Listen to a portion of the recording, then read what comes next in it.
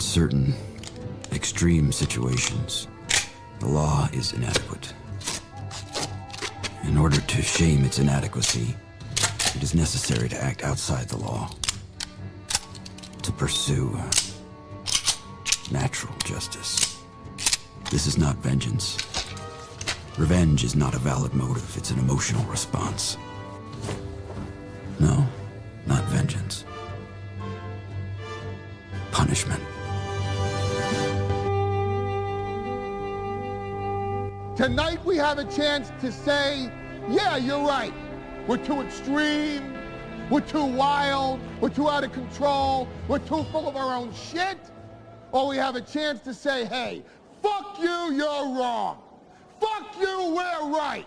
Because you have all made it to the dance. Because believe me, this is the dance.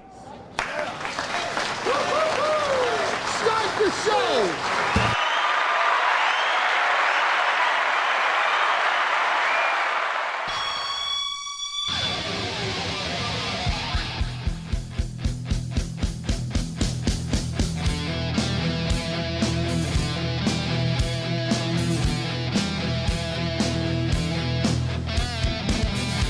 Hey-o.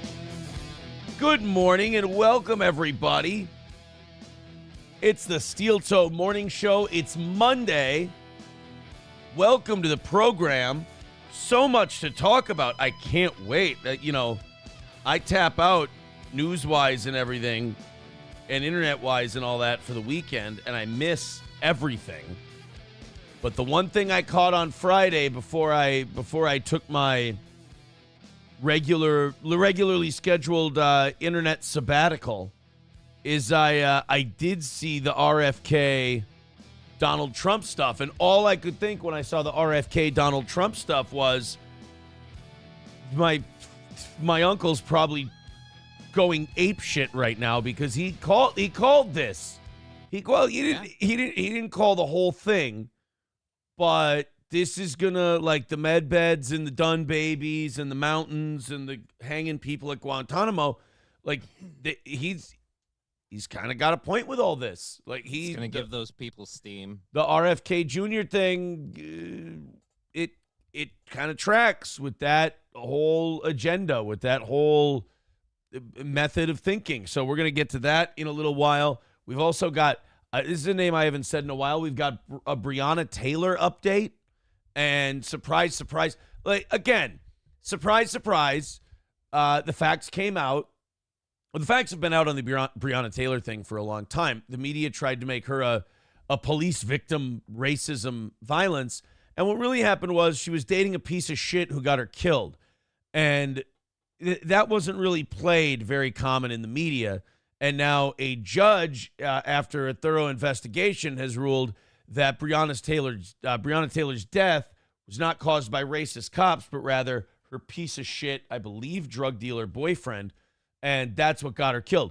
So now cue a bunch of people being upset and being angry and saying that the system is, corrupt and covering for the cops and everything else, when in reality, that's exactly what happened. This piece of shit got in a shootout with police in a house, and he literally put his woman in the crossfire. We've also got Britney Mahomes catching shit for literally liking an Instagram post. J.D. Vance won't stop answering questions about the cat lady shit.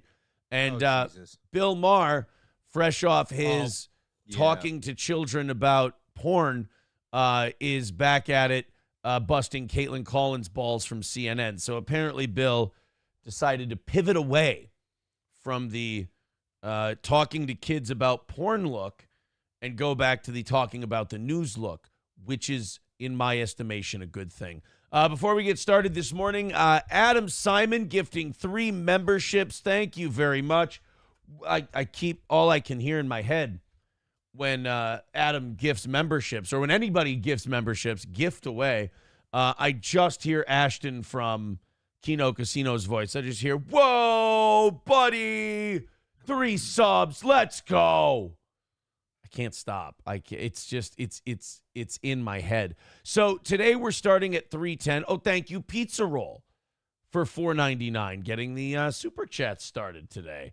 Thank you. 305 is officially the number we're starting out with today. Question, can we get to 200 by 7? Like, forget, we're basically at 300 by 7 now. Maybe we can get to 200 by 7. Maybe today starts out a real nice and easy week. I would like that. I'll be honest, I'm a little behind on sleep. I stayed up too late last night. It's all my fault. It's nobody's fault but my own. Over on Rumble, let's hit this goal like Aaron hits my pussy. Woo. All right. For the love of Christ. Johnny is back from vacation, ladies and gentlemen. Welcome back to Johnny. I've had a good time on vacation. It's been interesting. A nice vacation. Hey, I don't know what this fucking Yoko Ono put in your head, but apparently she gave you a set of negotiating balls. The new lady. Really? Yeah. Hey, look, you tell Aaron that when I do the show in California, if he ain't paying me, I ain't doing overtime. And I'm sitting there looking at that. I'm looking around, I'm going, I never said you had to do overtime. I just No, that's what I've always said. Who said I had to do? Who said that? Because everyone that talks to me about overtime, the first thing I tell them is I say I'm never required to do overtime. Oh, there's fucking the whole audience is. This was Corey's thing. Whole audience is full of rats. Right, but the thing is, I actually never said it. Like that's the thing I'm curious about. I'm avid about pointing out that overtime is voluntary, and it's not like you get paid extra. I'm gonna protect my source on this because honestly, I don't remember who it was. Right. He goes, "Oh man, Johnny was on this show and he's saying that when he's on vacation in California, if you don't pay him to do overtime, he's not doing overtime." And I read the email and I was like, I just went, okay, that's fine. That's like my response was like, then I will do overtime. That's fine. By myself. I can, by the grace of God, I think I will be able to handle the an hour and a half. The half hour. Hour and a half. Fuck that noise. The hour. Oh, by the way, the Rumble Friday crowd nearly wiped out the miss from Thursday. You guys almost, speaking of an hour and a half, you guys almost got an hour of overtime last Friday. So thank you guys very much for your contributions. The streak is now at 1. We have a 1-show streak. We were at 22. That's about 3 weeks worth of shows. And now we start back at 1. We had a 3-week run of knocking out every goal, and now we start back at 1. So let's get 1 to 2, 2 to 3, 3 to 4, so on and so forth. Streamlabs, PayPal, Super Chats, Venmo, Rumble Rants, all of that good stuff. Thank you guys so much. Again, the number for this morning is just 305. This can be handled. Deranged Lunatic with $1 says, Aaron must be tired from the ass pounding he took this weekend. That's not even creative. Thank you for the $1. I appreciate the $1. But that's not even, you didn't even try. Your heart wasn't even in that one. Oh, I got my ass pounded. Does he mean with your fight with Ralph? If Ralph would have showed up, maybe I could have got my ass pounded. Who knows? But in order for that to happen, the man need to be there. The man need to show up. Thank you very much to Posterior Attention with $10 over on Rumble. See, now we're already inside at 300. Like now we're at 295. We might as well just see if we can hit 200 by the end of this hour because we're like 5 minutes into the show. We're already inside at 300. Let's just everybody do it. Everybody throw in a few bucks, and we'll go to 200 at 7. Today looks like it could be an easy day. Knock on wood. I appreciate that. Clopogram says, Johnny, are you on crack? Your eyeballs are huge today. That is a really good question, and I think it's one everyone should have to answer when they're accused of it. No, I'm not on crack. No, wait. No. Don't. Now you sound defensive because I didn't properly ask you the question. that's something somebody on crack would do. So I don't know. Well, I guess I'll ask the question now. Clopogram has asked, Johnny, are you on crack? Your eyeballs are huge today, so I will ask the question, are you on crack? No, I think you just zoomed the camera up more than a little. Have you been taking crack cocaine? God, no. Because you have wide eyes. You look. I think what he's saying is you look exceptionally awake today. Well, I got plenty of sleep. Okay. I got up a little bit before the show. Put in my contact lenses. They are saying you need to turn your mic up, though. I put in my contact lenses. And that usually does a fair number. Smoke some crack. No, it wakes me up. I don't need the crack. SC Motorsport says, is crack known to enlarge the eyeballs? Well, let's talk to Clopogram about this. He'll be able to fill us in. Here, you know what? I've searched cocaine shit so much the last 6 months that it's not going to matter if I search this on my computer. Does crack make your eyeballs wide? More commonly known as bulging or protruding eyeballs, this condition sometimes happens with long-term cocaine use. Left untreated, it can compress your optic nerve, permanently affecting your eyesight. So, my eyes aren't bulging; they're just open. Yeah, he would have to be smoking crack for a while for his eyes to be. I wonder if Oz is smoking crack. Because Oz had doesn't he have a condition that does that, though? Yeah, but, I mean, that's what he says, right? He says he has a condition. Right. That condition could be smoking a bunch of crack. I just realized my sister has the same thing. She has the whole eye thing, and she keeps saying it's because of her whatever she has. And I'm like, oh, well, maybe she's smoking crack. I haven't seen her in a while. She could be. Well, yeah. I mean, usually when people start smoking crack, you don't see them for a while. So I want to turn every tiny little incident into the person smoking crack. Okay. We'll run with that. So perhaps your sister's smoking crack. Perhaps Oz is smoking crack. You guys see anyone else today? Like, look, it's Monday. And if you see anyone at work today and their eyeballs seem big, just ask them, like, as nicely as you can, if they're smoking crack. Look, I'm worried for you, so I'm just checking. Yeah. Are you smoking crack? Are you smoking crack? Why? Your eyes look wide. And that's they'll ask you, they'll go, and that's the first thing you went to was, am I smoking crack? And you'll go, you sound mighty defensive for someone who's not smoking crack, because then you can go to him, you can be like, here, ask me, am I smoking crack? Just ask me. Are you smoking crack? No. See, like your coworker, you could tell your coworker, like, that's how you answer if you're not smoking crack. If you're too amped up, it's almost like you're right now on crack. Right. It seems like you might be on crack. And that's, again, just a fun. This show, we like to give people fun ways to start their week. And I think accusing coworkers, friends, and loved ones of smoking crack and being ruthless about it is fun. It's a fun way to start the week.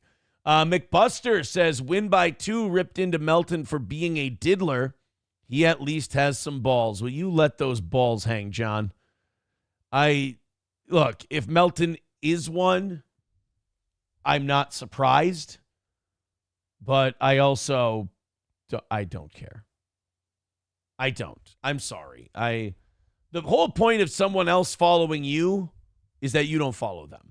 You just kind of go. Although Melton did make a prediction that I would fire Johnny in a few months. And Melton is also the guy who predicted that I would be divorced. And that happened. So who knows? Maybe Melton's onto something. However, what I don't like about the prediction is that Johnny has taken time off from the show before with his illness. So I don't, if there's an illness-born reason for Johnny not being on the show for any length of time, I think we have to agree right now that doesn't count. Okay. That's not part of the prediction. It has to be legit me going, fired. Fuck that guy, he's out of here. And then then the prediction's good. So if I opt out to not be here, just not saying, but if I just choose to not be here, like, I got other things to do. I don't think that counts, because I think he said I would fire you. Okay, so there we go. go. So I think it has to be a firing. And we need a timeline on this. I think it should be between 60 and 90 days. I don't think if I fire Johnny in 3 years, I don't think that should count. Right. As part of the prediction. That's just me. McBuster says, are you buying crack from Nick? Nick never sold crack as far as I know. Why does Melton think you're going to fire Johnny? It just, here's what we have to remember about Melton. He has had some hits, but you also got to remember a lot of misses. He is one of those guys who throws a lot of shit at the wall, and he really lets you know when it sticks. He doesn't let you know when it bounces. Right. He doesn't let you know when it just turns to shit. That's all. SC Motorsport says, to be fair, the divorce guess is a pretty easy one to make. Right. It's low-hanging fruit, essentially. Fauci's Pangolin says, sometimes my balls are hanging to the right or to the left, and it always comes again. I have to ask you, Fauci's Pangolin, and don't take this the wrong way. I'm just asking. Are you smoking crack? Answer for a Monday. Annoyed Wawa Supervisor says, win by 2, accused me of being a steel toe guy. All right. If you are saying things like that in like a threatened manner or like a weird, you're gay. We have to stop doing this. We have to stop doing the annoyed Wawa Supervisor as a steel toe guy. For all you know, annoyed Wawa Supervisor is just a guy watching some fucking shows. Like, he's not a guy who's sitting there like, I need to figure out, oh, thank you. Oh, that's an interesting pick. Hash browns. I'll eat a hash brown. Hold on. Let me get set up. Yep. Uh-oh, this isn't good. This isn't good. Oh, for fuck. Look at this. That's Celsius? not good. That's not good. That's not good. That's not good. You know what I might as well do? Smoke some crack? I might as well smoke some crack. Let's see. What are we going to do today? Now, we're only having one of these. Right. Tropical vibe, Oasis vibe, peach vibe. This is actually going to be an easy decision to make. I've had tropical vibe and peach vibe before. Okay. So I will set them to the side. Go with peach. I'm going to go with Oasis vibe. And what I'm going to do with this Oasis vibe is I'm going... Oh, God, this is going to be a bad joke. You know what? It was going to be a bad joke before I fucked up the delivery. Mm-hmm. I'm going to call this one the Champagne Supernova. Damn it, I knew you were going to do that. I was going to say, is it going to help you reach your wonder wall? But oh, you know what? That would have been okay. But to me, there's only one Oasis song. Oh, my God. Champagne Supernova? Bro. These are like fucking crazy seasoned hash browns. Did you know they did this? Where, at McDonald's? No, this looks like a holiday deal. They seasoned the fuck out of the hash browns with like some kind of Southwest seasoning. I did not know that. When the fuck did this happen? Oh, these are fucking gross. How did you eat them? Oh, okay. Well, that makes sense then. I've never had these in my life before. Don't accuse me of eating these. These are a monstrosity. Why am I doing this? I don't know. Why would a man sit and do this? That's something that I was wondering this weekend. I was talking with the California girl about. She was saying how one time she was eating something she didn't really care for, but she kept eating it and she couldn't figure out why. I had the same problem with chicken and waffle Lay's potato chips. I couldn't figure out if they were good or bad. I have the same problem with I have the same problem with smelling my own shit. Not that I eat it. But I can't stop smelling it. I don't know, man. That kind of behavior sounds like maybe you smoking crack? Like, I mean, technically if the answer was yes, but I'm not huffing shit, that's kind of a canceled out kind of an answer. Anyway, one moment. All right. Let's go back to talking to people. We're going to hang out with you guys for a little bit. Then I got a shitload of stuff to do today. I have You guys are going to be thrilled about this. I have no Rick Hader gossip. None. Zero. Watch the numbers. None. We had last week, we had the Ethan Ralph stuff. I tell you what, that guy, though, I will say this about Ethan Ralph. He's like a goddamn F5 tornado. He just comes into town, fucks his friend's shit up, and then leaves. Like, all he did the entire time he was here was humiliate his friend on one of the most important weeks of his life, made him look like shit, and then bailed. I hadn't seen pictures of him recently. The most recent one I saw from all of that, I even said to someone, he looks like an older version of Bam Margera. Like if Bam stayed clean for a while and now he were in his 40s and he just kind of walked in. Because the picture I saw, he was wearing a hat and glasses. Yeah. And so I was like, yeah, he kind of had like this weird Bam Margera look to him. Like Bam Margera got better and he looks better now. Right. Than Ralph. This is like if he didn't. Ralph came to town, got humiliated by a steel toe fan, which that should have been a moment that you were upset you were on vacation. Is when that steel toe fan came up to Ralph and goes, "Are you Ralph?" And then Ralph goes, "I don't know Ethan Ralph." It's like the guy didn't ask you if you were Ethan. Who would know who the fuck Ethan Ralph is? He just asked if you were Ralph. And the guy was a steel toe fan, and like Kiwi Farms and the internet, the sector that covers this, went fucking bananas. Like, oh my God, it's a fucking steel toe fan. It's like, dude, you go to central Minnesota, there's a fuckload of them. They are legion. There's a lot of steel toe fans. I go out, I run into them all the time.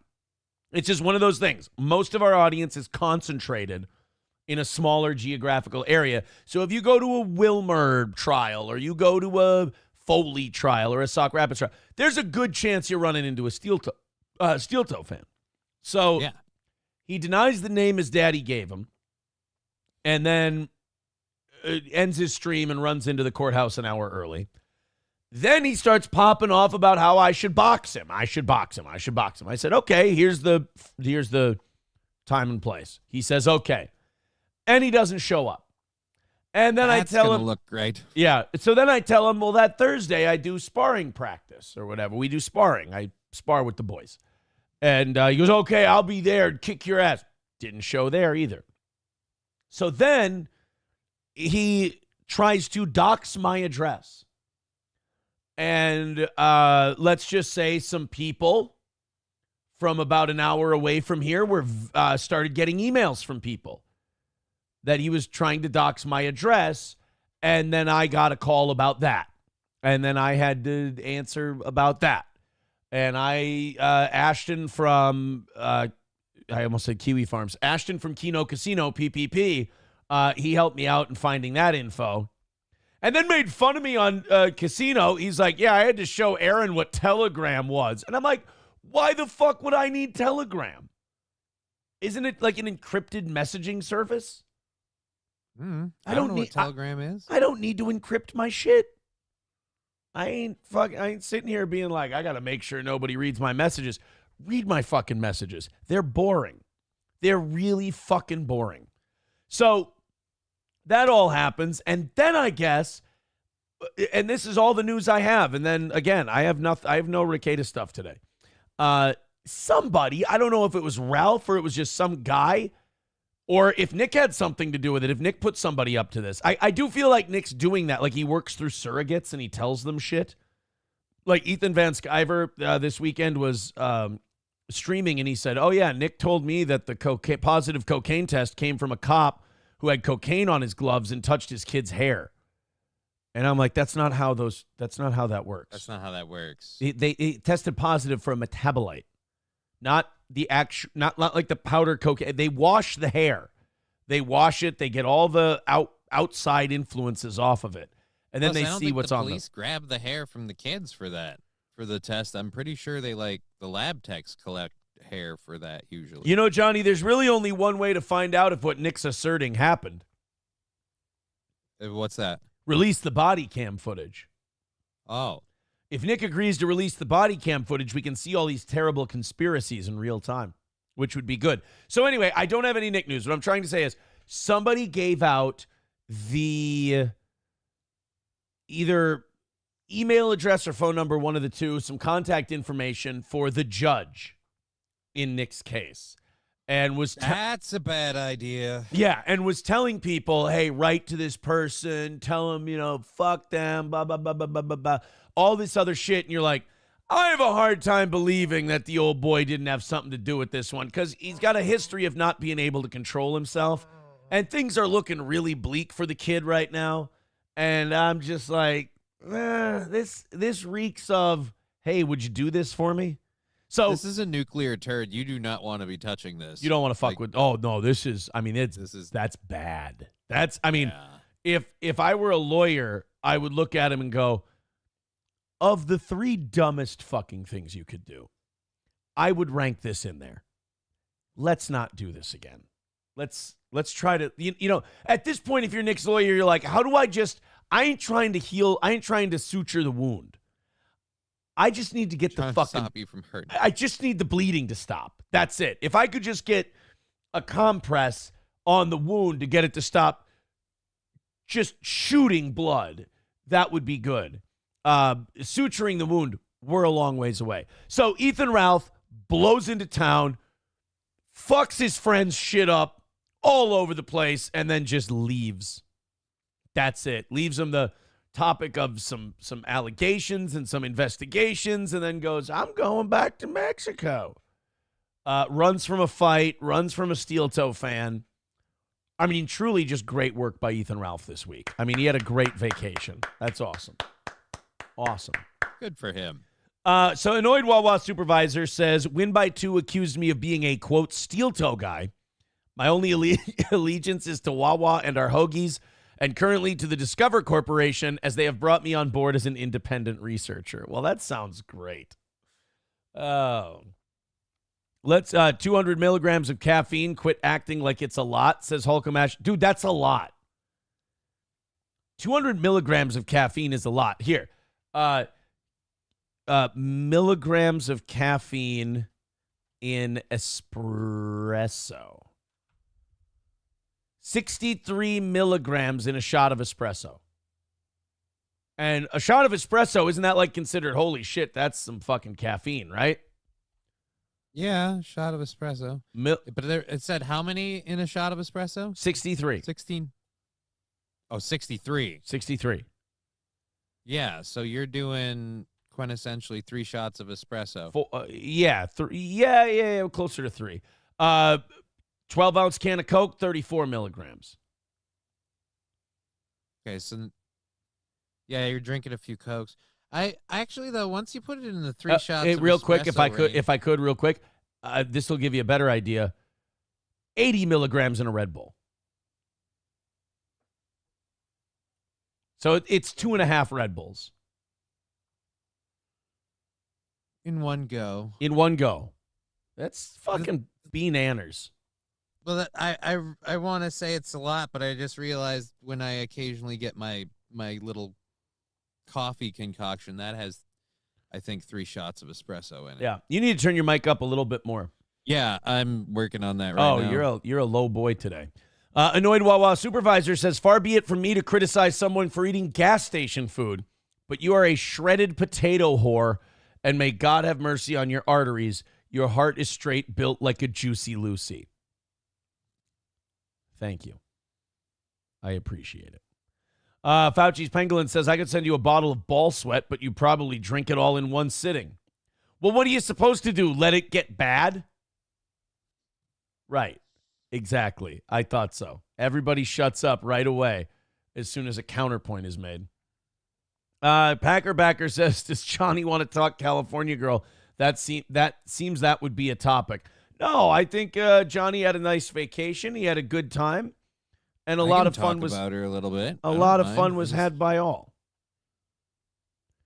McBuster says, you just spit gas station hash brown all over your microphone. There's a stinky used boot next to your head. Johnny and the new squeeze are going to leave the toe. Shit's getting serious, says McBuster. Fucking Yoko Ono over here. Is this better on the volume? Yes, that's much better. Thank you. I didn't spit. I hate it when people say I do shit and they're joking and I look at it like they're real. Right? When someone says there's something in your teeth and you check. Stephen King says, you got trolled and looked stupid. Ralph was never going to fight you. Hey, Stephen King, what the drug you're on right now, you may not be smoking crack this morning, but that's a heavy shot of copium you're on, pal. Heavy shot of copium. Klopogram says Telegram has some proper gore channels like ISIS beheadings and Mexican cartel chopping bodies to pieces. Okay, now that I know why I don't do Telegram. There's no reason to. There's no reason to. Snowcat Tish says no, less caffeine in espresso. It's a dark roast. Regular coffee has more caffeine than espresso? How many milligrams of caffeine in a cup of coffee? Oh, 95 milligrams. They ain't fucking around. So this is like 2 cups of coffee. That's, well, when you put it in that perspective, that's either not that bad. That much. Well, it's either not that bad or coffee's a fuck it. You shouldn't be drinking it. Or both. Or both. Mr. Beat says there's 180 milligrams of caffeine in a 14-ounce glass of Starbucks coffee. Okay. All right. They're saying Bang Energy Drink has 300 milligrams. Holy fuck. That'll do it. Oh, man. Bigot on socialist media says most of the gore is hidden behind blurred out offensive tags. Have to actually dig for it if you want to find it. Well, that's troubling. Dalvin Cook was always fucking hurt. Oh, shit. Okay. This is what, who was it who sent in the $10? That was Posterior Attention. Thank you, buddy. Let's see what he sent us. He sent us something here that we're supposed to be checking out. Corn Pop with 199 says, please stop the crack talk. I'm addicted. Oh no. I apologize for that. And we know I'm messing. Corn Pop's a bad dude. Corn Pop is a bad dude, and he ran a bunch of bad boys. Something about a rain barrel and a razor and a bang it on the sidewalk. Pizza Roll with 499 says, I miss Cowpote. Well, hey, man, Jeff is welcome to call into this show anytime. Jeff can talk to us whenever he wants to. Thank you, Pizza Roll. Pizza Roll also gifting a membership. Thank you very much. And Pizza Roll with another $4.99 says, Izzy Presley should be a second mic, bro. I love Izzy. We should have him on the show sometime. Izzy's always been a good friend. Last time I was in Vegas, I met up with Izzy. Had some drinks at Stage Door. Is it Stage Door or Side Door? Stage Door. And he's always a good time. I love Izzy. All right. Good. 285 is the number for today. Guys, go to Streamlabs, PayPal, and Venmo and just start hucking in the cash, and we'll get to $200 by 7 o'clock. We're on a roll this morning so far. Thank you very, very much. All right, so let's, this is a TikTok. Now we know why that, oh, no. Oh, this is really, this is awful news if this is true. File this under big if true. Dalvin Cook was a running back for the Minnesota Vikings, a very good running back who seemed to age overnight. I mean, he seemed to, one year he was great in 2022. Then in the 2023 season, he was just dog shit. He was terrible. I don't even know if he's in the league this year. We might have an explanation as to why. In Lizzo's first song, she said something about a new man on the Minnesota Vikings, meaning a man she was sleeping with. Now, yeah, I don't believe her because she's gigantic and ugly and unlikable. So I would think, why would a professional athlete with millions of dollars have sex with Lizzo unless it was like a bet? I thought it was the mascot. Like, I thought she was taking it like she was saying it's a new man on the Minnesota Vikings. It's like, yeah, the guy that maybe Ragnar. Yeah, maybe she was fucking Ragnar. But not an actual player. Well, apparently the rumor has it, in an interview, she says that player was Dalvin Cook. If this is true, I'm upset. Let's take a look. Now, I don't know when that song came out. Truth Hurts was the name of the song. Dalvin Cook was drafted in 2017. So if this song was written before 2017, then this is all bullshit. But let's see. Now we know why Dalvin Cook was always fucking hurt. He was too busy banging fucking Lizzo. I mean, imagine the wear and tear it takes on your knees and your body trying to do that. It's kind of amazing that he was still able to have 1,000-yard seasons while he was doing that. I mean, damn. This guy's awful. Yeah, dude. I don't know why posterior attention sent me this guy. I mean, he could have just sent me the tweet. Like, here's what Lizzo said about fucking Dalvin Cook, and not sent me this charisma vacuum with a bulbous, pointy nose to tell me all about it. These are bad. Canceled pop icon Lizzo in a recent interview revealed that it was him, that he was the new man on the Minnesota Vikings. Imagine if he didn't do this. He would have had like 1,500-yard seasons. He probably would have been Good the best one. back in the league. But no, he was too busy wasting all his energy off the field. I wonder. Oh, wow. That, like, the nerve some people if have. This will now continue. You know what I mean? Film from an under angle. Yeah, the filming from an under angle is, that's equally as troubling. But just, like, the nerve of him to make a video and go, that looks good. That looks good. We're going with that. We'll just, you know what? That's going to draw attention. That's good. No football athlete would settle for Shamu when he can have a cornucopia of Barbies, says McBuster. Are you saying black athletes only have sex with white women? And besides that, what if he has a thing for, like, fat asses, like just big old booties? I mean, do you know how many fat asses you have to skip to go to Lizzo? Right. Some people like to plunder down under. I don't know. Don't excuse this behavior. This is why society is the way it is because we excuse these things. That's why we have so many. We outlawed whaling how long ago? This is why so many people this is why so many people smoke crack and think it's okay, because we just permit it. That's why so many people are starting their Mondays smoking crack. Angelica's doll says, how was the state fair this weekend? I didn't go to the state fair this weekend. I'm thinking about going to the state fair next weekend. Well, I mean, obviously, there's only one more weekend left. But yeah, it started on Thursday. I didn't go. I'll probably go this weekend. I like it, man. This is kind of my favorite part of the year because you got the state fairs going on. The Renaissance Festival is going on. By the way, I have a conspiracy theory. So, like, August is way too early for Spirit Halloweens to open up. We can agree on this.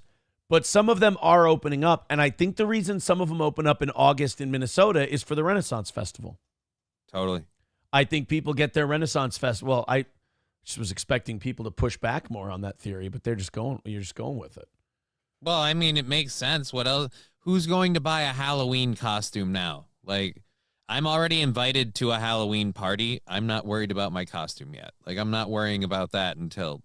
If you get a costume for a Halloween party more than 2 weeks in advance, you're gay. Unless you had, like, something around or a plan that was elaborate that required work. If you have something already, that's fine. If you're excited about a Halloween party and you get a costume 2 weeks or more before the party, that's gay. Landers says that's not true. Everyone knows like 90% of the NFL is blowing each other after the game. They think girls are icky.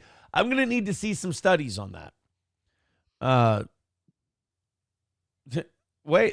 People are saying that isn't my handwriting on top of the board. Look at that.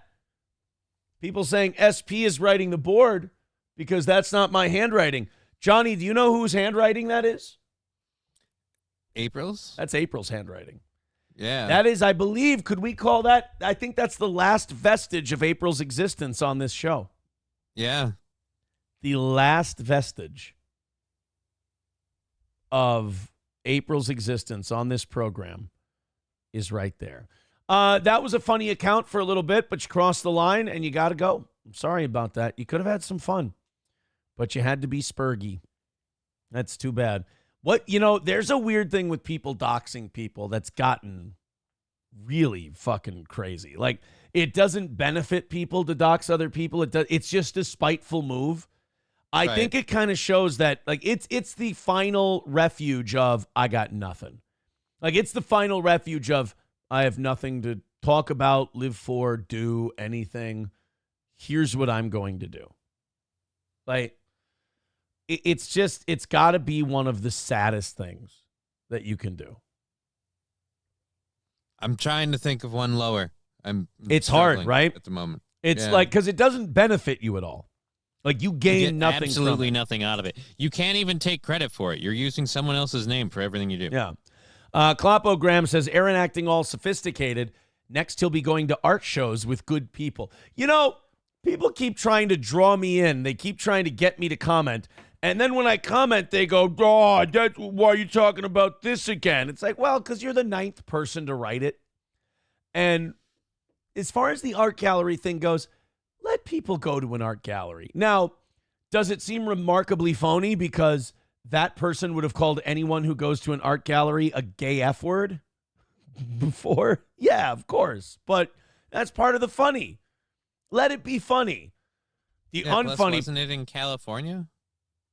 No. It was in the cities. But once I went through my pictures yesterday and I found out that I bought that dress, because people were debating on Kiwi Farms. Did Nick buy her that shitty, gaudy, expensive dress? Because it's a classless dress, but it's expensive. Right. And then I looked through my pictures, and I'm like, when we were at Valiant Paris in Las Vegas for our last vacation, and April was spending a shitload of money we didn't have. I scrolled up through my pictures, and I just went, oh no, please no, please no, please no. And I look at the dresses she tried on, and I went, oh fuck. I was just like, oh shit, there's the dress. Yep, I bought that one. Which kind of makes Nick look like sort of a cuck in a way. Like, you shouldn't do that. Like, you shouldn't. Like, if my ex was like, yeah, I'm going to wear this really nice dress. Who got it? Or if my current chick was like, oh, I'm going to wear this really nice dress out tonight. Oh, really? Where'd you get that? Oh, my ex bought it for me. Oh, great. So, yeah, I'm just... Don't do that. Don't let them buy that. Someone on Kiwi Farm says Nick lacks even basic Neanderthal protective skills. I'm like, yeah, but I lack sucker protection skills.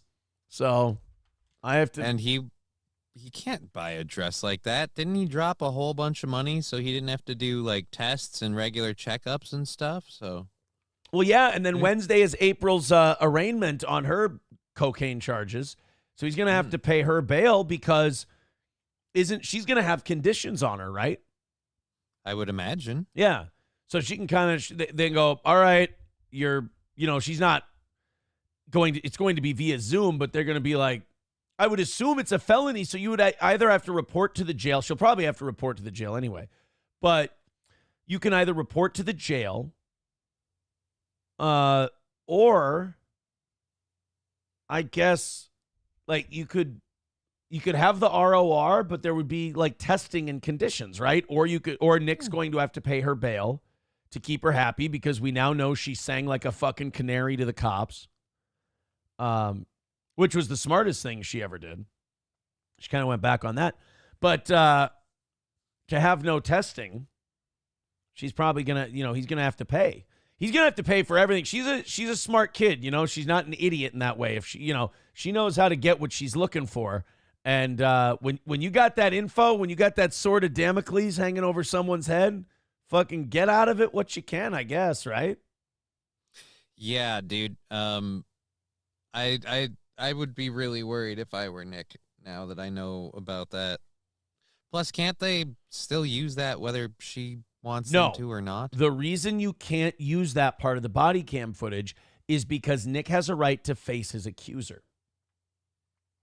So if she doesn't want to accuse him, she accuses him in the thing. So he has a right to cross-examine her. You can't cross-examine a body camera footage. So she would have to take the stand and be allowed to be cross-examined. And quite frankly, the state does not need her. So they'll just go, look, here's your fucking 5th-degree felony charge. Plead it down or get convicted of it. I don't give a fuck. But here's your 5th-degree felony charge. You want that to go away so you can live a full life at 30 years old and you can get out of this shit? Testify. But she won't. She won't. So they'll have to just go for it on that possession charge, I think. It really is like this whole case, I believe, to me, is the state of Minnesota going, We don't want to do this, you guys. Just make it easy. It's literally the people surrounded in a house, and they're like, make it easy on yourselves. And Nick's just the retard sitting there going, copper, see, I'm not coming out, see, yeah. You'll never take me alive. Yeah, you'll never take me and my friends alive, see, yeah. And it's like, well, what we don't want to light the house up. Why are you making us light the house up? All right, Adam with a fake dono of $5. Thank you. Sabert with $5. Thank you very much. Ryan the Garbage Man with $1 says chugging Celsius and talking with your hands is the response to getting your butt pounded all weekend. Damn it. Or smoking crack. Or smoke. Yeah, that's also, though, a sign of smoking crack. We can't be sure which it was. Right. So you guys don't know if I've been getting my butt pounded or smoking crack or getting my butt pounded and smoking crack. By the way, I also, now I feel like I have to Google, does crack cocaine make your sphincter tighten? It's something worth knowing. To some. If only we had Hunter's phone number. We could just ask the right. source. McBuster says Barnes is completely off the rails. Doubling down for Baldo makes him look like a failed heel. Yeah, that Barnes guy is weird. Is it Robert Barnes? He's a lawyer, and like from the very beginning of this, he's been accusing the police of having this grand conspiracy. Like all the cops are thieves, all the cops are planting evidence, and all the thing. And I just look at this Barnes guy, and I go, all right, let's really Occam's razor this shit. Nick's not this important. Nobody, like, I've been to Spicer, and I've been in his house, and I've stayed over there, and I've been out in the community. Nobody gives a fuck about him. Like, nobody gives a shit. Except when he shows up to stuff strung out and looking like he's on coke and bringing his side chick and her husband everywhere. And his wife's girlfriend, or wife's boyfriend. Wait a minute. I just called myself a girlfriend. Yeah. Wife's boyfriend. Like, nobody fucking cares. Like, nobody gives a shit. So, except at church where you didn't learn a lesson. Like, dude, that pastor was so totally aiming at you guys. It's just funny. Just a little. Just a little. You're the only one that gets the hint. I was the only one who got it. Everyone else was like so confident. Like, no. I'm sitting there going, dude, you just called us out. Like, I'm the only one sitting there going like, this is weird. This is weird. Everyone else, well, except Kayla wasn't that oblivious. Nick can talk himself out of anything. But, like, Kayla was kind of, but she could, like, kind of reason herself out of it. Whereas I was like, guys, this is fucking weird. We're sitting here. I feel uncomfortable. I feel like it feels like, you know, someone's talking about something and standing right over you and staring at you and, like, saying without saying. It's like, drinking at 8 a.m. is bad. It's bad to drink at 8 a.m. on a Tuesday, isn't it? And they're just staring right at you, and you're just like they want you to admit it. Man. So yeah, so as far as this Barnes guy goes, I don't know much about him. I just know that he's debasing himself and making himself look silly. But it's entertaining. It's good entertainment. You got to say that. All right, guys, enough. See, you guys keep writing in about this stuff, and now off I go. By the way, important announcement for today, Johnny. What? And by the way, thank you to SP for these Celsius, because I'm not even halfway done with this, and I am smoking crack on a Monday over here. Deranged Lunatic with $1 says, so does that mean you were the bitch in the relationship? I mean, the way I just put it, yeah. So... MSO says, actually, I think Johnny might be on mushrooms this morning. Are you on mushrooms? No, that would make me more giggly. Okay. That's suggested by someone who's never been on mushrooms. If I was like staring off at you and then just occasionally just like laughing for no reason, like, okay, then I'd believe mushrooms. Mushrooms shouldn't be legal. Oh, they totally should be. No. For only one reason. They grow on cow shit. And I don't think you should eat shit, let alone eat shit that grows on shit. They don't have to grow on cow shit. Some of them do. they grow. Okay, the ones that grow on cow shit should be illegal. I'm done being a libertarian. We've tried libertarian attitudes socially, and it doesn't fucking work. Look at the retards we end up with, these stupid fucks. When we just go, live and let live, let everybody be who they want, they try to cut off your kids' dicks. So that kind of libertarian philosophy doesn't work. So I don't feel like mushrooms led straight to that, though. No. I'm definitely tailing off now. But this whole attitude of like live and let live, it comes back to bite you in the ass. So no more libertarianism. We've got to protect people from these mushrooms. We got to stop, because you know who's the fucking blame with this is goddamn Mario. Everyone learns in the kid, like, hey, weird. Man, eat the red mushroom, you get bigger. Eat the green mushroom, you get an extra life. The same reason I ate dandelions as a kid. Eat the death's head mushroom, and everything gets real trippy for a minute. Well, the thing is, like, people are like, oh, it brings you to a higher consciousness. No, it's not. You're just hallucinating. You're seeing shit that isn't there. And you're See, I never did it that hard. I always microdosed, where you just, like I said, you just felt giggly and goofy. Yeah, like people are like, oh, it helps bring you closer to consciousness. You're full of shit. You like getting high on mushrooms. Just go with that. You know? That's why I appreciate people who smoke crack. You know? People who smoke crack aren't like, it brings me closer to God. They're like, oh, man, I just can't stop this fucking feeling that crack gives me, dude. It's like, okay. I just really love crack. Yeah, I just really love smoking crack. I respect that. I appreciate that. When I see a crackhead smoking crack, and I'm like, dude, why are you doing that? I just really love smoking crack. I just put my hand on his shoulder, and I just say, thank you. Yeah, thank you for your service. Here. I appreciate that. Right. Let's be honest. Crackheads are the most honest drug users out there. They know there's no plus side. Right. Their life's turned to shit for it. Yeah. But they fucking love it. They don't give a fuck. Hey, why is your life shit? Because of crack. Why do you smoke crack? To distract myself from the fact that life is shit. You just kind of look at that person and go, ooh, that's rough. You're not going to see the cyclical part of this, are you? Yeah, that sucks, dude. I get that. That's gonna fucking eat it. I get it. Mushrooms. I need to get closer to God. Shut up. You don't. You just like to be all fucked up. That's it. McBuster says, toe translation, Aaron wants to try mushrooms, but is too afraid. You know, I'm glad this audience gets me so we can whittle down these rants a little bit. I appreciate this. Sam Show says, all this because you're embarrassed that you ate cow shit. They told me it would do something for me. Let's go to Nerd Locations with $4.99. Says, Johnny is the best. Would love to see Izzy included on a third mic. Okay. P-Dog with $1.99 says, you don't read your Streamlabs, was trying to save on the 30%. Usually they come through to PayPal. The Streamlabs messages. I'll go in there. I will read it.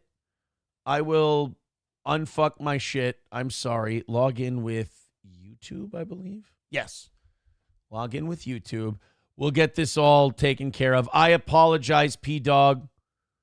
I love P-Dog, and I fucked this up, and I took his trust, and I threw it in the goddamn garbage, and I want to apologize for that. Thank you guys for the $5, by the way. 270 is the number for today.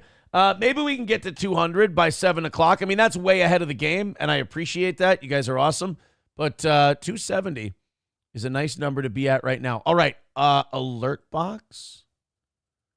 All right, Aaron, don't you fuck this up. Recent events. Here we go. Yep.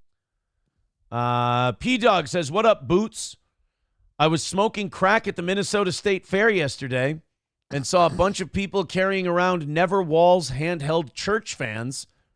There was an anti-Walls booth there handing them out. I'm sorry. I know how much you love the governor. Cheers. I hope there was somebody handing out one of those. I wish there was somebody handing out like some horse cum shit. Okay, out of context, that sounds really fucking bad. Yeah, actually, you might want to quantify why in regards to walls that's relevant. There's the funny thing that he chugged cum, horse cum. Yeah. Oh, wow. You know what? It's not worth it anymore. We just at this point, the clip will be made. Yeah. Sam Show says, Aaron's got a pot of Jenkum brewing, says Los Tejas synthesizer. Have you tried just not eating the cow shit, says Sam Show. There's no reason the rest of us have to suffer. Leave our shit shrooms alone. I apologize. Thank you to everybody. 270 is the number. Streamlabs, PayPal, Venmo, it's all up there. Go ahead and chuck in a couple of bucks. We're off to a good start this morning, and I appreciate it. Anonymous says, Aaron, what was ketamine like? I've never done ketamine. I've never knowingly seen people do ketamine. That was another thing. I was shocked when that report Isn't that came one out. you have to do like intravenously? Like, isn't that a liquid? I don't know. I think know it's a nothing pill. about I these think things. it's a tablet. Oh, really? Now that once it came out that like they found ketamine in that house, I was like, oh, maybe that's what those green pills were that I saw. But I could be wrong. I remember seeing green pills at one point in the safe where the cocaine and the Molly was and everything. I was surprised they didn't find any Molly in the house. Because that was kind of Are you sure what you were getting was Molly? Uh-oh, maybe I was doing fucking ketamine. I don't know. Dude, they would snort Molly. And that was like, I remember like we had a mild argument about that. Because this was in March or so, because this was already, Nick's nose was blown to fuck. April's septum was fucked. And I went to Kayla, I go, you guys don't have to snort that shit. Like, there were a lot of conversations that started with me trying to be as nice as possible with shit I was uncomfortable with. And I was like, you guys, there's a lot of granules in there. Because, like, MDMA, like, Molly is much more coarse than cocaine. And when I would watch them snort it, like, even when I would watch them snort it, even I would go like this with my nose. I go, fuck you guys. Jesus Christ. Like, I kept thinking about Artie Lang and, like, how he snorted glass once. Because I looked at, like, the chunks that were in there. I'm like, you guys are tearing up the fucking inside of your nose. That's horrible. Oh, no, it gets in faster, and it settles faster, and it Yeah, because it's cutting up your nose, and it's going straight into the veins. That's Right. how it's getting in faster. Exactly. That's how you get such a buzz from cigars, like all the micro cuts in your mouth. That's literally how fucking chew works. There's, like, fiberglass in that shit, and it, like, micro punctures your lip and your gums and stuff, and you get the stuff in there. Yeah, so you got like so you snort that shit, and I'm just like, guys, stop. Like, it was one of those things where, like, I didn't expect a fight to happen because of it, and there was a mild fight because of it. I was like, all right, fucking just trying to tell you not to suck fucking shards of shit up your nose. Should have just told him, like, hey, man, I take a couple uppers, I down a couple downers, but nothing compares to these blue and yellow purple. I told them, I've been to Mushroom Mountain once or twice, but who's counting? But nothing compares to these blue and yellow purple pills. I just told them, I said, guys, I'm cool, calm, just like my mom with a couple of Valium inside her palm. It's just Mr. Mischief with a chip up his sleeve. Roll up on you like Christopher Reeve. I can't describe the high I get when I drive by 6 people and 5 I hit. Oh, shit, I started a mosh pit, stomped a bitch and something foster kids. Squashed a bitch and stomped her foster kids. Squashed a bitch and stomped their foster kids. These shrooms make me hallucinate, and I sweat till I start losing weight, till I see dumb shit start happening, dumber than Vanilla Ice trying to rap again. So bounce, bounce, come on, bounce. I said, come on, bounce. Everybody in the house with a half an ounce. Not weed, I meant coke, dumbass, sit down. We don't, what is it? So Nick was the only one standing? Yeah. We don't what shit? What is it? We don't bullshit. We don't bullshit. Just ask around. Oh, God damn it. Somebody's mom is D12 passed. throws the D12 throws the bombest bash in town. Conniva? Bizarre. Bizarre. I think your mom is passing out. Get her ass on the couch before she crashes out. Yep. All right. Bravo, sir. There we go. Easily 95% of the song. I had to look it up. I just remembered the chorus. Deranged Lunatic with $1 says April was part of a successful morning show with her husband. Now she's just part of a shit show. Well, you know, some people like that better. Some people like that better. Aaron drawing upon his vast knowledge of the movie Blow and Tony Montana. Well, I mean, that's where 40% of it comes. Hulkamasha Baby says, April's septum wasn't fucked, Aaron. She just had a 2-month cold, then a sinus infection, you monster. Dude, two sinus infections. But it's okay. I had a hard time keeping track, too. King Kong Dong says, no wonder why they hate you. You wanted to ruin their fun. Aaron, you're terrible at drugs. This is our friendly reminder. Don't invite Aaron to any event with drugs. I'll just fucking snitch as an impulse. They would either snort Molly or they would put it on their hand and lick it like animals. You know, I had mine wrapped in a nice little paper pill kind of a thing, and down the hatch. I look like such a gentleman. McBuster says, but no, that didn't happen. I'm picturing you getting like those vet pill things that they make, the treats that you put the pill inside. Oh, that would have been even better. I would have loved that. So they get you like a little fucking like little Reese's cup, and they just put your Molly in there, and you're just like, woo. That would have been nice. They could have rolled it in butter like I did with my old dog Sparky. That could have been lots of fun. All right. So before we get on to the RFK Jr. Trump stuff, I do have to point out today is August 26th. Johnny, do you know what August 26th is? No. Does anyone in the chat know what August 26th? Does anyone know the significance of today? Let's see who gets it first. What is the I can guess what it is, but we'll see if the audience Let's see if the audience gets it first. What is the significance of today, August 26th, 2024? Somebody says Monday. Well, I mean, close. There we go. King Kong Dong got it. It's my third anniversary, my third wedding anniversary, John. Yay. Do you still celebrate the anniversary after the divorce? No, I guess. No, not at all. Okay. Not at all. I'm not. Well, I'm celebrating today, yes. But just not the same way. Not the marriage. The fact that I'm celebrating the fact that I don't have to celebrate the third anniversary, if that makes sense. Imagine if you were still in there with all that stuff. Like, what you understand? What a great wedding. You understand I couldn't be doing a show every day. I'd be working on my charges. Right, yeah. No, but I'm just saying, imagine what a great wedding anniversary it would be this time around. You'd have two ladies to be like, aw, hey. That's so sweet. Now, would I have been arrested because there would have been, it was a Thursday, right? So April and I, well, would April still be doing the show? Probably not. So I would have had that studio in that house that they're currently selling. That was basically the breaking point. I had to go and set a studio up there, or I had to tap the fuck out. And I'm like, I'm tapping the fuck out. I would have had a studio set up there. I would have been doing a show in that house. They would have still been getting arrested. Would they have come to the house next door and arrested me? Possibly, if you're still involved. But it's interesting. Then again, they were searching and serving a warrant on the house. So maybe since you weren't at the house, you'd be a person of interest. They'd eventually bring you in. I'd fucking sing like a canary then. I don't fucking know. I don't know. Mr. Beat says, oh, hey. So, I just said today's my anniversary. Right. Mr. Beat says it's also National Dog Day and National Women's Equality Day. So we got a bunch of reasons to celebrate today. How fucking funny are the dudes who made National Women's Day?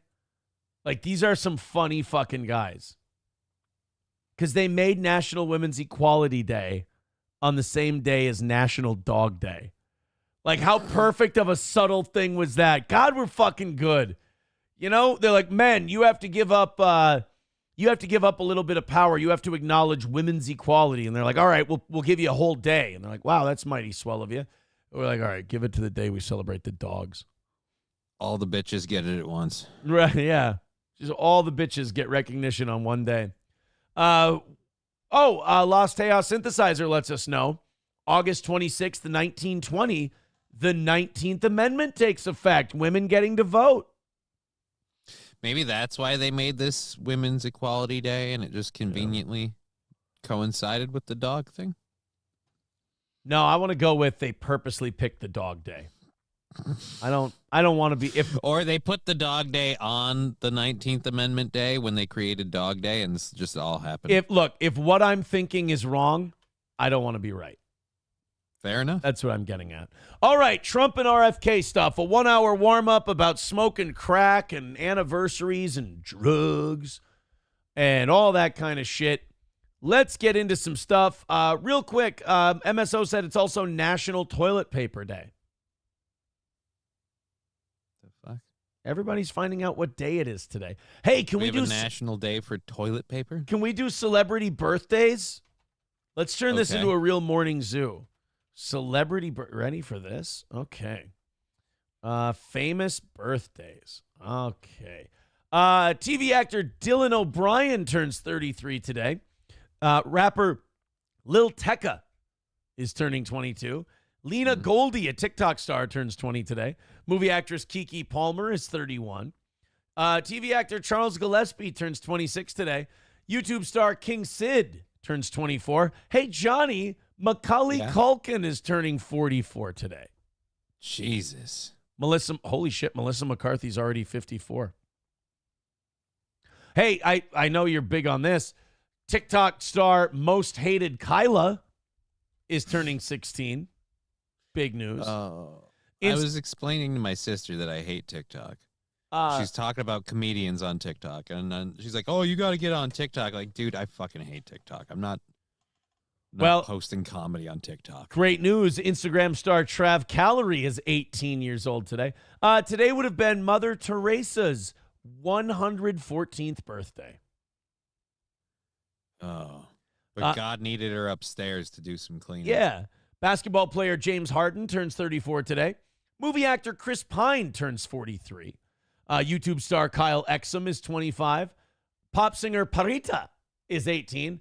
John Mulaney, the comedian, turns 41 today. I'm just wondering if I'm driving people fucking insane with this stupid shit yet. R&B singer Cassie Ventura is 37. YouTube star Orange Peanut 20. Oh, no, Orange Peanut, and he turns 20. Jesus Christ. Well, the things that qualify as celebrity. I'm just looking through more of these, and they're just fucking, like, these people are not real. Well, you've got Dead Game losing it right now. Pop singer Lil Chris is 25. That's it. That's all the celebrity birthdays for today. Dead Game says, what faggot shit is this?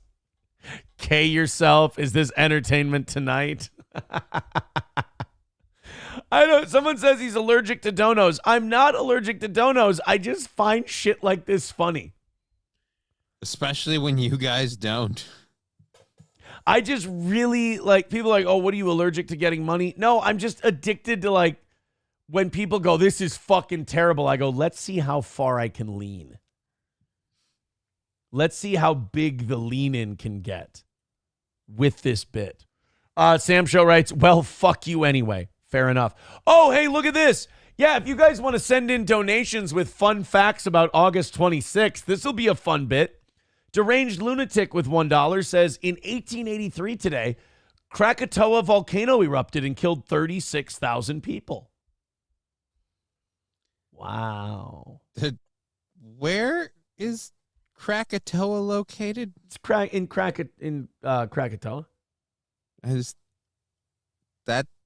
That sounds hard to believe. Then, was it like in Brazil? No. Could you do me a favor? What? Look up where Krakatoa is. All right, where is? Let's do that. Drunk cat with $10 over on YouTube says if the cop, God damn it, see, people keep talking about it. If the cop that had cocaine on his glove made the hair test positive, means the cocaine they handled at Roqueta's house was positive. There goes Roqueta's argument about testing his cocaine.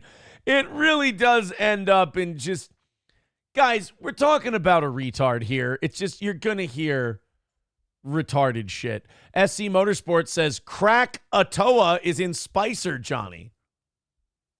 Oh. See, crack. Then I found the wrong one. Where's Krakatoa? This one says it's an Indonesian island. Oh, okay. Well, that would explain killing so many people. Asians are packed in like fucking sardines. Oh, there goes. And they had nowhere to go. Yeah. Looking at the pictures, like most of the island is volcano. If that goes off, you're kind of screwed. You're kind of fucked. Stop Big Troon, completely out of context, says, "Are you a retard?" I mean, don't hurt my feelings. Angelica's doll says, "If April was still with us today," well, she's not dead. Well, that her is dead. What would you be droning on about as far as anniversary plans? I don't know. Would I guess. Would you be going to Vegas? Would I be taking her? Yeah, this was our anniversary Vegas trip that we would typically take. All right, I want to do the Trump RFK Jr. stuff. This is fun, you guys. This is great. But if I don't get out of the chat, I'm never going to get out of fucking neutral here. 265 away from today. Thank you guys very much. Keep the contributions coming. Again, if you want to send in donations to let us know what happened on this day in history, I want to do fucking hacky morning zoo bits that drive people insane.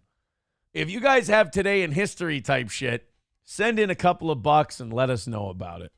Clapogram says Krakatoa is in Aaron's butt cheeks. I got to dispel these rumors before they fester into facts. That volcano goes off constantly. Sometimes the magma is more solid than other days. Sometimes that. SP writes in and says, "I'm going to be listening to National Working Women's Holiday all day now. Big day for both of us. Cheers." Yeah, she's got National Women's Equality Day, and I've got my wedding anniversary. Mm-hmm. Congratulations. Okay. I mean it now. Before we get into the Trump RFK Jr. stuff, I found another really fucking awesome Post Malone song. Oh, Jesus. What is this? Hold on a minute. Imholt debut. Oh, Nick Rekieta Imholt debuts the YouTuber home cleanliness boot camp. Oh, okay. I thought they were talking about me. They're calling him Nick Rekieta Imholt. Oh, that's fucking mean. Oh. That's so mean. So, hey, I have great news. Raz of Chaz with $2 says, "Happy anniversary, Aaron." Oh, yeah, guys, as far as contributions to the show goes, absolutely. Anniversary gifts are more than welcome. Thank you. So, Post Malone's album, you're not going to believe this, has awesome. It's awesome. You're going to believe that part. Has a long bed version where he has like 8 or 9 new songs. Oh, boy. Yeah, you want to hear a couple that I really like? Yeah, sure. Let's demonetize today. Right The audience hates you for saying that. They thought you were going to say, "No, I don't want to hear it."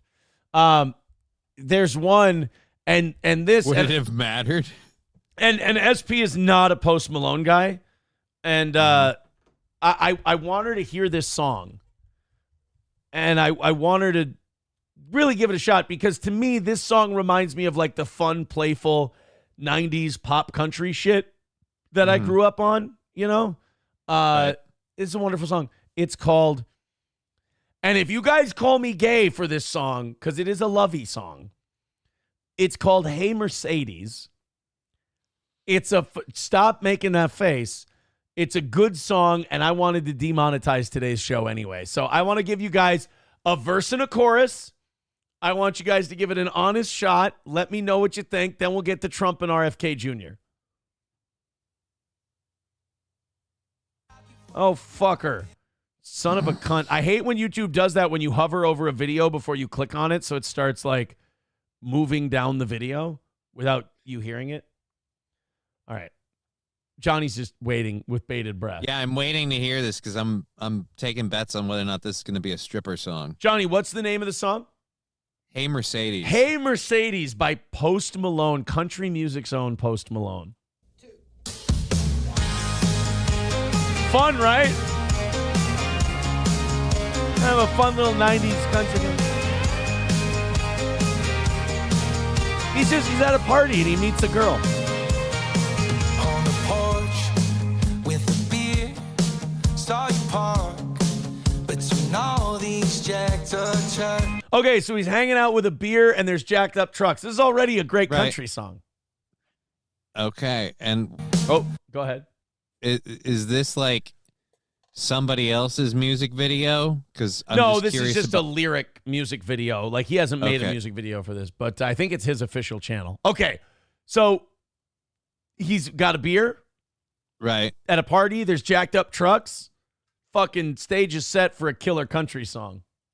Saw you park between all these Jacked up trucks. And girl, it's pretty clear that you don't come around here. Fish out of water. Had to stop you before you got inside. And the boys started getting in line. Hey, Mercedes, what you doing for the rest of your night? Pretty lady. Would you wanna take me out for a ride? I don't know why you came, where you from, what's your name, and I know that you don't know mine. Don't take rides from strangers, kids. Crazy. Hey, Mercedes, what you doing for the rest of your life? I mean, Oh, boy. right? I mean, it definitely sounds like a song you would love. That's a faggot party in North Kakalaki, says Death Game. Like I said, a song you would love. It's really good. Wild Saffron says Monday is bad enough. Now we got to suffer with tattooed face faggot music. Oh. Why does everyone think this is not the greatest thing ever? Because it's not, I would go with. Probably. Wild Saffron again. Aaron, you asshole. Just when people think you have a crumb of value, you play this faggot's music. How do I not brighten your day? If you're one of the people who came here from like the Ralph shit last week, for example, how are you not just like, oh, this guy does a show where everyone's just kind of carefree and having fun. It's not this stressful, dramatic internet shit. It's just having a good time. Oh, because they hate this fucking music. Already, bigot on socialist media, already better than Jason Aldean's My Kind of Party. Sam Show calling it White Girl Summer. This is absolute garbage, basic elevator music. All right, hey, wait a minute. I have an idea. How about I give you another one off the bonus album to try and redeem it? Okay. Johnny, you get to decide. Yeah, sure. Let's do this. Let's do this bonus album. Dead at a Honky Tonk. Killed a Man, Back to Texas, or That Ain't How It Ends. They all sound the same. We'll go with Back to Texas. Oh, God, you guys are going to hate me. This is going to be bad. Oh, my God. I was not expecting you to pick this one. All right, guys. This is some country shit. You're going to hate it. Johnny picked it. Johnny picked it. I didn't know what was better or worse. It's a fiddlin' song. Here's a fiddlin' song before we go. Again, just a verse and a chorus. Sang some songs in Nashville. SP's verdict, by the way, that song insists upon itself. Oh. It's Hey Mercedes. Sang some songs in Nashville. And LA was LA. Right, it was. That's true. Ran up that Prevost gas bill. Made friends with TSA.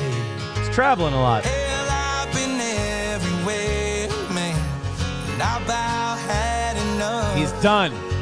The more I live, the more I get sick and tired of. Okay, so you know what he's sick and tired of? Get ready, because here comes the chorus of this song, Johnny. Okay. You're going to get the theme. All right? Okay. You pick this song. It's a good one. Sick and tired of all hat, no cattle. All hat, no cattle. All belt, no buckle. Hey. All snake, no rattle.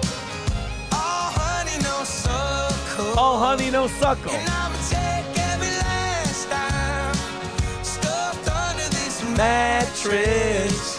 Make a Lone Star beeline. Take my ass back to Texas. Come on. That's about as country as it gets. He's going to take his ass back to Texas. Was he holding a Miller like face out while he was singing it. A Bud Light with a logo facing out. Oh, man. Kotod really hates North Carolina. He says more like back to Carolina with this faggotry. Don't blame Johnny. Aaron is just uber queer. Oh, man. Now Johnny wants to do mushrooms, says Actually, MSO. that wouldn't be bad for... That would help with the music video. But then I'd just be laughing at the truck falling into the water. Like, that's... Wouldn't even get to the lyrics. Richard Krastovsky, becoming a member for 5 months, says he hates hair metal but listens to this horse shit. Oh, my God. This stuff is so good. Will you guys indulge me one more?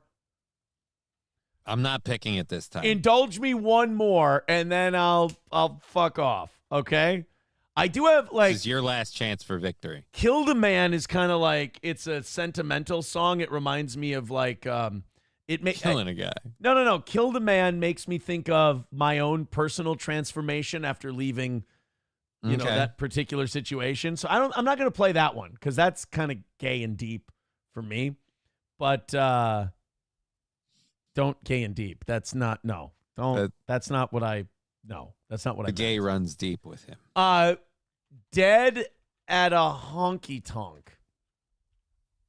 By Pozo. Here you go. Which will be his obituary. This is the last one. This one's another it's a good country heartbreak song. Who doesn't love a country heartbreak song? By the way, this album only came out 9 days ago. I swear to God, I've been through it at least 15 times. I love that you pulled it up and Money Plane was on the side. Money Plane. It's Thomas Jane. Sam, I'm really sorry. I don't have the new phone hooked up yet. I'll have you call in later today. I'm sorry, bud. Knee deep in the bullet. Yeah. 1 foot in the dirt.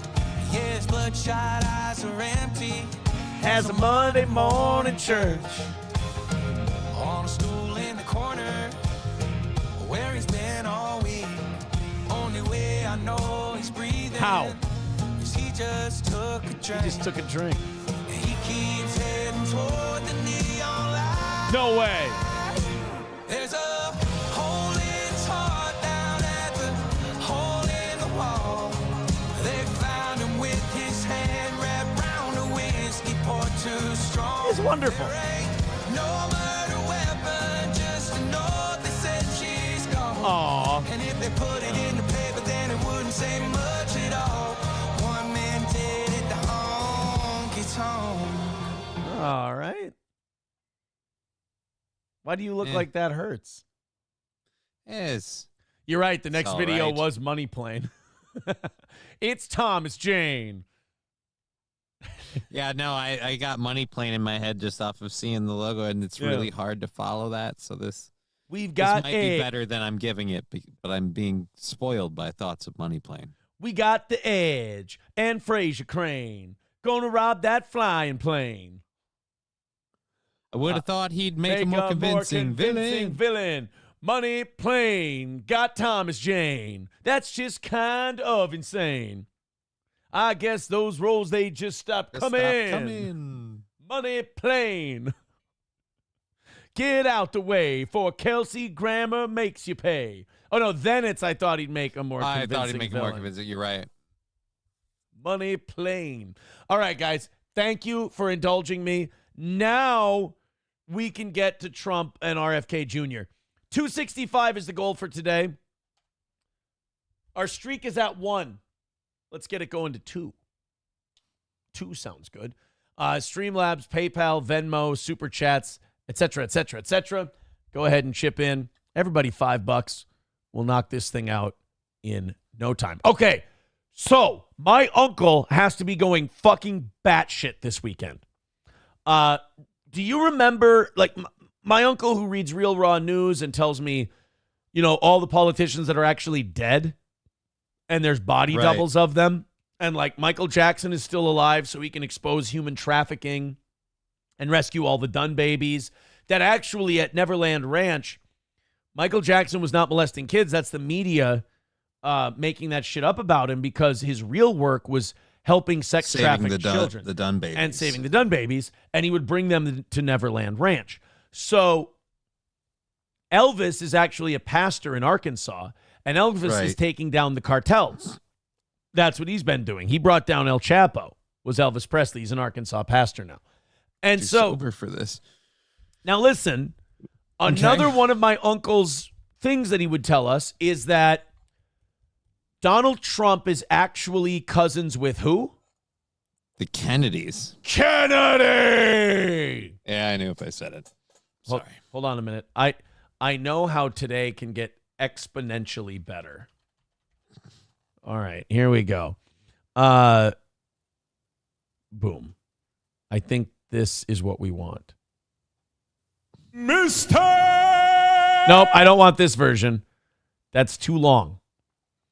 Is it this one? Kennedy! That's what we want. Okay, so now we're ready. So my uncle kept telling me, he goes, Trump and the Kennedy! are cousins. That Trump is actually a cousin of the Kennedys, and that they're going to work together to bring down the Democratic conspiracy that's trying to destroy America and create a one-world government. So Trump's going to team up with the Kennedys, he kept telling me. Now, they said, you know, the people who believe what my uncle believes says that JFK Jr. Faked his death and went underground and has been fighting this battle. But JFK Jr. is going to come out and be Trump's running mate. And now that didn't happen. But now what has happened is RFK Jr.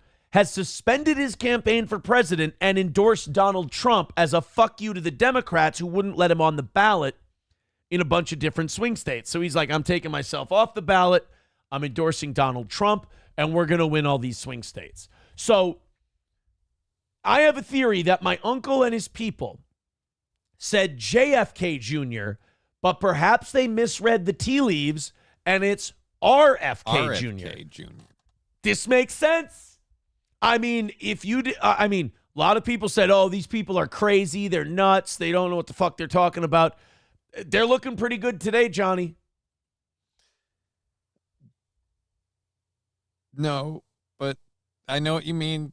California girl has, I don't know how much she believes in them, but she has shared a lot of these, I don't know, I'd call them conspiracy theories. She says what people believe is happening. Wait a minute. Can it be a conspiracy theory if it's fucking happening?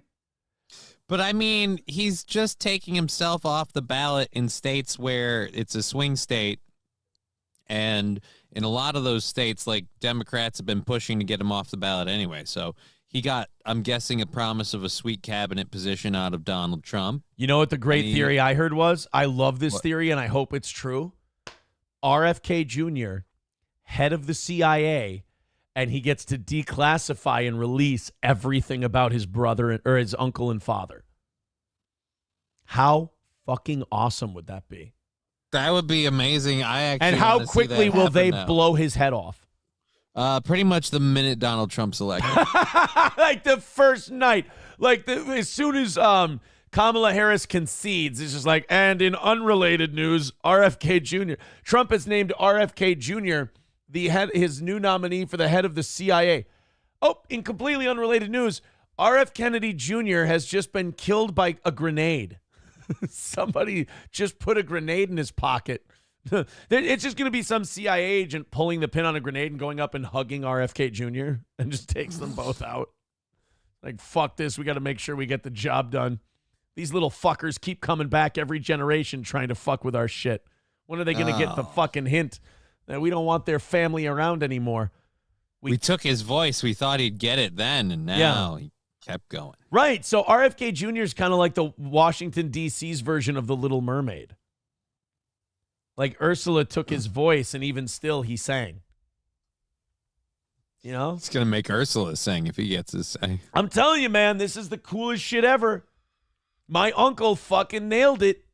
RFK and Trump joining forces, and they're now going to rescue all the Dunn babies and do all the cool shit.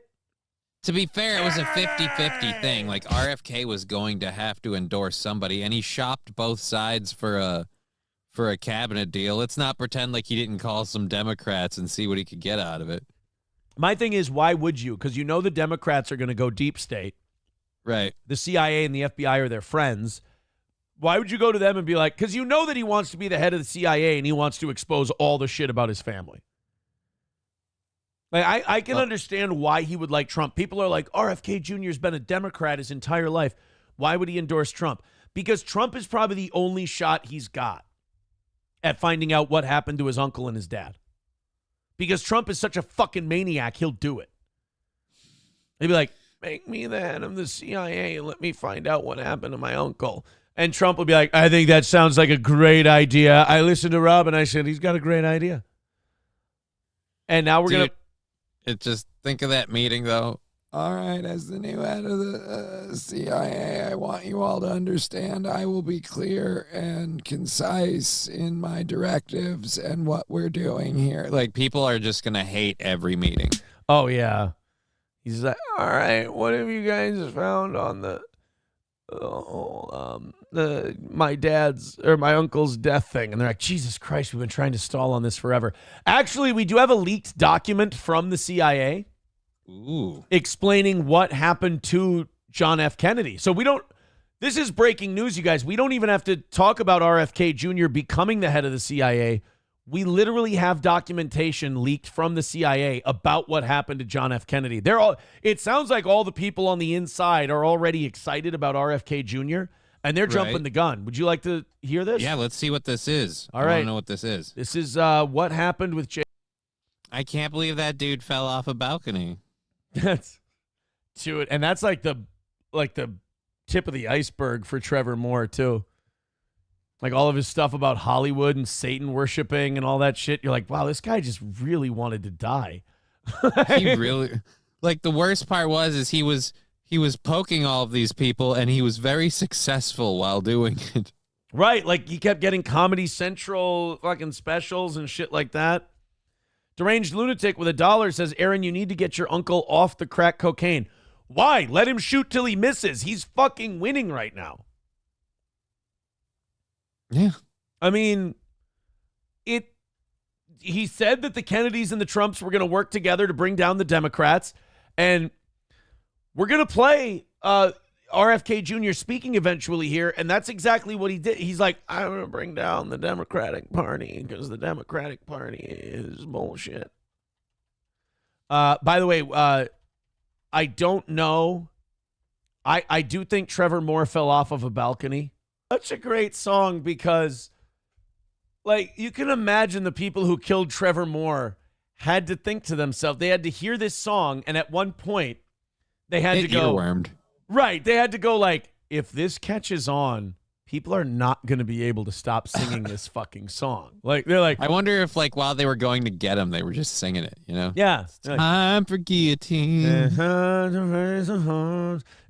damn it, I'm sorry, guys. Like, they're all in, like, SWAT team It's just gear. catchy. They're all in SWAT team gear, and he's like, we're sorry, but you at the top all have to die. Fuck. God damn, guys, I'm really sorry.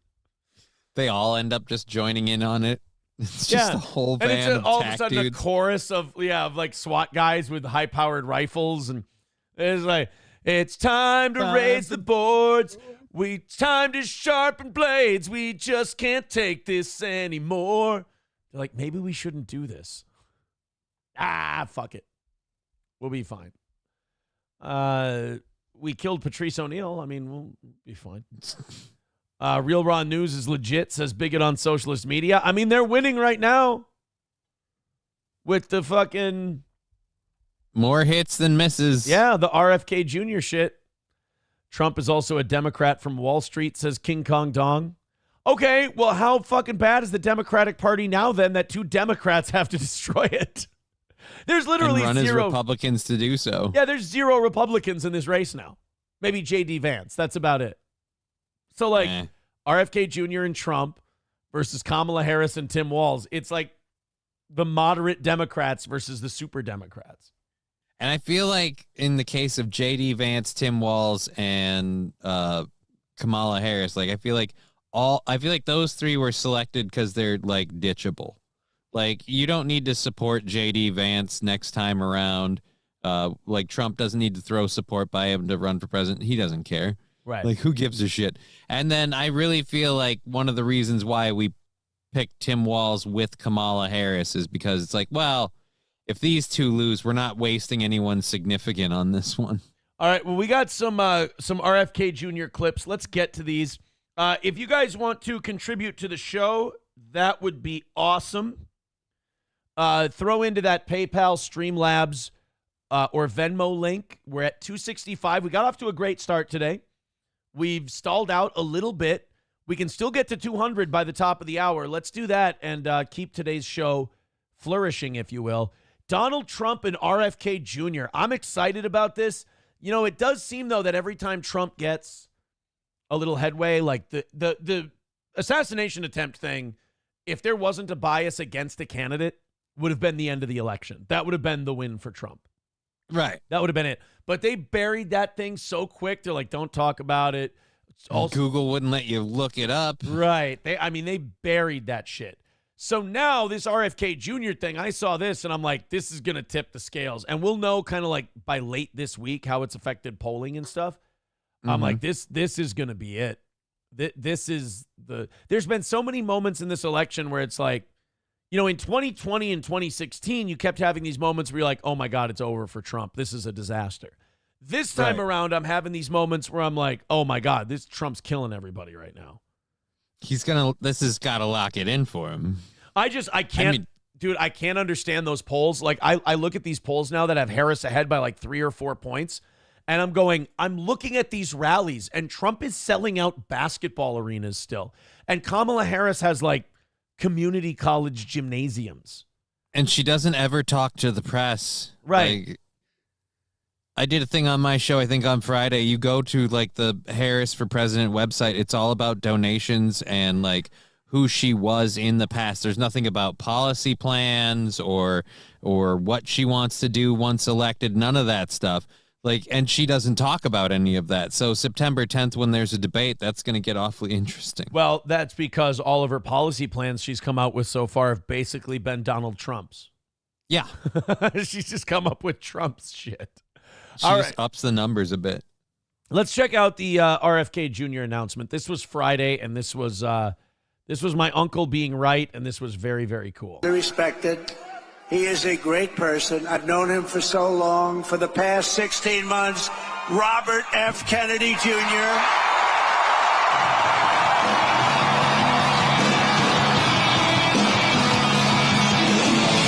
Oh, my God. They went with Hero by Foo Fighters. That's kind of cool. I was kind of hoping they'd go real American, but that's fine. Holy shit. You know, in the wrestling biz, Johnny, we call this a Road Warrior pop that he's getting. They fucking, let's listen to that pop one more time. Go back. F. Kennedy Jr. Oh my God. Look at that. Okay. This is what I'm talking about as far as the polls being horseshit and this whole country being bought and sold and paid for and fucking brainwashed. This looks like an episode of WWE Raw.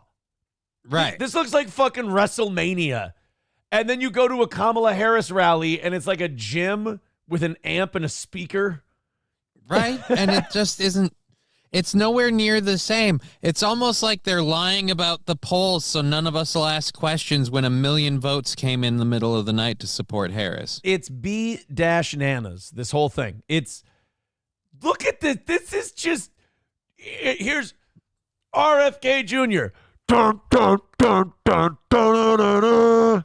Like he's going to announce like Dick Cheney and the fucking lights will go out and the Undertaker's musical hit. Like, it's just a whole production. Holy shit, they love RFK. They're going fucking insane, dude. You didn't see this at the Democratic National Convention for anybody.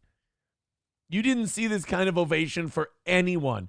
And RFK Jr. got Foo Fighters playing. How long until Dave Grohl says, hey, stop fucking doing that? Or is he too cool for that? I don't know. Does he ignore lunatic, it or what?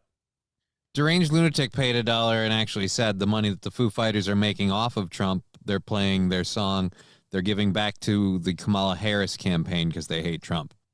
Is that true? I have no idea. That's what Deranged Lunatic says. So if you believe him, I know that. I mean, honestly, I'd fine with that. I'm sure that Dave Grohl's a super liberal dude. I just don't give a shit. You know, it's one of those things. I'm like, still cool with it though. If he's like, "Fuck yeah, use my song. I'm gonna use your money," like then everybody wins. It's a win for everyone. They've got pyro. RFK Jr.'s got fucking pyro. Does Tim Walz have pyro? That's too dangerous. Are you kidding me? The hall monitor walls, he wouldn't want those going off unless he had complete authority over the stage and the venue to decide when, how they should be turned on and turned off, and only if he allows it. I brought some candy from a store in Jordan. You guys will love it. Fucking Pyro Kennedy over here. Look at this shit. At this point, I am worried about them getting set on fire. Having spent a lot of time in Matt's garage, I'd hate to be anyone near those pyros continuing going on. But he can't, he's not, there's no way he's fucking losing to Kamala Harris. Look at this shit. This is insane. This is Hector Elizondo Mountain Dew fucking Camacho shit. Like, it's just this fucking pyro going off at a presidential rally. To introduce a I'm Kennedy. Expecting the stage to launch. Jesus. Like I just expect RFK Jr. to come out spitting water like Triple H. He's listen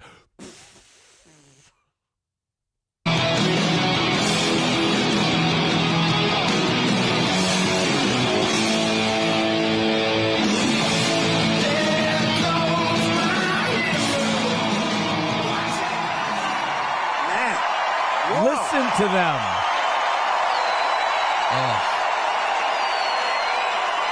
Yeah, like I said, you just don't see this level of you said, you don't see this level of enthusiasm at anything Kamala does.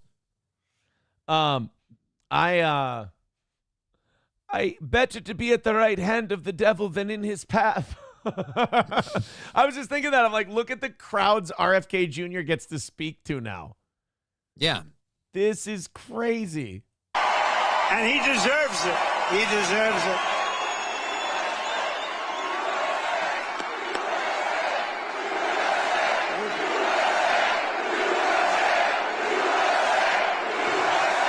Wow. And he's just soaking it in. He's like, Kennedy's back on top, boys. You can't hold a good family down in the I think the CIA begs to differ. I was just gonna say, and the CIA's like, oh yeah, fucking try me, bitch. Try me. Have someone start your car for you, just saying. Yeah, exactly. You want to end up like fucking Ace Rothstein? How's that sound? Melody Crack Rocks with $5 says, Aaron, ask Johnny the Blair White or Elliot Page question and to explain his choice. Oh yeah, who would you rather fuck? Who's Blair White? The conservative trans woman. Google. Okay. Go ahead. Go look up Blair White, and then Elliot Page, and then I know Elliot Page. Yeah. Who would you rather have sex with? Elliot Page had the double mastectomy already, though, didn't she? She went the whole distance. All right. By the way, Zen Man Build says deep mummy cut. Aaron, nice. Thank you. I appreciate that. American YouTuber, of course. She's a YouTuber. All right, so this is a Republican trans person? Yeah. Don't see that very often. No. What do you think? I think you'd have sex when with you her. pay enough money, you can make a you can make anything look really, really nice. You'd fuck her, wouldn't you? You'd fuck Blair White. If I didn't know going in, maybe. But as soon as I found out, I'd have a problem. If you didn't know going in, would you know? No. I would say no. See, I'll tell you why. She looks like she's had that throat sculpting stuff where they take out part of your Adam's apple and shit. So I'll tell you why I know. She has young gay guy face. Well, you see, that's kind of that's something that, you know, that takes one to know one, and I've never been a young gay guy. I'm just telling you, she's got young gay dude face, and if you can block out the hair, kind of, you'd see young gay dude face. Okay. And then it's unmistakable. So what you're saying is when you block out the hair, kind of, it's like, hey, isn't that my, my sophomore college photo? Like, I get what you're saying. Remember when Ace Ventura's dog laid down on the picture of Ray Finkel and then he knew it was Einhorn? It's kind of like that. You just kind of know. Someone says it's got a dick. I don't know. Someone asked Blair White about that, and they're like, I don't talk about that kind of thing. It's like, hey, why not? Ask me if I've got a dick. I'll tell you. Nobody will believe you, but I'll tell you the answer. I have a dick. Nice dick. It's not the greatest dick. I looked at my dick. I said it's a nice dick. Bud Britches with $2. Bud Britches says new poll yesterday say a majority of Americans trust Kamala with the economy over Trump. Yep, it's not fake. Yeah, that's fucking horseshit. That's totally fake. Totally fake. All right, guys, we are still 260 away from today's goal, so we are falling behind a bit. I want to get Monday off to a good start. That always makes the week a lot easier when Monday is a fucking W right away. So go ahead and throw in a couple of bucks. Click on the PayPal, the Venmo, the Streamlabs, whatever. Just throw in a few dollars like Melody Crack Rocks threw us $5. That means a lot.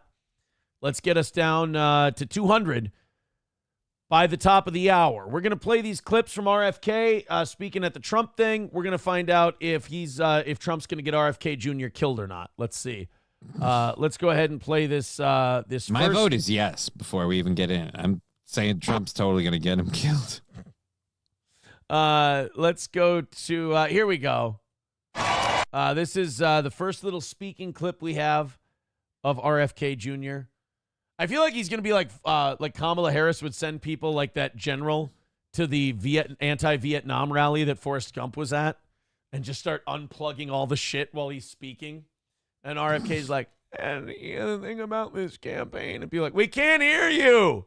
We can't hear anything. Then they get it all plugged in. And he goes, that's all I have to say about that. Oh, fuck. And then JFK Jr. comes walking through the crowd, Robert, like Jenny does. And all of a sudden you hear RFK go, Johnny.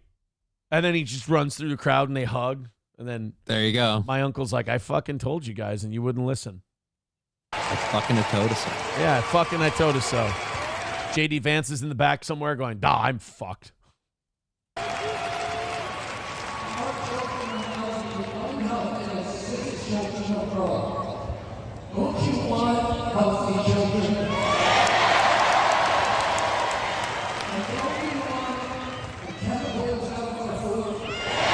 Yeah, dude, he wants to get the chemicals out of the food. He hates the vaccines. He hates all that shit. Like, didn't he say that he thinks the brain parasite thing that fucked up his speech came from a vaccine? Yeah, I think so. Isn't it Greasy with $5 says, I've been dropping donos for 2 years. Have I hit VIP status yet? Well, VIP status is $250 in 1 week. And you get all of our merch and a new item of merch and free tickets to our shows and all of that stuff. So if you want to do it that way, go for it, sir. 255 away from today's goal. Again, looking to hit 200 by the end of this hour. And again, as far as the RFK Jr. thing goes, like the whole vaccines and safe food and everything like that, that's what makes me think like is the cabinet position going to be like FDA, CIA? You know, there's so many different places this guy could go. Right. But personally, now that once I heard you propose it, I want him in charge of the CIA. Me too. I can't wait, dude. I hope they make him head of the CIA and he just comes in and however long they let him live, I hope he just fucks shit up.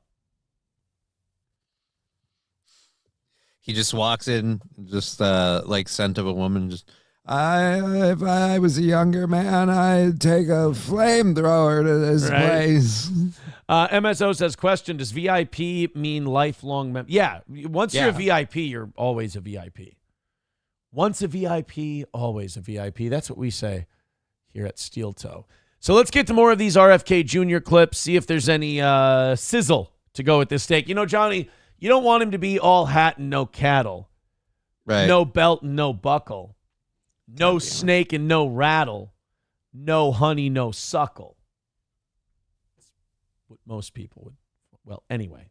It's a Post Malone song, guys. Oh. Soon after I can't even believe I have to say this, nearly assassinated in Pennsylvania last month. I have to say it because apparently nobody in the media remembers it happened. I have to say that I was nearly assassinated because literally nobody else is allowed to mention it because it makes me... Remember when I jumped up and I put my fist up while there was literally bullet wound blood streaming down my face? And there was an American flag waving in the background in the most iconic photographic moment ever. Hey, remember when if any other candidate ever would have done that, even John McCain in 2008 against Obama, they would have voted for him over the black guy if that would have happened. But they just buried it for me. It really was just like he stood up. He's like, fuck yeah, fight. And the fucking American flags in the background. It's like, Jesus Christ. All he needed was a couple of fighters doing a flyby, and it would have been the best moment ever. Yeah. And like America, fuck yeah, playing in the background. Coming again to save the motherfucking day, yeah. Remember that assassination attempt? I can't talk about it too much. Red dots appear on my forehead when I bring it up. So we're not talking about I wonder if it was the government. RFK tells me that he thinks it was the government. He's, you see that? He thinks it was the government. He actually believes the shooter was vaccinated, and that's how this all happened. He's obsessed, this guy. Bobby called me to express his best wishes. He knows firsthand the risks incurred by leaders who stand up to the corrupt political establishment. Oh, shit. We're going full Kennedy was murdered by... Dude, Trump just went full on Kennedy was murdered by the CIA. Well, dude, it seems like he almost was, so... I know. He's going like... What do you got to lose? Trump's going full, we were all nearly killed by the CIA. I love this. Dude, I wonder would Trump lose more people than he'd gain if he just went with that? Like they tried to kill me? Like would too many people go like, oh, he's sounding a little crazy, like a little off the reservation? I don't know, because from the way everything keeps coming out, like the information that we have publicly available on the whole thing really makes it seem like they did try, or at the very least, they did absolutely everything they could do to not stop it. Right. They either had something to do with it, or they definitely didn't try to stop it. Like one of the and which one's worse, you know? The Secret Service is that fucking bad at their job? Like it almost makes me feel better about the CIA if they did it on purpose. Right? Like I feel like it was deliberate because otherwise that level of incompetence is just staggering. Yeah. When you stand up, you bring on some trouble for yourself, but you have to do what's right. You have to do what's right for the country. I will tell you, we are both in this to do what's right for the country. Dude, my uncle right now is having a fucking orgasm. He's like, yeah, right? They're teaming up. Trump and his cousin, Robert F. Kennedy Jr., are teaming up to fight for the country. God, he's got to win this time.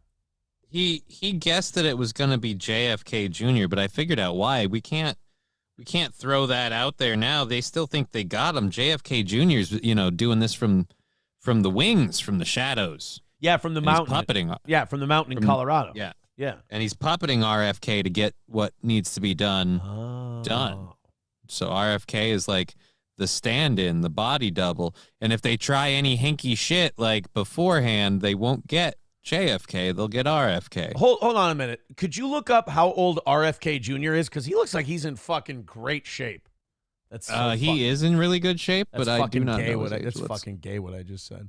Yeah, it is. That was a really also highly not surprising moment. This is why we're better than CNN and Fox and MSNBC. This is why you should just watch this show for the news every day, because we give you the shit that nobody else will give you. Like Aaron breaking down what this means. We give you a few conspiracy theories. 70 years old. Holy shit, dude. I was going to say he's in his 50s.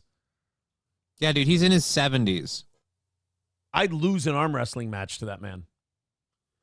Dude, he's in his 70s. Trump is 78. And compare both of them to Biden. It's just... God. Dear Lord. That's one thing I can tell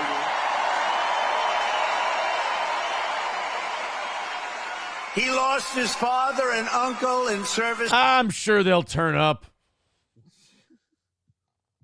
That would be funny if someone went, what happened?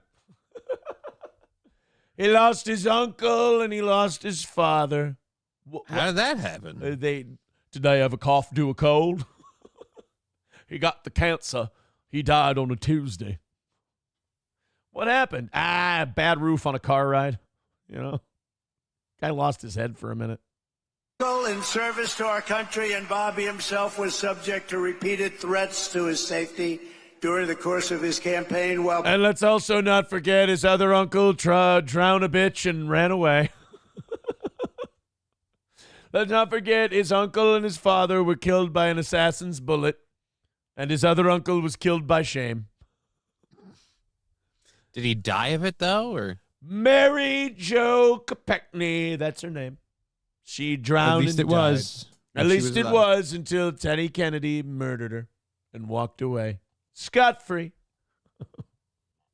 That, by the way, if RFK Jr. Sided with Kamala, you know that the Kennedy Trump would be talking about would be Teddy. Yeah. He'd be like, let's not forget his uncle's a murderer. A drunk and a murderer, folks. We don't want drunks and murderers. That's not good. I would never get drunk and murder.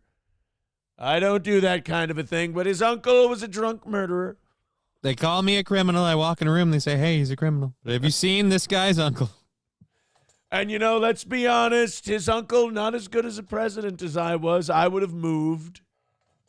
I would have dodged the bullet, and I would have survived, as you know. They tried to kill me. Didn't work. They tried to kill his uncle.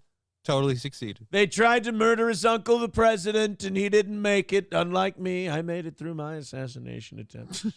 I have a stronger head. Shitbagging him. Yeah. It's because of those giant Irish noggins these bog-trotting potato farmers have. Those giant Irish Stonehenge rockheads.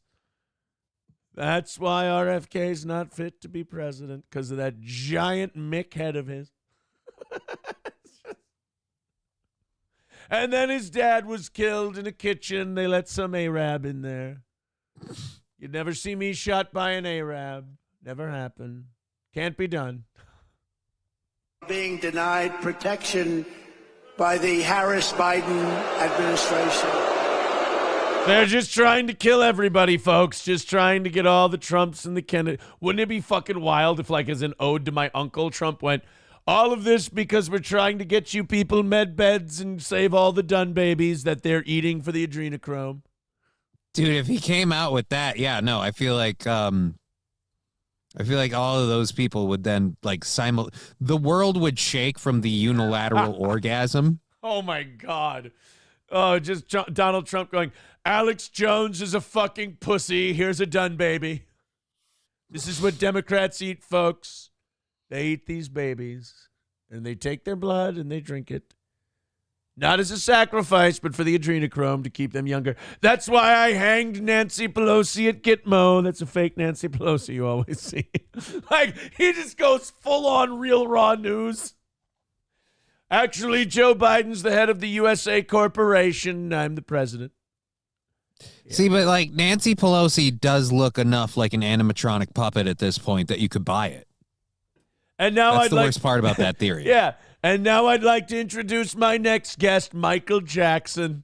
He's been fighting against child trafficking. Here he comes. And all of a sudden, boom, boom, boom, boom, boom, boom, boom, boom, boom, boom, boom. And all of a sudden, fucking motherfucker comes moonwalking on stage. Billie Jean is not. What the fuck?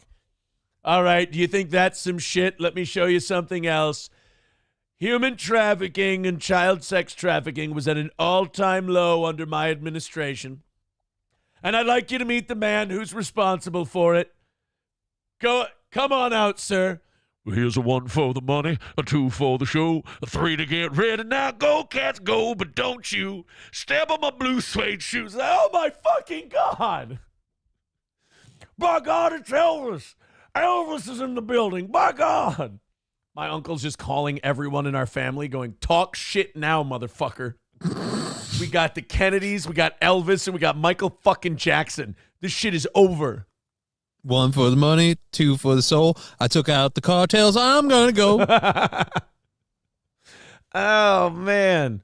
I also wrote Breaking Bad, baby. Holy fuck.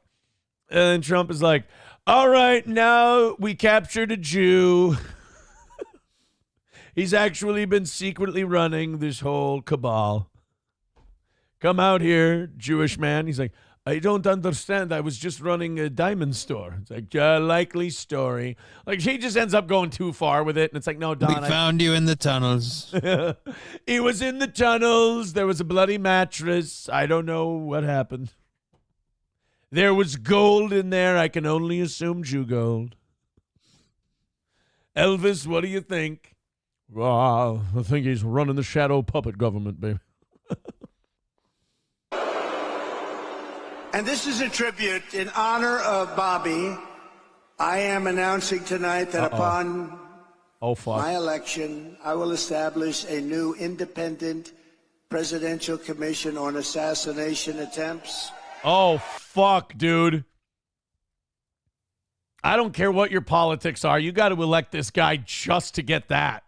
Yeah, dude, just for that. I want it just for that. What if we find out that, like, JFK was just a straight up random thing, but we find out like fucking Grover Cleveland was killed for some weird reason? like we get what we want. We get like a deep state conspiracy. It just didn't come from where we thought it would. You're like, who is the we actually have concluded this independent study, and we've actually found that the most dangerous president who had to be killed was Grover Cleveland. Grover Cleveland, folks. Turns out that the whole pretzel thing with Bush Jr. Was not him failing to eat properly. No, it was a coordinated attack. He was trying to go against Halliburton, and he was trying to have Dick Cheney thrown in Gitmo, folks, and they shoved a pretzel in his mouth. Told him he couldn't chew it. He almost died. And they will be tasked with releasing all of the remaining documents pertaining to the assassination of President John F. Kennedy. Holy shit. Be fucking great if Trump's like, he ends this speech with, I dare you to take another fucking shot at me, pussy. We're going to find out what... He does it Iron Man 3 style and just lists off Mar-a-Lago's address. He doxes himself and he goes, and now if the Mandarin wants to find me, it's what I call Joe Biden. The Mandarin, because he's in China's pocket. He can find me at this address in Malibu. We got more RFK Jr. at the Trump rally. This is fucking great, man. I love this. Because it's always the first step down that slippery slope to totalitarianism. We got to do something about that voice, dude. Yeah. We got to give this motherfucker a Ludens or something. Something's got to be done. I love him. I think he's great, but Jesus fucking Christ.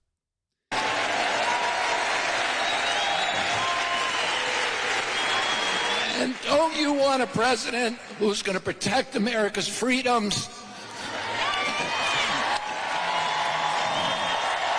I'll be honest, I really just wanted the CIA gig. He went to Kamala, who's like part of the whole power structure, and he's like, I'll endorse you. I just need to be head of the CIA. And she's like, get the fuck out of here. Get out.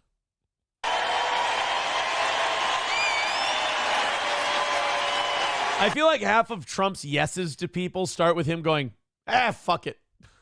Yeah. I mean, what has he got to lose? Plus, I mean, I'm sorry. I'd be awfully interested in finding out what happened to JFK and stuff like that after someone, nearly put a bullet in my head. I can tell you what happened to JFK. He got shot and killed in Dallas.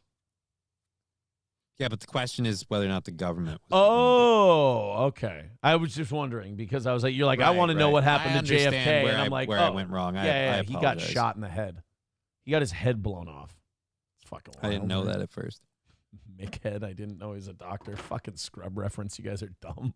And who is going to protect us against totalitarianism? Rascalism. All other kinds of isms.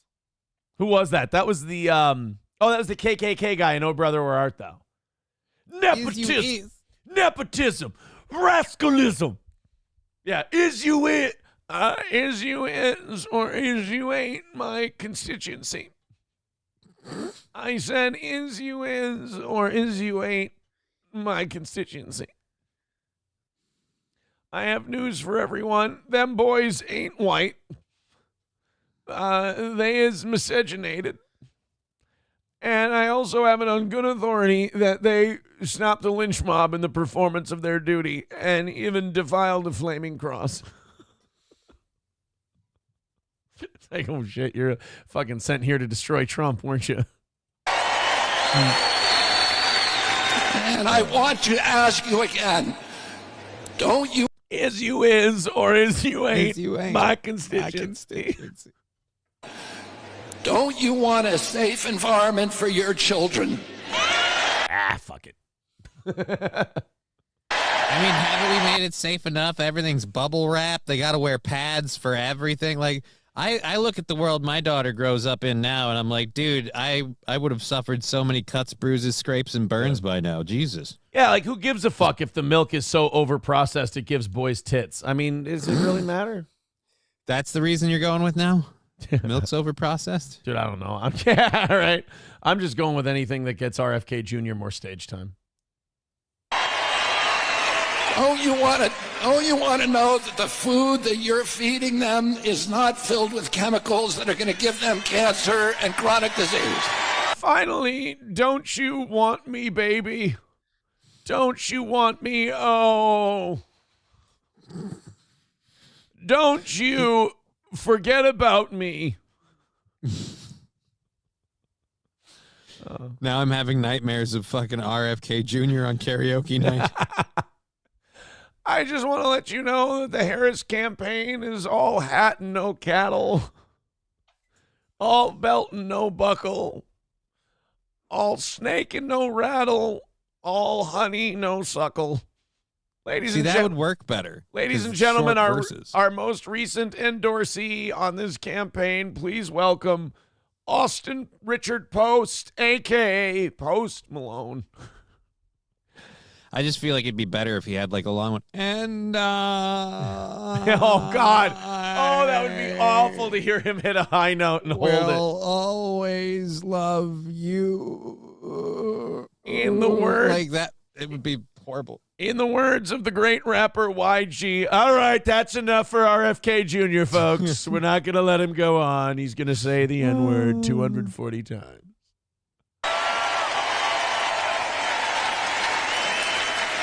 And don't you want a president that's going to make America healthy again?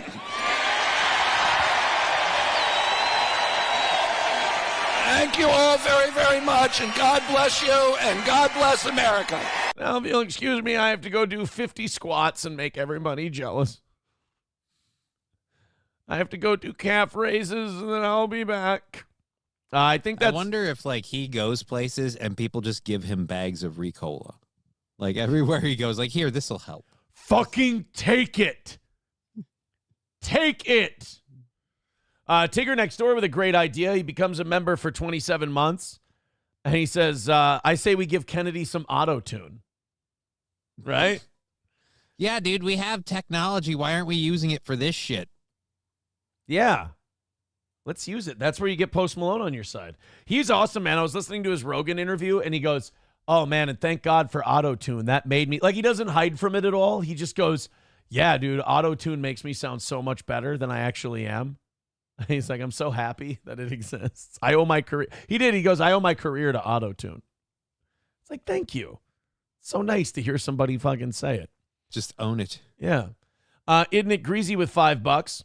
Says, hella based. I'm from Dallas. Everyone knows he was shot in the front with a suppressed 1911, and Oswald was an FBI counter sniper. I'm just saying, like, back during the Cold War days, they didn't just let guys defect to Russia and come back and then be a communist and come back. It's like, that wasn't allowed. Tridio with $5 says, happy birthday to mattress actress Gina Hulk from Joystick and Lounging with the Bear. probably co-starring Aaron. Thank you, guys. Remember, your contributions coming with celebrity birthdays today, so we can do hacky radio. Lamp Shady with 199 says, Dear Eliza. Thank you very much. Guys, we are way behind so far this morning. If you could help us out, we would appreciate it. We're having a fun show, but I do have to beg you for money a little bit. It's 8:09. We got less than 2 hours left, and we're 2:45 away from today. We're not quite $100 into today. So I would appreciate it if you guys would chip in, help us out a little bit. I appreciate it. But Streamlabs, PayPal, and Venmo are my 3 favorite ways for you to do it. Everything else counts and is fine. We just got to take a little off the top for those. Buffalo Jockey with $1 says, anyone that thinks RFK will find out who killed his family members is a fool.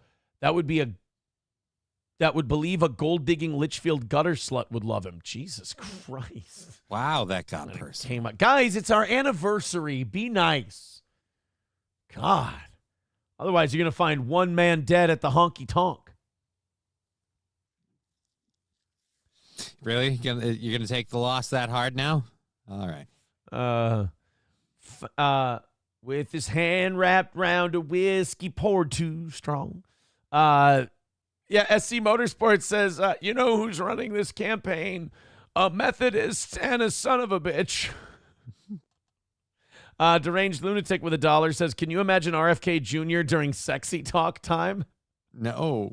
I'm going to come on your tits. And you're going to like it. Your pussy is so fucking tight. I love it. Jesus. Hey, Rob, just stop talking. Stop talking. Oh, man. Aaron, I was gifted a VIP by Chandler, but never claimed anything. Can you give me my YouTube lifetime membership, please? I can't give you a lifetime. I don't have that authority to give you a lifetime YouTube membership. I don't know how that works. I don't think that's part of the VIP deal. 245 is the number. Don't let it get beggy in here. Let's keep this vibe going. I appreciate it.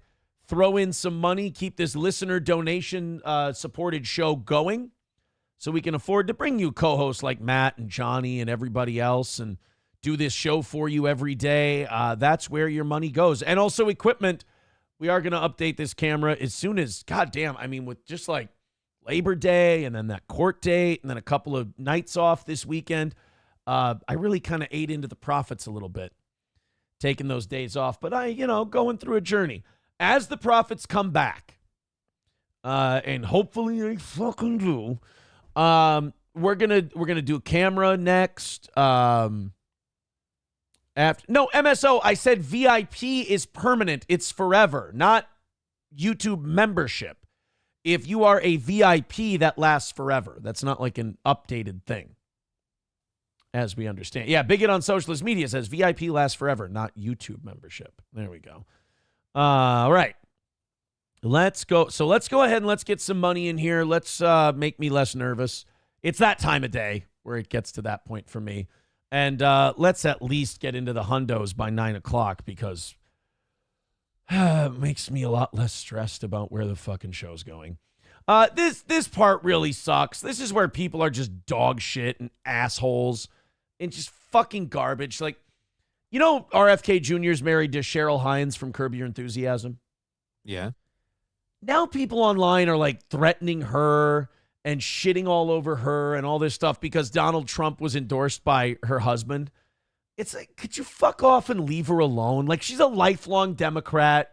She'll clearly never vote for Donald Trump, but her husband's allowed to do his own shit, and she doesn't have to be fucked with for it. Online trolls have been giving the Curb star the business all weekend in the wake of RFK Jr.'s Friday endorsement of Trump and his flashy appearance with him at an Arizona rally. And yeah, it's just all a bunch of retards. I never pegged you as a Trump supporter, but here we are. Your legacy is on the line. If you don't say anything, you will be remembered for supporting Trump. Is that what you want? All of these people just projecting their own bullshit onto people. It's just such a disrespect of their intelligence. It's like that gaslighting shit. Like, first of all, she's not supporting Trump. Her husband RFK is. Yeah. You think I don't know if he's married, but do you think John Voight's wife believes all the crazy shit that he says? Probably not. Not at least if she's sane. If she does, then she's an enabler and part of the problem. Right. So it's not like this whole thing. Oh, RFK Jr. RFK Jr. endorsed Trump. Cheryl Hines is a fucking bitch. Like, what? She didn't say anything. And the reason she's not saying anything, by the way, is because she probably loves her husband and she doesn't want to disagree with him publicly and just wants to kind of let this go. Dead Game says too much emphasis on money and not quality content. Fuck you, dude. We've been producing quality content all day. The money just doesn't come unless I ask for it. Every show is different. Mine, I have to be aggressive about it. It's just the way our show is. If we do quality content, people just kind of sit back passively and enjoy it. So I'm sorry, Dead Game, but you're wrong. We've been doing nothing but quality content today and having a great fucking time. And it just doesn't come in unless I ask for it. So guys, just to spite Dead Game, there's Isn't It Greasy with 5 gifted memberships. Throw in a little bit and let's cut that horse shit out right where it stands. 235 is our number for today. Keep it going. Get in there. $1 from Buffalo Jockey. He says, I'm sorry.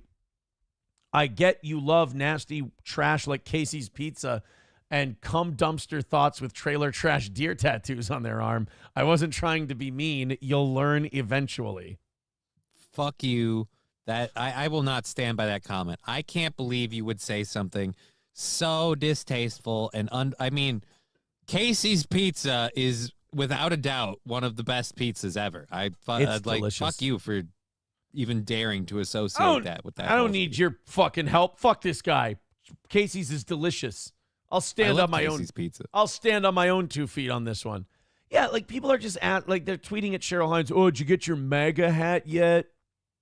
You and your husband," quote. Well, you can't put husband in quotes. It's like her husband. It is her husband. I mean, that's not a quote. So learn how to use quotes. You and your husband. No, it's legal. Like they have documentation. It's documented. It's documented. It's proven. You and your husband are a disgrace to the Kennedy family legacy and name. No, that would be Teddy. You got the wrong Kennedy. Sorry. Sorry, Cheryl. Loved you on Curb. But like your husband, you are a huge letdown. What the fuck did she do? Again, because she didn't wrangle her husband in. You know what this makes me more proud of? RFK. Because, yeah, she probably does not agree with him on this. No. And he's still doing it anyway. Yeah. And, yeah, people just, again, it's because these people, yeah, Sam Show says Kennedy legacy. How could it get any worse? Like that's one L-taken family. You got to give them that. They are the Rocky Balboa of politics. They just keep getting their fucking brains beat in, and they're like, I didn't hear no bell. It's like, you're sitting there, like the government's like Rick Grimes. They're like, I was thinking, how many of you do I have to kill to save your life? Coltrane with $1 says, testing my Rumble rants hasn't worked all morning on mine. Well, there you go. You got it. Let's keep going, boys and girls. We appreciate the money. It keeps this show moving along smartly. So let's go to a couple RFK Jr. clips about he and his wife that these fucking tardos, these mouth-breathing dipshits could have watched to realize that Cheryl Hines is not exactly on board with her husband's politics. This decision is not without personal cost for you. Your own family went to the White House on St. Patrick's Day, took a huge picture with President Biden, made clear who they were supporting. Friday night, your siblings issued this statement. We believe in Harrison Waltz. Our brother Bobby's decision to endorse Trump today is a betrayal of the values that our father and our family hold most dear. You posted on... I don't know, guys. If you talk to old Robert and John today, going through what they went through, they might have a different opinion. Yeah. You fuck these people. The CIA should be disbanded. It's a terrible Bobby Kennedy. I think the rest of the family is saying what they're saying is because they're like, dude, Bob, Robert, you got to, you see what they did? Homeboy, see what they did before? Homeboy, I ain't trying to get another hole in my head. What the fuck are you doing? Friday night saying you're grateful to your amazing wife because the decision that you've made is one that she's uncomfortable with. So talk to us about the personal backlash you have to deal with in moving forward. I mean, my family is at the center of the Democratic Party. I have 5 members of my family that are working for the Biden administration. President Biden has or as Biden calls it, they'll fucking learn. a bust of my father behind him at the Oval Office. He's been a family friend for many, many years. And my family is, I understand that they're troubled by my decisions, but, I love my family. I feel like we were raised in a milieu where we were encouraged to debate each other and debate ferociously and passionately about things. But it would be funny if, like, RFK Jr. goes, I don't think they realized that it was the Democratic Party that had our uncle's head blown off. And I go, fuck, dude. Wait until you win, Bob. Jesus. Still love each other. So, they can, they're free to take their positions on these issues. There are many, many members of my family who are working in my campaign, who are supporting me. I have a very big family. There's a few of them that are all of those Kennedys that are working on his campaign are like, just make sure when you're on TV you don't say our names. Yeah, just don't mention which one of us it is. Right. Coltrane with $1 says she doesn't muzzle him and she's scum, but if he was to try and muzzle her, then he would be a misogynist. Got it. Yeah, that's about the long and short of it. Yeah. Right. Isn't it greasy with $5 says, I heard someone say if this show was fast food, it's Jack in the Box, while we all know it's Culver's. Thank you, I think. I don't know. Lampshady with $1.99 says nothing bad ever happens to the Kennedys. Right. It's fine. It's never been a problem. The Kennedys' history is the most depressing episode of Curb Your Enthusiasm ever. Now I just want to take the Kennedy assassination I think you're thinking what I'm doing. Oh, I think you're thinking it. Wait, before you finish, is it this? Hold on. Here. Are you saying it's like we have Walter Cronkite go, today in Dallas, President Kennedy was shot and killed at Dealey Plaza.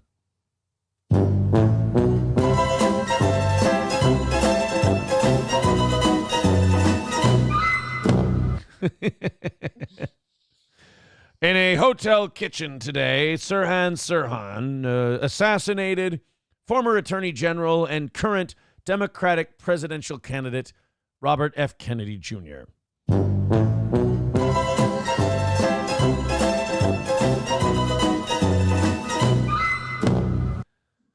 Sad breaking news today as John F. Kennedy Jr.'s plane hit a mountain and he passed away on impact.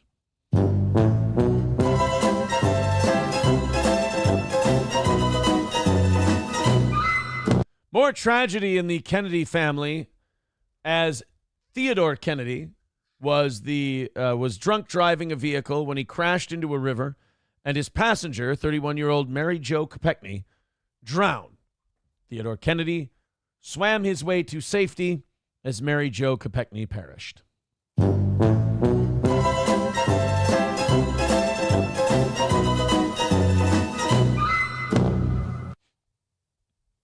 Is that kind of what you were thinking? That's kind of what I was thinking, yeah. Just making sure. Yeah, that's the idea.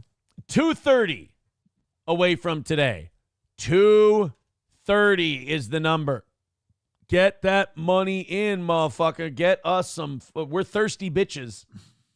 And we want a successful Monday. So throw us. That was a good bit. And that was a great bit. Throw us some fucking. We've had a lot of great bits today. We should be rewarded with cash. I have no problem asking you guys for money when we are delivering a great fucking product today. All right, let's get into this Breonna Taylor thing, which I find fascinating because the Breonna Taylor deal was another one of those stories like, oh, God, take your pick. George Floyd. Who's the one who ran at the cop and started, like, fighting with him and then got shot? Michael Brown? No, Michael Brown. Yeah. Michael Brown. Talking about the autistic kid that came at him with a garden tool? No, that's a different one. Oh, Jesus. There was Michael Brown. There was Eric Garner was a legit one. Eric Garner was a cop that just like, what the fuck are you doing, dude? Like he's selling loose cigarettes. Take it fucking easy. Let it go. Yeah. There was there's just a lot of these stories. The guy who took off and the lady cop thought she was grabbing her taser and she shot the guy. Right. Yeah. Not Eric Wright. Something Wright. Anyway, Dante Wright. So something ain't right. But anyways, definitely some issues going on here. But Breonna Taylor was one of these people who was killed by police, and people immediately jumped to, black woman, the cops, they just came into a house and started firing. Now, if you look at the facts of the Breonna Taylor case, her boyfriend was a scumbag fuck drug dealer that had heavy drugs in his home that he was selling, he was distributing. And when the cops came in, he starts fucking firing on them. The cops return fire. She's in the crossfire. She gets killed.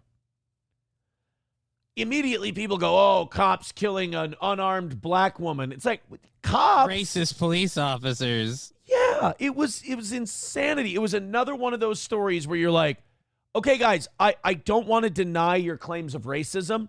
I don't want to deny that the police sometimes do shit based on race that might be a little heavy-handed. But this ain't it. And it's like we use that refrain all the time. It's almost like the media purposely picks the worst representatives so that people like us have to deny it in order to tell the truth. And then it makes the division, creates the division that the people who are like, hey, here's what actually happened, they now look like racists. And then you create this fervor amongst people and they get upset and they get, disillusioned. And then the people who stir all this shit up go, just listen to us and do what we say, and we'll fix this whole thing for you. Right. Well, a judge has ruled that Breonna Taylor's death was caused by her boyfriend, and some of the charges against those former police officers have been dropped. Good. A federal judge has thrown out major felony charges against 2 former Louisville police officers, accused of falsifying a warrant that led police to Breonna Taylor's door before they fatally shot her. U.S. District Court Judge Charles Simpson's ruling declares that the actions of Taylor's boyfriend, who fired a shot at police the night of the raid, were the legal cause of her death, not a bad warrant. Breonna Taylor was supposedly killed during a no-knock raid based on a bad warrant where police supposedly shot her in her sleep. There were also rumors spread by Black Lives Matter supporters that police even raided the wrong apartment. Now, in reality, Breonna only died because her boyfriend opened fire on the police who showed up to the apartment to serve the warrant for that address. Now the courts recognize that the police officers were fired and slandered in Louisville, were practicing self-defense. Unfortunately, Taylor was caught in the crossfire. Right. So the boyfriend basically uses his chick as a human shield. And then the cops get blamed for being racist. And when we prove every part of the Black Lives Matter rumor mill wrong, we never go, these people shouldn't be allowed to just come out and say what's happened. Maybe we should let facts come out first. Right. What is it? Shane Gillis has that line in his stand-up where he goes, I look like the guy who says, let's wait till the body cam footage, let's wait till we have all the facts before we make a decision. But you do, like, how many times have we seen, and the problem is with stuff like this, especially when it's race-based, people get so emotionally invested in their argument that even when stuff that runs counter to their opinion comes out, they're too invested to back down. Right. So now we get into this thing where people have to defend a shitty argument, and meanwhile, you look racist if you try to introduce facts into it that counter that. And it's fucking maddening. It really is just fucking maddening. Federal charges against former Louisville police detective Joshua Janes and former Sergeant Kyle Meany were announced by U.S. Attorney General Merrick Garland in 2022. Garland accused Janes and Meany, who were not present at the raid, of knowing they had falsified part of the warrant and put Taylor in a dangerous situation by sending armed officers to the apartment. But Simpson wrote in the Tuesday ruling that there is no direct link between the warrantless entry and Taylor's death. Simpson's ruling effectively reduced the civil rights violation charges against Janes and Meany, which had carried a maximum sentence of life in prison, to misdemeanors. Well, that's good. I again don't see why they're being charged. I mean, did they like blatantly shoot at the lady intentionally, or were they returning fire? And again, this lady just got caught in the middle. That's exactly what happened. They were returning fire. It's just fucking frustrating that this shit happens and we can't just share facts with each other. Everyone just gets so emotionally blown up because, again, the media makes it a white-black thing. So now, if you look at the facts and you go, well, these cops don't deserve to be fucking run over like this. It's sad that some woman is dead, but she dated a fucking drug dealer who shoots at cops. I mean, you are the people you hang around with. If you try to, mention any facts that might run counter to this was a racist attack by cops, now all of a sudden you're just whitewashing, no pun intended, and you're just being a fucking bootlicker or whatever. It's like, no, facts are important. It's important to know what happened when this person died so it doesn't happen again. I mean, what if you have the wrong facts about the shooting and now you're trying to address these problems that don't actually exist? Right. So now you're fixing a problem that doesn't exist and you're ignoring what the actual problem might be. It's just fucking retarded. Who's it helping?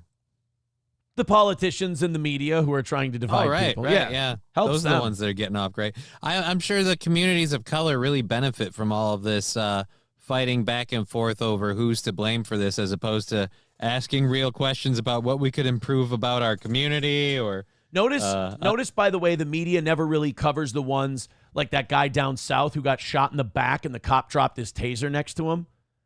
Right. The media doesn't focus on that one because white, black, doesn't matter. We'd all look at it and go, that's fucked up. That guy should go to prison.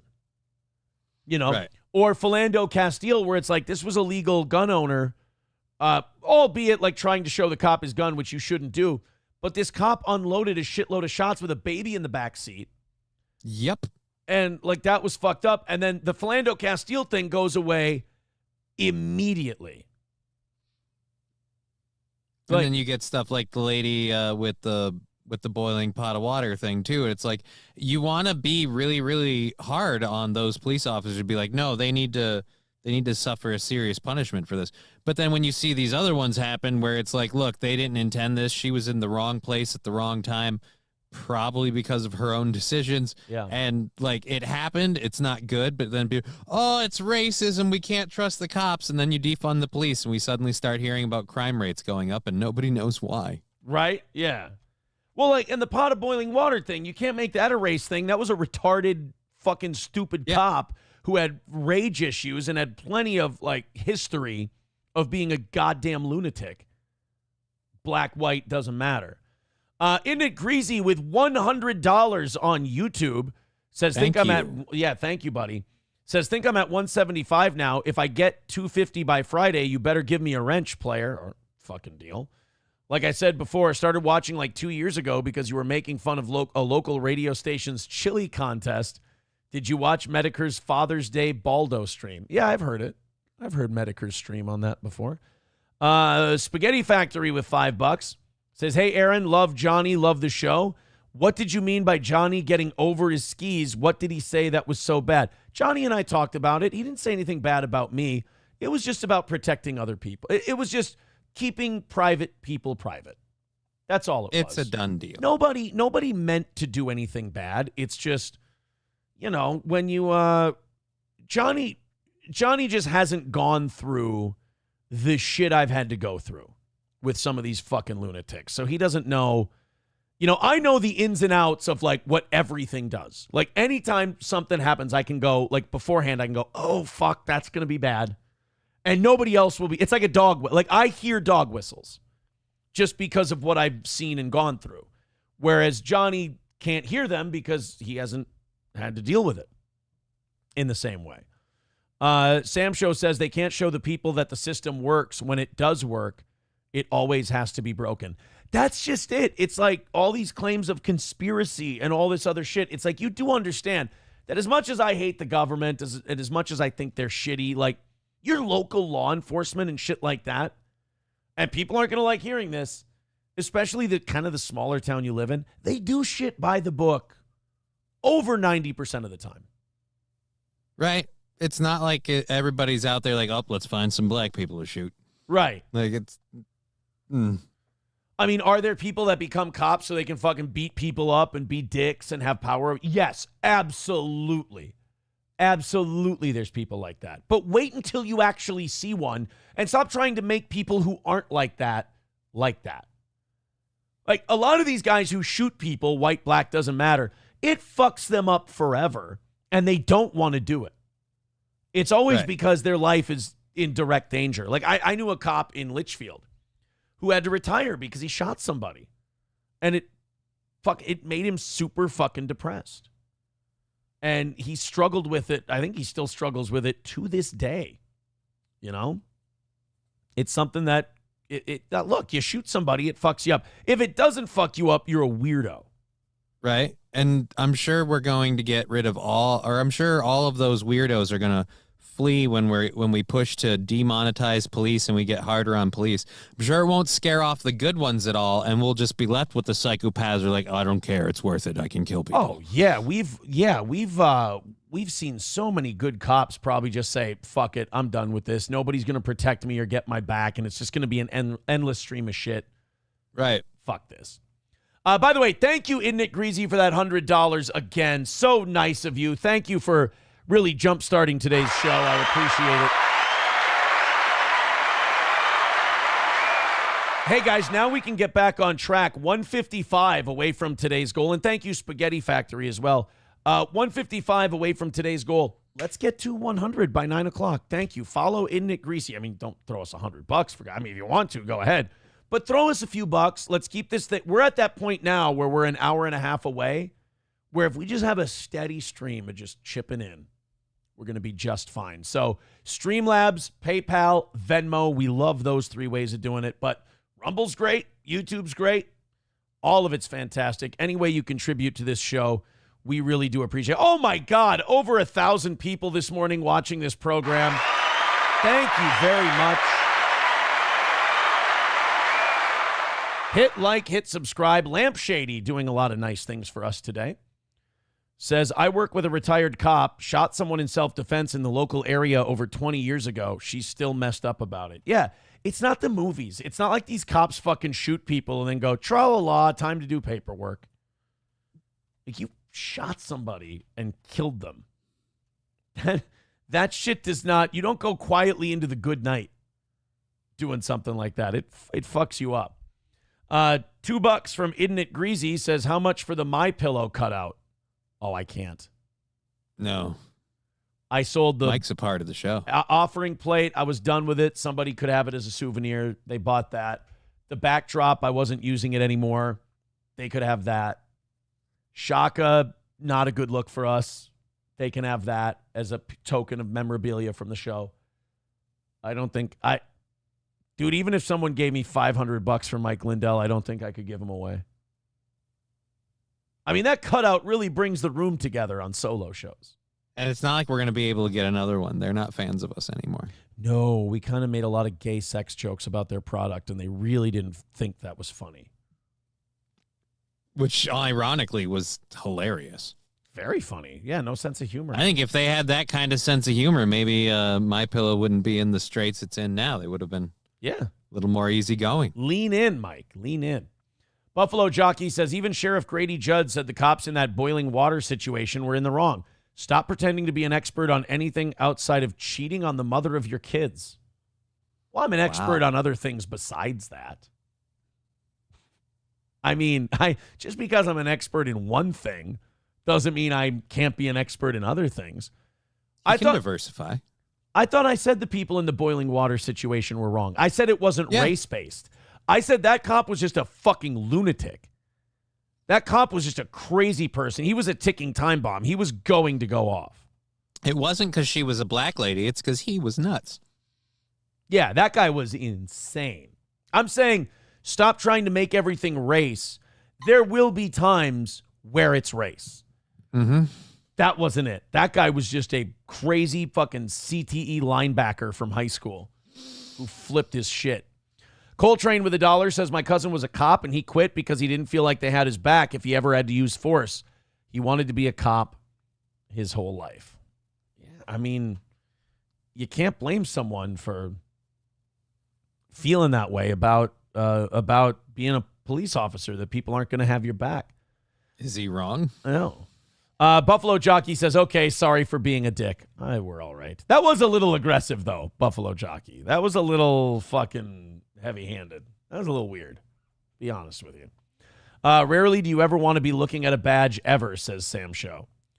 Yeah, Lander says blacks kill each other by the dozens every week and no one fucking whines about it. That's because nobody ever talks about it. It never gets reported. You know, it's not that big a deal. Innocent black people get killed all the time. We never talk about it. A black person dealing drugs or shooting at people gets killed by a cop, and now all of a sudden we got to stop and have a prayer service for it. It's by design. It's like the Trump assassination thing. They can't be this incompetent. This has to be on purpose, in my opinion. 150 away from today's goal. Thank you guys very much. Keep her going because, again, 150 not very far away. Let's just keep chipping in little by little, and we'll have this thing knocked out without even begging for it. What do you say? Keep her up. Britney Mahomes. See, now, this story pisses me off because it makes me defend Britney Mahomes. And I hate Britney Mahomes. You don't have to defend her. On this one, I do. And it also lets me know football's coming back. Not this coming weekend, but the following Thursday. I feel like as a Vikings fan, I'm not a Vikings fan, but if you were a Vikings fan, you'd kind of just want to, can I just sleep through this year and wait till everyone that's healed up is healed up? No, because Sam Darnold could be the guy for this year. We could be all right with Sammy. If we get 8 wins this year, if we go 8-9, like we're competitive, I'm going to be really happy with this season. Right. I don't get to see J.J. McCarthy. That sucks. I hate that. But I think we have a really good defense. I think our defense is going to surprise the shit out of people, and our offense is going to be solid if Darnold isn't a total fuck up. Does our first game have to do like an in memoriam to the player we lost, even though he never actually played? Kyrie Jackson. We signed him and died. No, I think what they'll do is they'll do something on the first home game, week 2 against San Francisco. They'll do something for Kyrie. Actually, they'll probably do something for Kyrie Jackson all year at the beginning of home games. I think. Because they're so sad. They can't get their money back. Or the draft pick. Like, we should get a draft pick. SC Motorsports says, Sammy D throwing bombs. That's what we're going to see. We're going to see Sammy D slinging. We're going to find out why Sam Darnold was a 3rd overall pick. And he's also going to try to prove that not all USC quarterbacks are complete fuck-ups in the pros. I mean, really, everyone outside of Carson Palmer has been a fucking disaster as a pro. Copperhead with $20 says, people who don't support cops are whack. I hope they never have to call 911. I believe supporting cops and not supporting cops is like a by the situation. Yeah. You know? You don't have to always support cops. You don't have to always think cops are dog shit. I think an intelligent person doesn't take a position on that and they listen to the fucking issue and then they make up their mind. You know, like almost anything else. Like, oh, I think we should always do this. It's like, well, then you're a retard. I think we should always do that. Well, then you're dumb. Like, wait until you hear the fucking issue and then make up your mind. You know? I don't think people should be allowed to own guns. Well, what about if you live in a high crime area and people break in a lot and you need to defend yourself and your family? Nope, I said never guns. And when I say never, I mean, well, then fuck. I guess we're just going to be completely black and white on everything.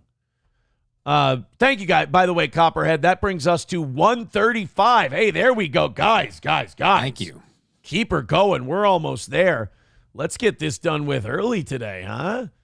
We're making some progress. Just click the PayPal and the Venmo and all that shit. And let's be done. So, Britney Mahomes, Patrick Mahomes' wife, liked a post by Donald Trump on Instagram. Uh-oh. Yeah. You can see where this is going. And thank you, Brittany. You dumb. Oh. People lost their fucking minds and just started brigading her on Twitter. First of all, Twitter's the ugliest, grossest, most disgusting place ever. Oh, no, she was on Instagram, but on Twitter, they lit her up. We're going to do a story later about what's the chick from Wednesday? The chick who plays Wednesday Addams? Yeah. Jenna Ortega. Jenna Ortega. Yeah. She's announced that she's leaving Twitter because people are putting up AI nudes of her that aren't really her. And she's just going, fuck it, I'm leaving. And that's the most healthy thing anyone can do. Like, I feel bad for people who try to change the behavior of other people because it's such a fruitless endeavor. Like, instead of just going, hey, I don't want to see AI pictures of myself. It makes me feel bad. I don't like it. So I'm going to leave this place where they're doing that. I can't stop them from doing that. So I'm not going to get mad at them. I'm not going to rage at them or anything like that because I can't stop it. There's nothing about this that I can own. So what I'm going to do is own the way it makes me feel, and I'm going to walk away from this platform. I think that's like the healthiest thing anyone could do. And that's the only way you can win in that situation, because internet retards on Twitter would be like, yeah, we chased her off of Twitter and blah, blah. You understand she looks 1,000,000 times healthier than you do right now. Yeah. You get that she looks fantastic in this situation, and you look like a fucking Looney Tune. Like, yeah, she doesn't like the toxicity of Twitter and she's leaving. We got her, boys. It's like, no. She owned up to the way she feels, made a decision that was better for her, and left you guys to spurg out like retards. I don't see an L in this for her. I really don't. So now, yeah, she's still going to continue to be incredibly successful. I don't know if you guys know this or not. Her career was not dependent on Twitter. No. Now, Britney Mahomes, she liked to post by Trump on Instagram, and immediately people start flooding her Twitter and everything else. Patrick, you better get your bitch in line. Oh, yeah. No, it was all shit like that. Weird. It's strange. You just you'd think that would be misogyny or something. You'd think it would be misogyny, and you'd think that liberals, people on the left, would be for a woman speaking her mind and having her own opinion and all of that Even stuff. if it's not the popular one, especially if it's not the popular one. That's a brave woman standing up for what she believes in. That's a girl boss. Yeah. Yeah, that's a bad bitch, as they say. Nope.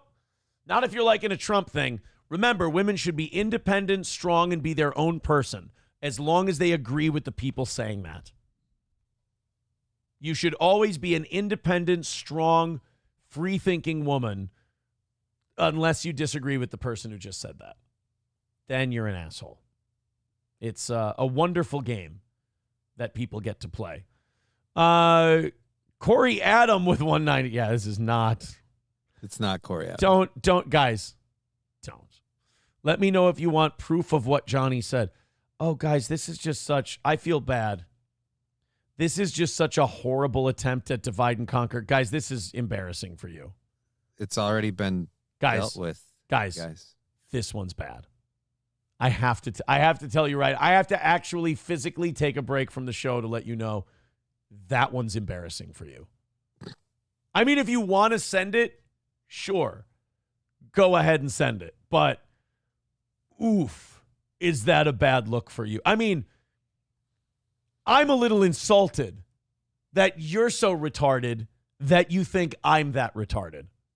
That's offensive, I have to say. But you know what? Hey, you're going to retool. You're going to come back stronger from this little tongue lashing you got, and you're going to do better next time. I believe in you. Chrissy with $5 over on PayPal. Thank you very much. Thank you. Ooh, we love those PayPals and those Venmos. There's no, there's like a 1 or 2% charge on those. Oh, do I love them. Makes your donation go longer. 130 away from today's goal. We're only 130 away. Thank you, guys. Yeah, it's making Britney Mahomes a sympathetic figure is not easy. And by brigading her on Twitter because she liked a Trump post, you're actually turning one of the least likable people out there into a relatively likable person, really. I don't know. It's going to be a tall order for me, but I will agree that she's less hateable. Oh, by the way, Alyssa Clips already clipping today.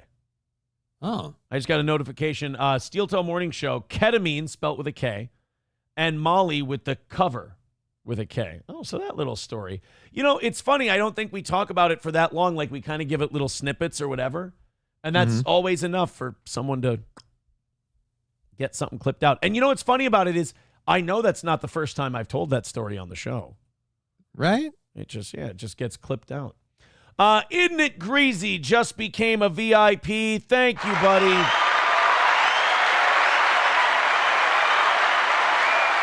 Thank you very much. We're going to order you your VIP stuff. Isn't it greasy? What you have to do is you have to DM me or email me, AaronImholtradio@gmail.com. That would be the best way to do it. You've got to get in touch with me and send me your address so I can have that stuff sent to you. That brings us down to 60. We're $60 away now, you guys.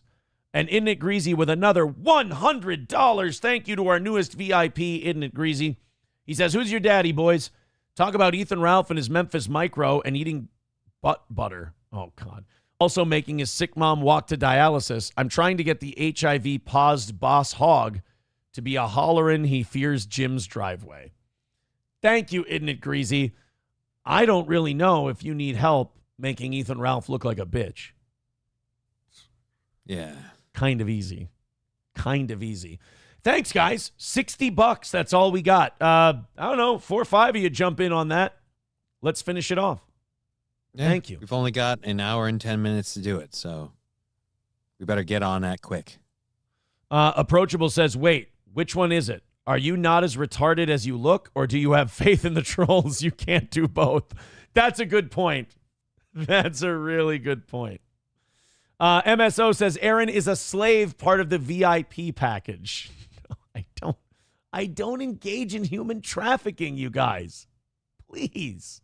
I'm begging you to believe me. So that's a no. Just for those. Yeah. In case you needed to know, that is a negatory on that one. Thank you, Johnny. I didn't answer the actual question. I just some people get confused. I just got upset, I apologize for that. I apologize. This fucking cockbag, JD Vance, will not listen to me. He will not take my advice. He keeps talking about that stupid cat lady thing. He keeps answering the fucking cat lady question.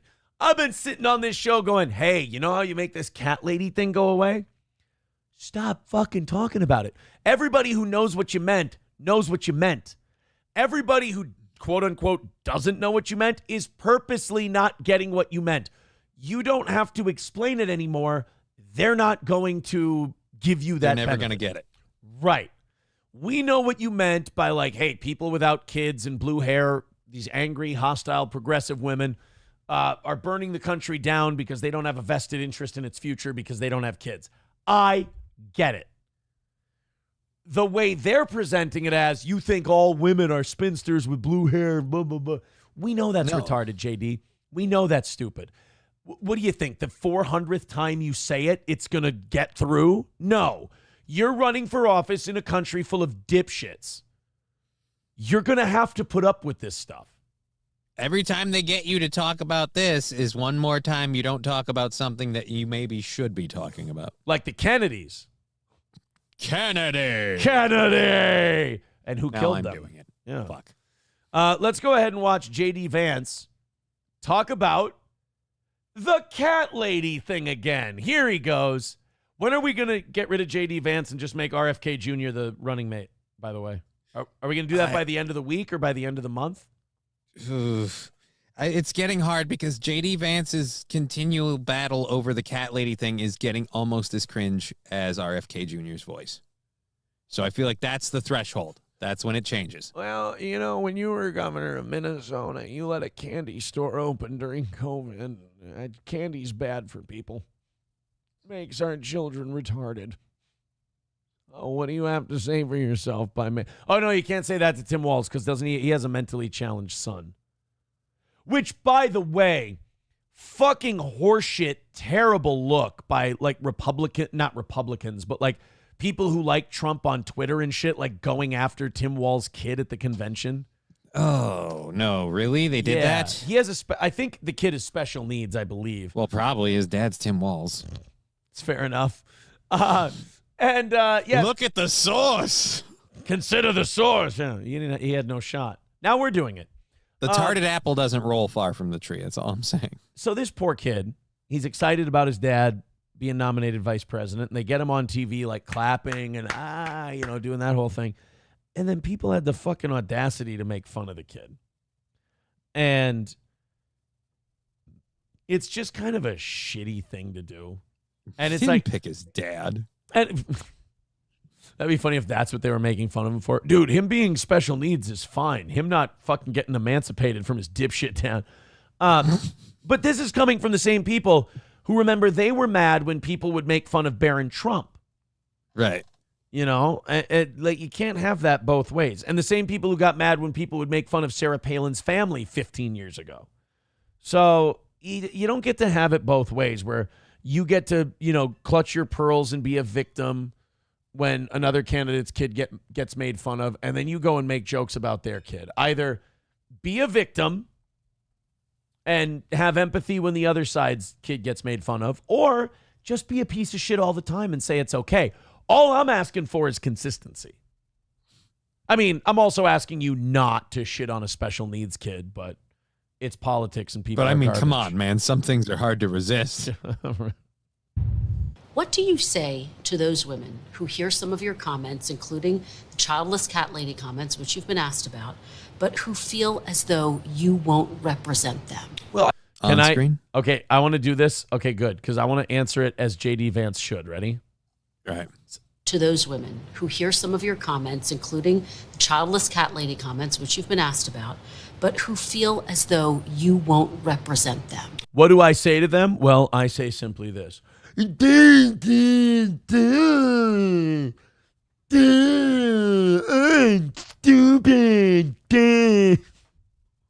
And just go on for an uncomfortable length of time doing that rant. I'm too angry. I don't have a husband or a family, just cats, man. I don't hold children, so I don't know what the future is going to be like because I don't have a vested interest. I'm just buy another cat. Just fucking go on for an uncomfortable amount of time so that every time cable news has to play that clip again, it's like a minute and a half long of you just doing retarded fingers and retarded voice. And then I'm a pet parent because I don't like responsibility. Darn. Yeah, I put a thing on my car that I steal one of my cats and call it my family. I shouldn't get to vote. And then the next day announce you're dropping out of the race. Like, just to fuck with me. Like, just go, and then go, I'm out, guys. See you later. We had fun. Yeah. Great time. Awesome. Can't wait to see how this thing shakes out. Well, I'd say, first of all, I will represent you. I want to be the vice president for the whole country, and I want to represent everybody. And yes, I made a sarcastic comment years ago that I think that a lot of Democrats have willfully misinterpreted. Oh, then stop fuck you. Fucking answering the question. So that's what I hate about J.D. Vance. He knows what they're doing. He can state what they're doing, but he keeps trying to win them over by explaining it. And by the way, this shitbag on Meet the Press is not your friend. She wants you guys to lose. She's working against you. So the way you answer her is you go, I've already answered this. Let's move on. We've addressed this comment. Don't we have something relevant to talk about? There's an election coming up. Or do that politician thing where they spin it into like taxes or the economy or people hurting or whatever. There. But what I've simply said is that I think that it's really a profound change that's happened in our country where we become anti-family. And I would fucking stop. You just stated why this is bullshit, and now you're explaining yourself again. I don't like him. I didn't know too much about him before Trump picked him. I don't like him. A, he strikes me as kind of a worm. Mm-hmm. And B, he has mishandled this cat lady thing so bad. Like, he's the one sitting there blowing on the embers, starting the fire again. All he has to do, like you said, is just move on. Yeah. Be like, look, I believe in people having a vested interest in the well-being of this nation, not for themselves, not just for themselves, but for their family. Yeah. And moving on. Do the Happy Gilmore. Look at the reporter and go, I know what you're trying to do, and I don't like it. So why don't oh God, what does he say to Shooter after that? He's like, yeah, you could make a lot of money on those long drive tours. You could make a fortune, blah, blah, blah. And he's like, I know what you're doing right now, and I don't like it. So how about you shut your trap before, oh God, what was it? I can't remember. I don't know. I don't remember the lines quite like that. It was in the bar. It was the bar scene where, I can lay by the bay and eat some or have some hay. I just may. That one. Like to change that. And I think if you talk to young women, whether they have children or don't want to have children, what you consistently hear is that a lot of young women feel like they don't have options. I saw this with my own wife, who's a working mother, who's a very, very accomplished litigator. She has 3 beautiful kids and always felt like she was having to balance being a good mom with being the kind of litigator that she wanted to be. I just want women to have more choices. I've seen that very personally. Except abortion. I want women to have more choices, except the ability to not carry it to term. That's Look, the only choice I don't want women to have is the one where they don't have to have the baby. That one I'm not too keen on. Everything else, Diet Coke, Diet Pepsi, I'm all for that. That's a fine. Look, I want women to have more choices, but if we could talk about this whole voting thing, just honestly, I think your guys' lives will be less stressful and better without it. You guys only have so much processing speed. You really keep coming at me with this cat question over and over. I really have to, and don't take this the wrong way. Are you smoking crack? Or just look at her and go, I have a question for you because you really seem upset by this question. Do you have cats? Do you have cats? And is that your natural hair color? Feel free to answer or not. If I were you, I'm going to say that the answer is yes to one and no to the other. Those roots do look dark. That's fair enough. Well, let's not get started on that. In my own family, and I think it's something that is broken about our country. Let me zoom out a little bit. Then you're calling it a sarcastic You're not the cameraman. comment. Sure. And yeah, you fucking nosy bitch. Like, let them run the production angle. Let me do your job. Yeah. Let me zoom out a little bit. Typical broad trying to control us. So she asks a follow-up question about the dumb fucking question she already asked. Let's see how much of this interview I can kill with cat lady questions. Then you're calling it a sarcastic comment. Sure. And yet, some women, and you got the feedback in real time, felt like it was a gut punch to them personally. Well, it can be a gut punch because they don't have any babies in there. So we're not hurting any babies when we punch them in the gut. Or they had a baby and that this is their easy abortion. So thank you. You're welcome.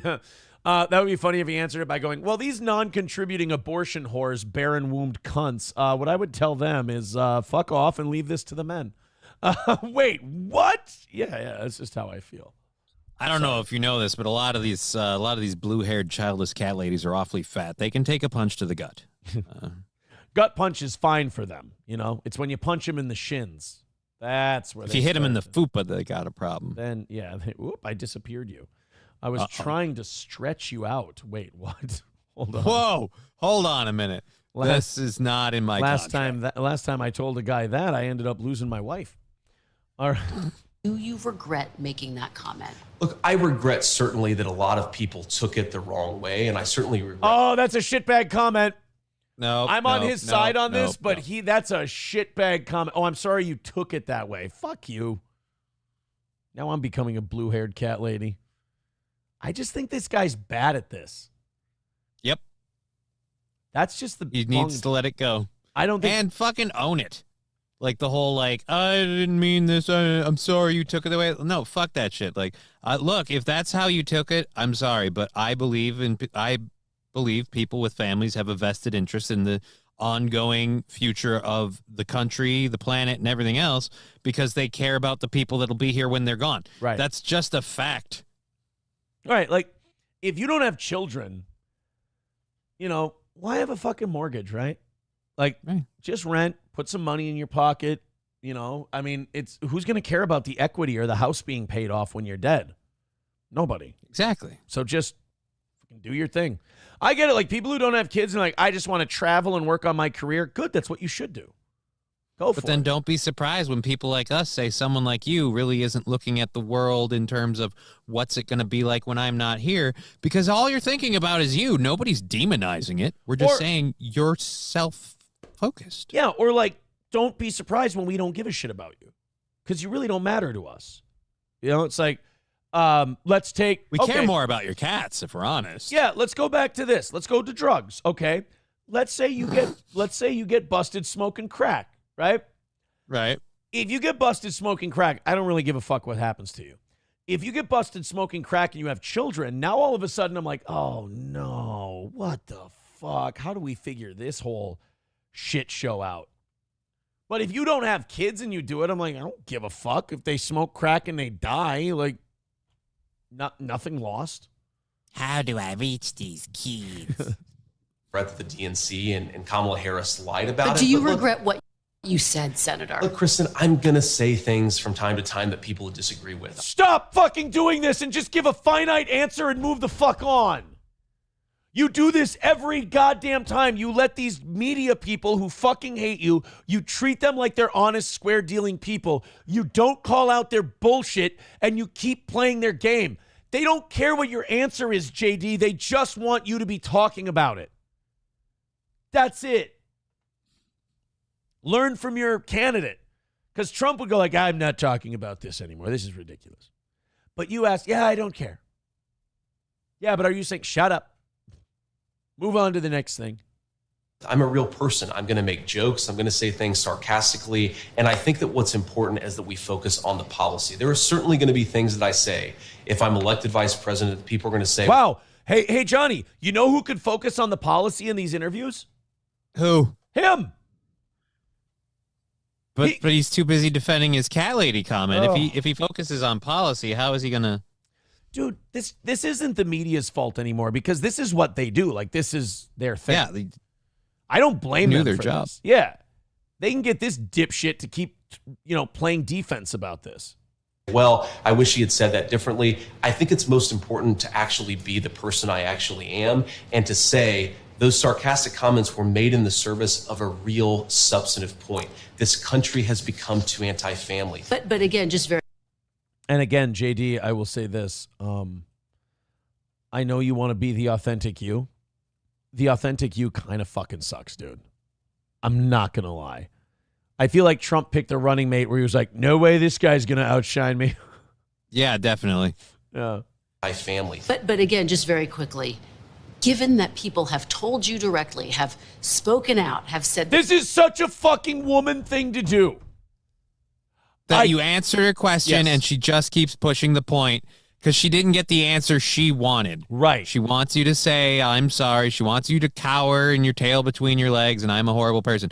And until you give her that answer, it's going to be, but again, so the comment was, and it's just fucking JD, just look at it and be like, we've talked about this already. Can we talk about policy, about substance, about things that matter in terms of this stupid cat lady comment? And like women, men, doesn't matter. They get mad when you call out what they're doing because they think they're being sneaky. Like guys and girls both do this. When you keep asking that question, I've gotten into so many fights when I go, hey, you know what? I'm getting frustrated. Why don't you just tell me what you want me to say and I'll just repeat that back to you? And they go, oh, you're being rude. Now you're being shitty. Why would you? But that's what you fucking want. Don't make me feel crazy because I'm calling out what you're doing. That kind of gaslighting shit where you picked up on the game, you've addressed the game, you're not being polite about it. You're going, why don't you just tell me what you want me to say so we can move on? Oh, you're being shitty. I'm not being shitty. I called out what you're doing because you've asked me this question 3 times now after I've answered it. That they were offended, they were hurt by those comments. Do you wish you never made those childless cat lady comments? I think you asked him that already. Now, if retard face here, JD Vance, doesn't answer this with, we've answered this. Let's move on. We've covered this 3 times now in this childless interview. Cat lady comments. I think that it's much more important for me to just be a normal human being who sometimes says things that people disagree with. I have a lot of regrets, Kristen, but making a joke 3 years ago is not at the top 10 of the list. You didn't answer the fucking question. Well, bravo to you for being a politician, but fuck you at the same time for just not dude, just seriously own it. Be like, I don't regret those comments. You're not going to win those people over. They're not going to vote for you and Trump because you go, yeah, I regret those comments and all the ladies and all of the women that were hurt by them. Yeah. And all of the children that they'll never have. Yeah. We're hurt by them. Redman says in the chat, he goes, the correct answer is fuck you. You know? Buffalo Jockey's being very mean today. He gives us $1 and he says, you brought your kids to a junkie den. You don't care about them. I guess that must be true. Hey, a guy on the internet gave me $1 and said it. It's got to be true. It's got to be true. Could you imagine if I actually defended myself from that? What a fucking loser I'd be. Like, Buffalo Jockey gave you $1 and said that. Buffalo Jockey is entitled to that opinion. Buffalo Jockey with $1 says he didn't cheat on the mother of his children and didn't bring his children to drug dens. Well, then here's what I say. Put me against the wall and just blow my fucking head off. Why don't you, Buffalo Jockey? I like the money pit. Yeah. That's my answer to that statement. That's what I'm going to start saying to like anyone who does that. I'm just going to go, I like the money pit. That is my answer to that statement. It insists upon itself, Lois. What? It insists upon itself. Yeah, and then Chris yells at him, it has a point to make. It's insistent. Thank you guys very much. By the way, $55 away from today. We're just about there. Go ahead and throw in. We appreciate your contributions. If you guys all want to team up and knock out $55, simple enough. Isn't it Greasy became a VIP today? And that's where the big W's came from. He throws us $5 and says, where's my wrench? And check your email. I did both of those things. I gave you a wrench and I checked my email. Thank you very much. Thank you, buddy. Appreciate it, buddy. Yeah, that JD Vance is retarded. It's retarded. It's just I don't like him for whatever reason. He got a lot of like attention for being kind of, I don't know, like kind of very aggressive with people in like some of the council meetings and things where he was examining people for different stuff. I remember there were a couple of clips where he kind of got on people, but yeah, no, as soon as he became the vice president nominee, they have successfully locked him down with this cat lady comment, which is apparently 3 years old. Yeah. The way they've talked about it, they made it sound like he made it while he was on the campaign trail. Yeah. Like a week ago. Dead game just in Kevin Brennan's voice. Wow. Sam Show says, and see, that's the only cut that gets out. Him talking about cat ladies. Then they'll do it again and his dumb ass will fall for it again. Yeah. I mean, the media's been this biased for long enough that you should be able to know it, anticipate it, and counter it. You know? Chevrolet JB with a line from the American president. Let's take him out back and beat the shit out of him. Dive Bar says, I'm going to go out on a limb and say Vance is not listening to Steel Toe Show for advice. Well, that much is clear. He would have been fine by now. Dive Bar. God. He needs to let us run his campaign. Exactly. And then he'd be so much better. I'll teach him how to stunt. $1 from Ryan the Garbage Man says, whenever my daughter asks me a dumb question, my response is potato. I'm glad she has such a great role model to steer her through the ways of the world, Ryan the Garbage Man. Thank you, buddy. Again, $55 away from tonight's goal. Thank you very, very much. McBuster says, I saw some Kevin Brennan stand-up on an old HBO show recently. Wow, he's been unfunny his entire life, not just recently. I like Kevin Brennan. You're not going to get me to turn on Kevin. I am a Kevin Brennan guy. He's always been super. That whole family is just a bunch of funny people. Kevin, Neil, the whole group. Don't say that. Kevin hears that. He's going to get mad. He doesn't. You got to remember, Kevin doesn't like me anyway. I'm not worried about it. Johnny Crutches! Yeah, I suck, so fuck me. You suck, Johnny Crutches. Who wants you to do more shows? Like, who you're going to be out $50? I love that people get pissed at me because I have such a low and easily attainable show goal that their only way is to bitch about it. Like, yeah, I have zero stress about making my show goal. Hey, so, fucking brag about it, cunt face. Fucking I just brag did. about it. Fucking brag. 55 away from today, by the way. That's $5 more than Johnny. But Hooters Girl says he's new to fame, doesn't understand when someone is trying to trap him. Well, how long has he been in politics? How long has he been a Republican? You should understand the game you're playing, sir. McBuster counters with, you like wrestling and Post Malone, though. I mean, both of those things are fair. But it doesn't mean I can't like Kevin Brennan. That's what I'm trying to say. I think of all this contentiousness and I think of all this hostility, and I just think people need to chill out a little bit and just listen to some upbeat music. I think they'll feel much better if they just have an upbeat tune to listen to. So let's just take a second. I'll turn this off as soon as the goals hit. I'm kidding. You won't turn it off if the goals hit. Other than jacked up trucks. Pretty clear that you don't come around here much. Just had to stop you before you got Inside and the boys started getting in line. Hey, Mercedes. I think Aaron wants to be Mercedes. what you doing for the rest of your night. Pretty I think it was social media saying wrestling otaku is greater than Ralph. I agree. I agree wholeheartedly. I don't know why you came where you From what's your name? And I know that you don't know mine. call me crazy. Oh, what a great song. Hey, Mercedes, what you doing for the rest of your life. Oh, guess what my oldest and I are going to listen to in the car this afternoon. The next song on your Aaron Secretly a Mo soundtrack. I didn't know I was keeping it a secret. That's what happens when you guys make fun of my Post Malone love. Thought Johnny was dead then with his head down in the chair, says Klopogram. I mean, soon. No, I'm not saying he's going to die soon. I'm saying if we make him listen to that song. Oh. I didn't mean like No. Johnny's going to be dead soon. Well, I mean, the Deadpool is active and the smart money's on next week, but I mean, that's just hearsay. Only because the odds are so good. No, I mean, they're long odds. I mean, if you make a $10 bet, never mind. I don't mean the Thursday, odds. 3:45. I'm not. Now, wait a minute. That sounds like insider trading. Like you're going to do it. That's what you got to ask yourself. It can't be you doing. now. It can't be you doing it. That voids the bet. Yeah. Stop. Maybe I just really know the bus schedule. Mr. Beat said, "Where's the Money Plane song?" I never thought I'd say it, but that's much better than this crap. That's a great song. I don't know what you guys are hearing. Dude, that's a good song. It's not even a burn. That's just a damn good song. No wonder Ralph was scared. He thought you were going to fuck his butt.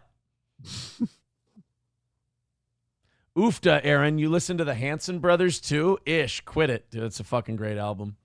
F1 Trillion by Post Malone is one of the best albums out there. Look, if it doesn't win Album of the Year.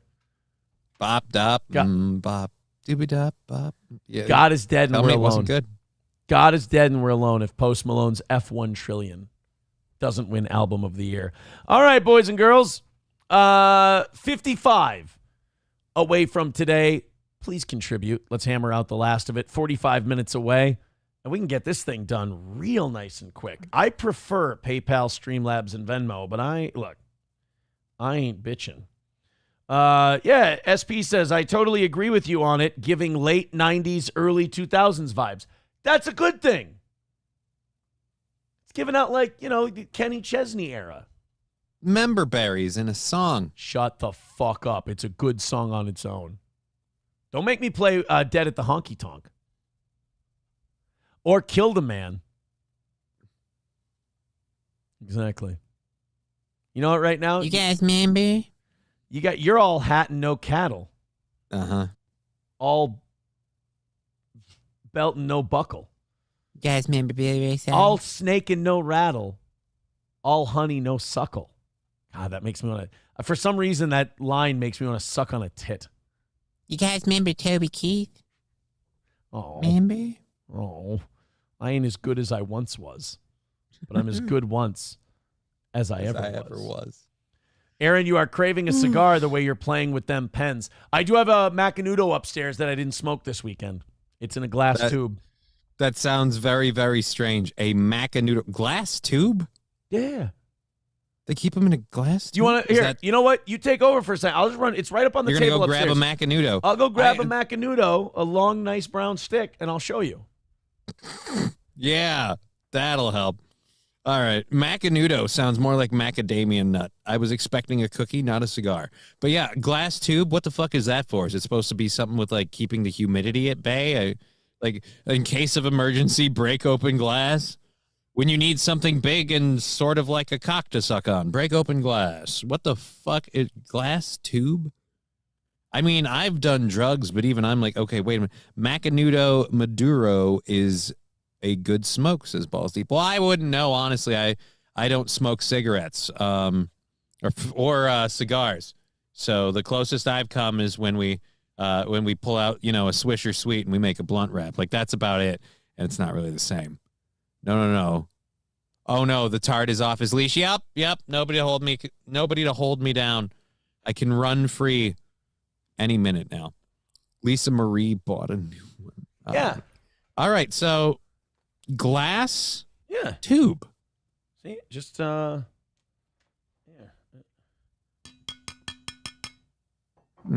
Yeah. Just a glass tube.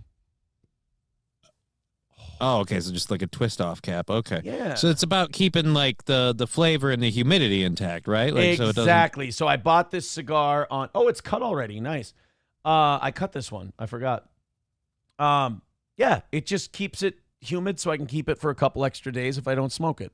This is a cheaper cigar. This is good. It's $11.99, and it's All right. It's one of my Well, favorites. someone Balls Deep had said it's a good smoke. I don't know. I don't understand the cigar smoking, because that's, correct me if I'm wrong, that's more really just about the flavor, right? Like, you're not. Yeah. And a buzz, because, you got little micro cuts in your mouth, the tobacco and the nicotine gets Right. in there and gives you a little something. Yeah. I've never, like, because I smoke weed, but I'd never be like, man, I really love the flavor. Cigar Depot in Waite Park. That's my go-to. All right. Cigar Depot in Waite Park. Now, if I'm not in the area, like if I had to choose any cigar shop, Smokedale Tobacco in Big Lake. Love that place. Apparently, there's a place in Maple Grove that is even better, but I've never been there. 55 away, you guys. Enough with the gay brown sticks talk.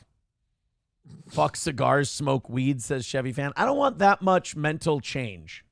Like, yeah, no, weed is a drug for sure. Like, you're going on that one. No, like I tell everybody, nobody smokes weed because it smells good or tastes good. They do it because after you smoke a bunch of it, you feel fantastic. And I've never felt fantastic smoking it. Well, that's your problem. I've only had, even the edible stuff, like I just don't like it. It's, like I say. You're one of those people that doesn't like being out of control. You can't relax into the high, so you end up doubling down on the anxiety. I just don't like the low feeling. I don't like the downer, It's too, I feel lazy and stupid. I don't like it. I'm not going to do what I want to that comment. I'm not going to say when I'm anything. drunk, I feel awake and stupid. I like that feeling. That's a good feeling. But when I'm sober, I just feel stupid. Right. The rest of it just retarded. Right. The rest of the time. McBuster says you need mental change. I pay a lady every week to do that. Thank you very much. That sounds like a prostitution thing. I mean a therapist. She's a masseuse. She is a masseuse. Oh. That's her job. All right. Off we go. You're more in control on weed than being drunk. Yeah, but I'm not as funny. In my own mind, not to the people around me. And that's actually, honestly, that's the best thing you can have as an attitude on weed. I hate people who are like, no, man, I'm not funny until I smoke weed. And it's like, if you need that to get there, you've got a problem. Like, that's bad. I always hate comedians that have that, like, I got to get a few drinks in me first. I got to smoke. Like, no. If you feel like you need something to make you funny, then don't be funny, because that's bad. Then don't be funny. It's just, no, if you need that much help, like, dude, don't do it. Your family will mourn your loss. I mean, how funny are you going to be? Does it justify the people and the things you give up? Right. Hey, I really need to fuck my shit up in order to be funny at an open mic. It's like, then don't go to the open mic. Just don't, you know what? Let it go. Sam Show says you pay a lady to tell you things you already know about yourself because you're a white girl that has her chi out of alignment. Well, then I'll fucking chi up today, buddy. Chia. Bridget B says, I'm out if this country shit goes on much longer. Awful. Oh, you're behind in the chat. It'll go away. Don't worry. Eventually. Then it'll come back. Eventually. Yeah, it'll always come back when you least expect it. Sorry. Bill Maher was giving Caitlin Collins from CNN some shit because remember that Stephen Colbert interview where Caitlin Collins was on and Stephen Colbert said, oh, CNN, they report fairly. Like, they just report the facts. And the audience laughed. Everyone in Colbert's audience even laughed. I thought that was fan-fucking-tastic. Well, Bill Maher continued to press the issue with Caitlin Collins, and part of me feels bad for her because she's clearly just a water carrier for the company. Right. But also at the same time, like, fuck you, you willfully participate in this chicanery. Yeah. So you should have to explain it. Only reason I feel bad for her is I feel like Bill Maher's going extra hard at her because he had the unfortunate mistake of green lighting Bill Talks to Kids. Right. Yeah, Bill Maher should have never done that. Like, isn't Bill Maher the one who said, like, I don't like kids? Yeah. He's an avid I don't want to have kids person. Yeah. And that's why the Bill Maher Talks, like I said this on my show, Bill Maher Talks to Kids sounds like the name of some sort of, like, pedo special. Like, it just, yeah. Like, you don't, like, Bill Maher, you don't talk to kids. Kids aren't a you thing. No. You don't get kids, okay? Like, that's... New rule, no more talking to kids, okay? There's a lot of things I'll do. I'll fuck hookers. I'll fuck skanks, okay? But I won't talk to kids, especially about porno. Walking on set with a clear glass bottle with clear liquid, that could totally be water. He walks onto the set with two kids with a bottle of fucking Tito's and a glass full of Tito's and sets it down and sits on a chair to talk to two kids on a couch. Chris Hansen should be busting in with the San Jose Police Department at that point. And the worst part is he didn't smoke weed in front of the kids. I don't get it. Why? Why not? You couldn't have Steve-O on because he asked you politely, hey, don't smoke weed around me. I remember that. And that was such a great offense and affront. Well, it's my show and it's what we do. Well, it's your show and it's what you do, but we got two kids on. Suddenly you can be respectful. You can't respect a guest. Jesus. A guest who, like, and it's not like Steve-O's being a dick. He literally is like 20 years sober, 15 years sober, and put his fucking life back together when other people couldn't. And he just wants all he asked was don't smoke weed. He just wants to stay that way. That's it. What an asshole that Steve-O is. So let's watch Bill Maher talking to Caitlin Collins about CNN. Now, you're probably going to, this is kind of the Bill Maher continuous arc, is Bill Maher does something like the Haktua interview or the kids thing where you go, what a fucking weirdo. Right? And then comes back and does something where you're like, Bill's now okay I'm loving again. Bill again. Yeah, Bill's all right. So let's go ahead and check this out. Bill Maher and Caitlin Collins. I mean, you made press because you were on Stephen Colbert's show, and he said something like, you guys at CNN just report the news straight. And the crowd burst into laughter. Look, I'm on CNN now. I guess we're on it right now. I mean, they show this show the next night. I don't know how we get away with it with all the fucks. Well, HBO, they blur out the fucks. Yeah, they bleep out that, but also, yeah, HBO and CNN are owned by the same company. I believe ABC, if I'm not mistaken. But they do. And all these dirty jokes. But I'm glad. And I'm a big rooter for CNN. But that tells you a lot, doesn't it? I mean, how do you guys think you are doing in that arena of, like, this is a terribly divided country. We're not only politicized, a lot of people just hate the other side. And CNN, in my view, should be the place where both sides can watch. How do you think you're doing with that? How is Okay, okay, I haven't seen this clip yet. Is she going to be honest and go like, look, we're feeding into a certain thing? Or is she going to be like, well, how are we? I think she's going to play dumb and go, how are we encouraging the divide? How are we doing? It's like, She's going to carry water and go, how are we encouraging a divide? We're an impartial, unbiased news source, and we just present the facts. Dude, I would so appreciate it if the first network that comes out and says, yeah, we fucking hate Trump. We want Kamala to win. We're going to spin the news that way, and that's what we're doing. Like, the first network that does that, I'll watch them. Because then you've just told me it's pro wrestling, it's entertainment. That's what we're doing. And I'm like, okay, I can respect that. Or, like, I believe Fox News kind of does that. Fox News tells you we hate the liberal media. We're giving you the conservative point of view. Like, okay, that's fair. MSNBC kind of does that. They kind of go, we're going to be progressive, whatever. CNN tries to do this thing where it's still 1989, and they're going to be just, hey, we're reporting the news. But you're putting a spin on it. Own it. Yeah, own that. Can watch. How do you think you're doing with that? How is CNN is the place where both sides can watch. And I think, my show is evidence of that. We have lawmakers on from both parties. We'll have Elizabeth. It's not that you... Go ahead.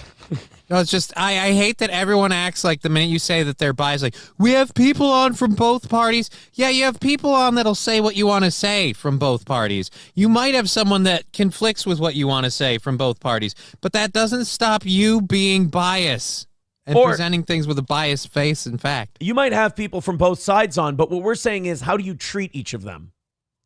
So, like, if J.D. Vance comes on, do you treat him the same way as Tim Walz?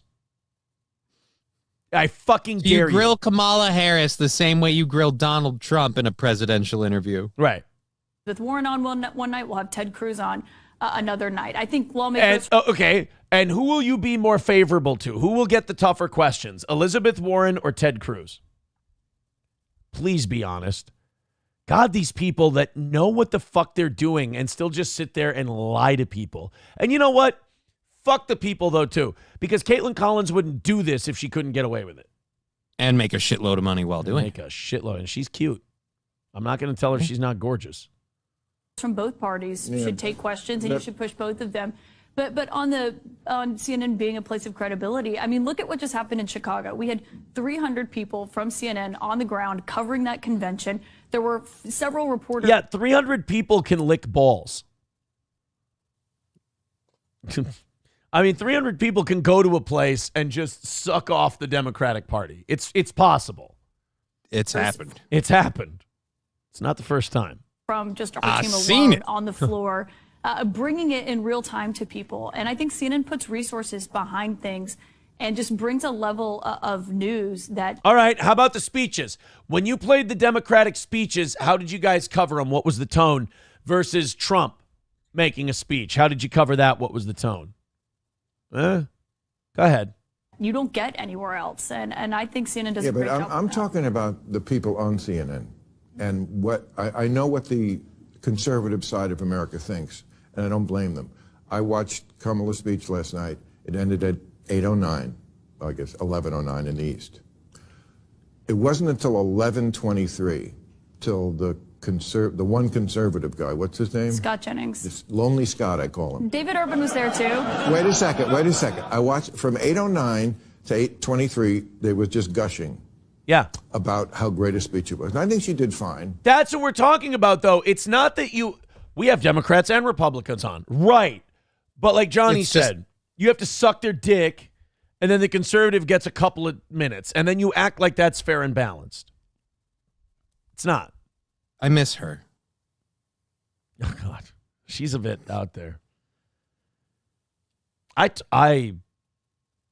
the arrests and everything happened, boy, I talked to, Farron got in touch with me, and she had some stories about like DMs she got. Doing blow and but it was like polycules. She's like, yeah, well, it was 21. No, it was polycule related. Oh, DMs about possibilities. Sweet Jesus. Oh boy, did she have some fucking story. I don't know if they were true or not. I can't speak to their validity. Otherwise I would have had her on the show, but some interesting stories. And they match up with what I know. So it seems plausible. Anyway, moving on. I didn't think it was as good as they were making it out to be. But if I'm a conservative in America and I'm watching CNN just for the straight middle of the road, that's what I hear for 15 minutes is it's great. And then Lonely Scott. It does look, and when you see the path, it does look like tokenism. It's kind of like the same as The View. It's like it's almost better to have nobody there, like MSNBC, than to have this. See? People fucking hate CNN, and this Caitlin Collins, bravo for coming on, I guess, and trying to defend your team. But Bill Maher's picking you apart. This audience enjoys it. They think he has a point, and that's a liberal audience that Bill has. And even they're saying, look, CNN, you're being full of shit here. You're quite honestly pitching for one side, and we can all see it. Right. And now it's the point where we see it. We're like, just admit it. You're like, I'm not doing anything. Like, no, just it. It's like walking in on an alcoholic with a drink in his hand, going, I don't have a problem. Like, all right, we'll put that drink down. No, I'm just going to finish this, and then I'll be done. Like, no, that's a problem. Like, no, I don't have a problem. Well, and it's I can also see the it. rest of us looking at CNN and going, we're not mad at you. Just fucking say it. Like, we're not upset. Just tell us.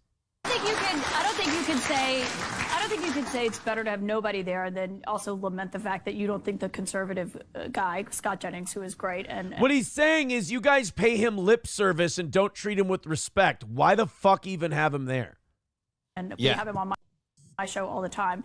Spoke up early enough. I think it was a Democratic convention. They turned to Democrats, people like David Axelrod, who ran successful presidential Democratic campaigns first.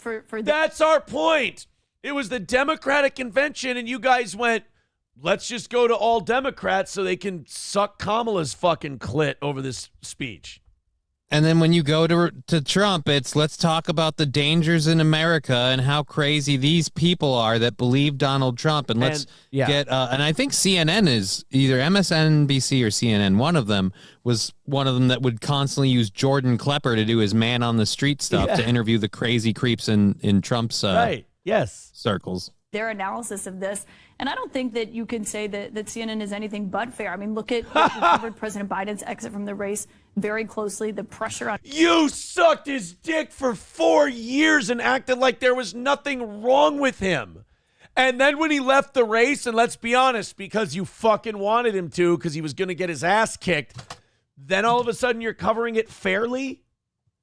Stop it. Just fucking stop. At this point, you're not even defending your side. You're insulting people's intelligence. That's what's going on here. You fucking cutie pants, though. You are a dime. I'd give you a smooch. You are thirsty for Caitlin Collins. I'd give her a smoocheroonie right on her schnoz. On him to get out. And I feel like I can speak with authority on this. I'm from Alabama. I'm from a very red state. I have a very good. Where'd your fucking accent go? Alabama cunt. Sorry. Alabama, sir. I've been Arkansas. Little Rock's a fine town. Conservative family, a lot of them who are Trump voters, they watch my show every night. And I think they know. Because they're your family and they're supporting you.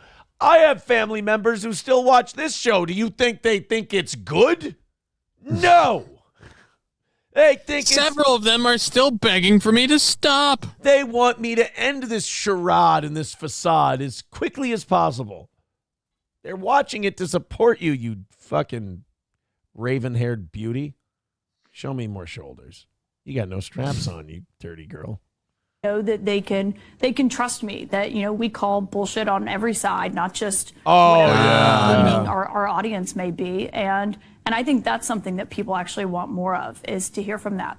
I think Scott's voice is really important, but I think other voices are important to hear from. And everyone who was speaking last night, it's not like they were all Democrats. I mean, we had Dana Bash, Jake Tapper, Abby Phillip, all my amazing colleagues. They come across giving analysis. They come at Bill just like, I love how she can talk for like 3 minutes, and Bill can he destroys her in one line. One thing, he just goes, it comes across. They come across. That's what it looks like. Did she say Jake Tapper as an example of a Republican? She didn't say Jake Tapper as a Republican. I think she did. Thing. Coltrane says 84%. Coltrane with $1 says 84% of Kamala's stories are positive. 89% of Trump's are negative, according to the New York Sun, and them looking into this. Yeah. Look, she's cute. She could get a job on the money plane. But other than that. A ZJ. Dude, the thing is that all of us remember for the last 2 years, Joe Biden sharp as a tack. He's sharp as a whip. He's a good guy, that Joe Biden. Why he's so fiery when he's not in front of the cameras. Oh boy, you don't want to get him mad. And then a couple of weeks before he drops out, a lot of people are wondering, is Joe Biden mentally competent to be in office? Like, CNN started burying him. Yeah. They completely switched when the administration decided, all right, we don't want Joe to run, and he won't give up on his own. So go get him. Somebody texting in, fuck Post Malone. We need some Dixon Dallas in our life. I'm not playing any Dixon Dallas. Absolutely not. By the way, guys, we've stalled out. $55 away from today. Isn't it greasy throwing in a bunch? Thank you very much, buddy. But we got 55 to go. We got 20 minutes left. Thank you, guys. Oh, Lampshady with $5. Says her downstairs probably smells like chili cheese Fritos. Oh, no. I don't think so. Like my girlfriend lovely. Girlfriend in high school sometimes would have a chili cheese Fritos smell to her. Ugh. Well, girls didn't. Was that a plus or a minus for you? Now that would explain a lot of things. I mean, I would still do it. Like, it didn't bother me. I just, I'm a fiend. Aaron loves his snack foods, guys. Yeah, I love a good gas station chip, as it were. All right, guys, even 50 away from knocking it out today. Here's what I'd like. I'd like to win today before the 5-minute warning. So everybody throw in Streamlabs, PayPal, Super Chats, Venmo, Rumble Rants. Gifted memberships are awesome. And let's do this thing before we get to that mark 15 minutes from now. Let me open the 7 o'clock hour stories and talk about our friends at All Care Towing, 320-253-5203 for All Care Towing of St. Cloud. Of course, trucks and wreckers for motorcycles all the way up to heavy-duty equipment. Visit our friends at All Care Towing. When you go in the ditch, you get in an accident, the car breaks down, whenever you need a tow, nobody's faster than All Care Towing of St. Cloud. Again, check them out. 320-253-5203 for All Care. Also, Midland Armory. MidlandArmory.com. Get your next firearm, your accessories, and all kinds of other firearm-related materials at Midland Armory in downtown Foley. Again, MidlandArmory.com. Check out that selection, whether it's knives, optics, parts and gear, suppressors, rifles, shotguns, whatever you're looking for. Nobody better than Midland Armory in downtown Foley. Check out their prices, check out their selection, and have something sent your way today. Go to downtown Foley and talk to Derek and Tracy, or call them, or visit them online at at midlandarmory.com. That's midlandarmory.com. Also, Stoney's in downtown Rockville. Our buddy Cheetos at Stoney's. He's got great events all week long. We've still got Bike Week. It's the last week of summer. Or you got Bike Night, on Thursday night with Wild Willie's Sandwich Shack, live music, great entertainment. Bring the Harley out. Still going to be nice out in Minnesota for a while, but we've only got one more week of summer left. That's Stoney's Bar. Sit on that patio, man. It is great. That's good for a daytime beer. Stoney's Bar in downtown Rockville. Posterior attention with $10. And he also throws a link in there. Thank you, buddy. $40 away from today's goal. Guys, close the book on the first goal of the week. We're only $40 away. Appreciate it. There's all the links in the chat. Click one of them. Throw a couple of bucks in. No, I don't want. Why do you do this? Let me go right to the chorus. We can just get this over with. You know I love that sound. He's bouncing off my booty cheeks. I love the way he rides. Fucking disgusting. I can hardly breathe when he's pumping deep inside. I kiss him on his neck and then he kisses on my pussy. Call him daddy while I holler, man, that boy's so damn good looking. You made me do I don't this. get it. Is it because he's gay? You made me do this. I didn't do it. This is about my personal, emotional, and psychological transformation. Thank you very much. I killed a man last night, gave him what he deserved. dug a midnight grave and I put them in that dirt. I woke up this morning, my conscience fully clear.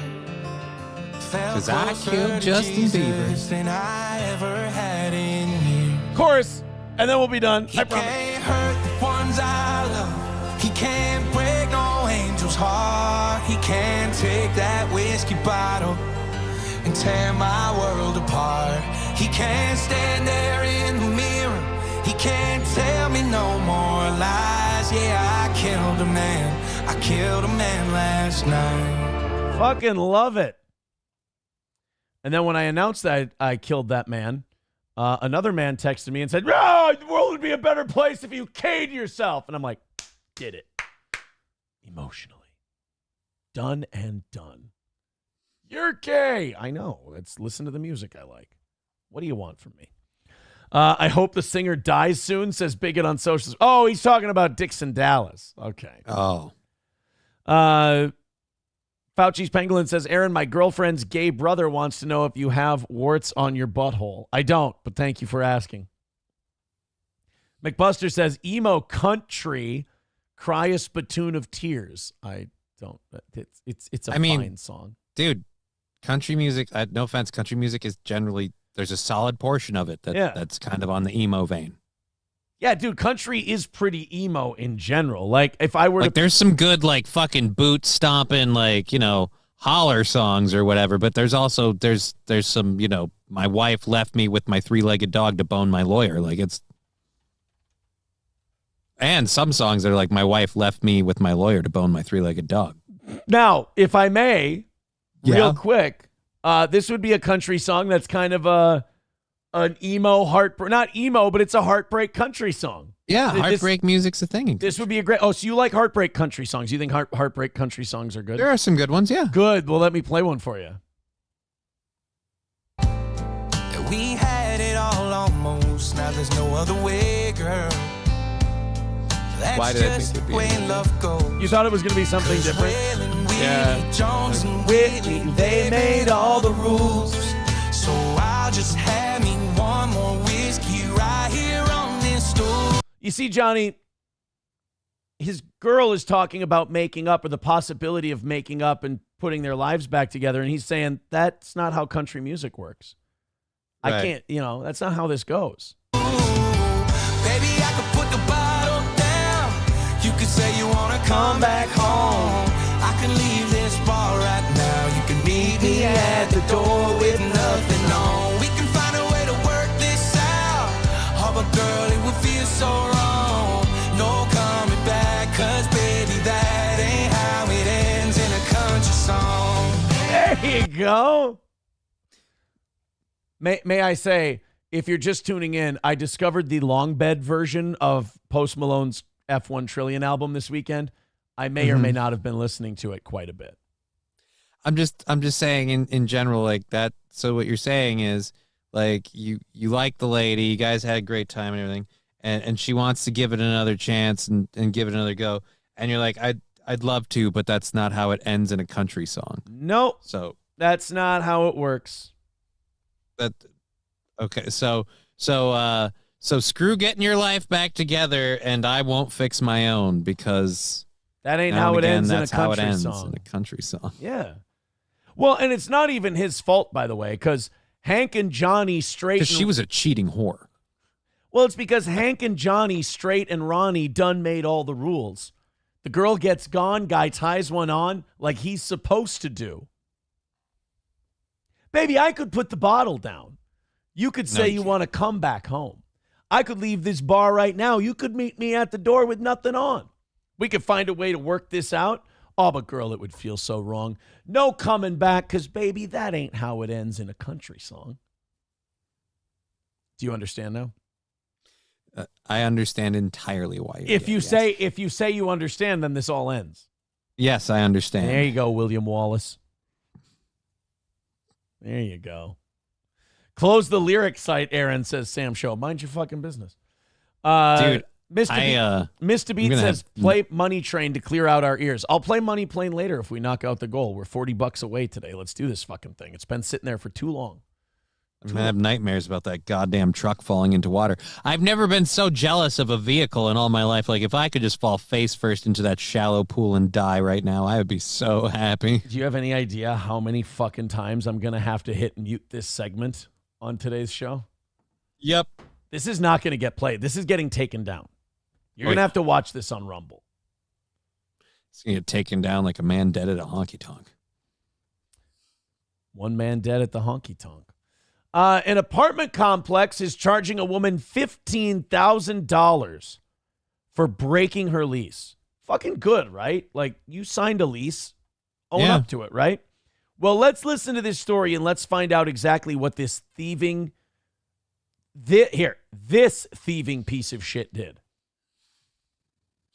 The apartment complex is charging her $15,000 for breaking her lease, and in no way is me showing this photo indicative of the fact that you're about to hear something super fucked up. Johnny, what do you think this woman did to break her lease and cost herself $15,000? I'm guessing because there's a picture to the right that she died. Oh, fuck. I didn't realize that was on there. All right, let's hit play. Take it with you, but a local apartment complex says you better pay up before you go. It sent a bill to the family of one of its former tenants, charging her for breaking her lease when she died. There is something, though, about it being an unrepentant piece of shit. Yeah. You know, there's something about just sending the bill and she's like, well, she died. It's like, well, then cross him off then. And just going, yeah, I know. That doesn't mean, like, we still need our fucking money. Like, come on. We can't get it out of her. That's why we're talking to you. Right. Like, we're not going to be feeling about this. Like, we're not going to have emotions about it. News 5 team reporter Jay Avila investigates. What was she doing renting at 91? She should have owned a home. The collection. Why wasn't she staying with one of her family members if she was this close to the end? If you guys loved her this much, you wouldn't have let her sign such a fucked up lease at 91 years old. I bet she died because she was alone because none of you ever stopped by to visit grandma. Precisely. Yeah. If you cared more, you wouldn't have a bill. She probably fell and bugs ate her face. Right. News 5 team reporter Jay Avila investigate the collection tactic the family calls heartless. The woman's children received a bill from the apartment complex for $15,000. Damn. And a collection notice, despite a Texas law that says family members can cancel a lease if a loved one passes away. Kind of fucked up that has to be a law, though, right? That means that we've confronted this issue so many times. We're like, all right, it's just a law. Look, if they die, if she dies, she dies. If she dies, like, well, we got to make a rule that they don't have to pay their lease if they die. And you know that there was like a landlord lobbyist that lobbied against this bill and tried to get it not to be law. And it's like, no, you got to get the fucking squeeze the money. That's the best time to get money from these old fuckers is after they die. Nobody can fight you. This is like the Minnesota fish fellatio law, where it's just like, why did you have to make that a law? Right. It should be just general understanding of moral practice that we just don't do that. We don't take money. How about who cares if a guy blows a fish? Just fucking suck the fish's dick and be done with it and don't tell anybody. It was the other way around. But yeah. Oh, you can't let a fish blow you? Yeah. I feel like if you let a fish blow you, you're taking all the responsibility. Like, you ever seen a bass? You're going to get fucking chomped. Oh, no, bass have the brush teeth. It would be a pike, a northern pike. That hurt. That's some needle and shit. They're attacking, coming after the next of... All right, ladies and gentlemen, throw us donations and knock out our $40. The topic of these donations, which fish would be best to suck your dick? Oh, Jesus. I say largemouth bass, obviously, because of the bristle teeth and the larger mouth. I think pufferfish, because you'll know when you come. Inflate it. It pops. You're like, oh, it's been a while. Sorry. Oh, Jesus. It ruptured. I split it like the fucking guts of a basketball when you overfill it with air. Oh, no. It burst at the seams. That's on me, buddy. I'm sorry. That's my fault. I came too hard in a pufferfish and I killed it. What happened? Well, that would be like one of the old wives' tales down in the ocean. They're like, yeah, they pumped Ron's stomach after he died and they found a bunch of human semen in it. It's like, nah, that's not fucking true. Ken, who, quite honestly, we loved our mom and we're still grieving, and all they care about is the money. And 91-year-old Sandra Bonilla died in late June and was buried at Fort Sam Houston National Cemetery. Oh, boy. I know why they came after the money. They did it to one of their own. They knew there would be some. How dare they? This is them on them crime. Why would you do such a thing to one of your own, you heartless bastards? Is this cannibalism technically? This is a bit of, this is crime. This isn't something you should be doing to each other. Cemetery next to her husband. For more than 10 years, she lived at the Lodge at Chavano Park Apartments. At the time of her death, Bonilla had almost a year left on her 2-year lease. We went to the apartment. What are you doing making a 2-year lease at 90 years old? I mean, kind of. Yeah, your dude, fault. you should be doing 60 or 6 month max. Like, honestly, we should be talking month to month with you. Like, you never know. Right, exactly. Apartment complex, spoke with the leasing manager, and he told us that he would use the security deposit towards the cleaning and turning over the apartment, and that they would terminate the lease. But later, the family received this bill for $14,000 in accelerated rent and an $1,100 lease break fee. It even states the reason for her move out as deceased. Holy shit. So they even went in and they went, yeah, why are we doing this? Because she fucking died on us, bro. This is not cool. Yeah, but there's already a law against this, so why are they doing this? Right. You would think. You know it's illegal. We got a few people we got to thank. Stephen Bravo with $5 says, everyone wants to know why you are always jumping up and down out of your seat. What's wrong with you? I got it, dude. These fuck me up. You get juiced on those things. And my balls. Like, my balls stick to the chair during the show. my balls. Yeah, I got to move my balls every once in a while. This is... If you see me doing this, that's a ball move, Steven. So congratulations. A baldo move. Congratulations, Steven. Now you're gay. Trucker 18 Wheeler with $5 says Aaron's gay. Well, here we go.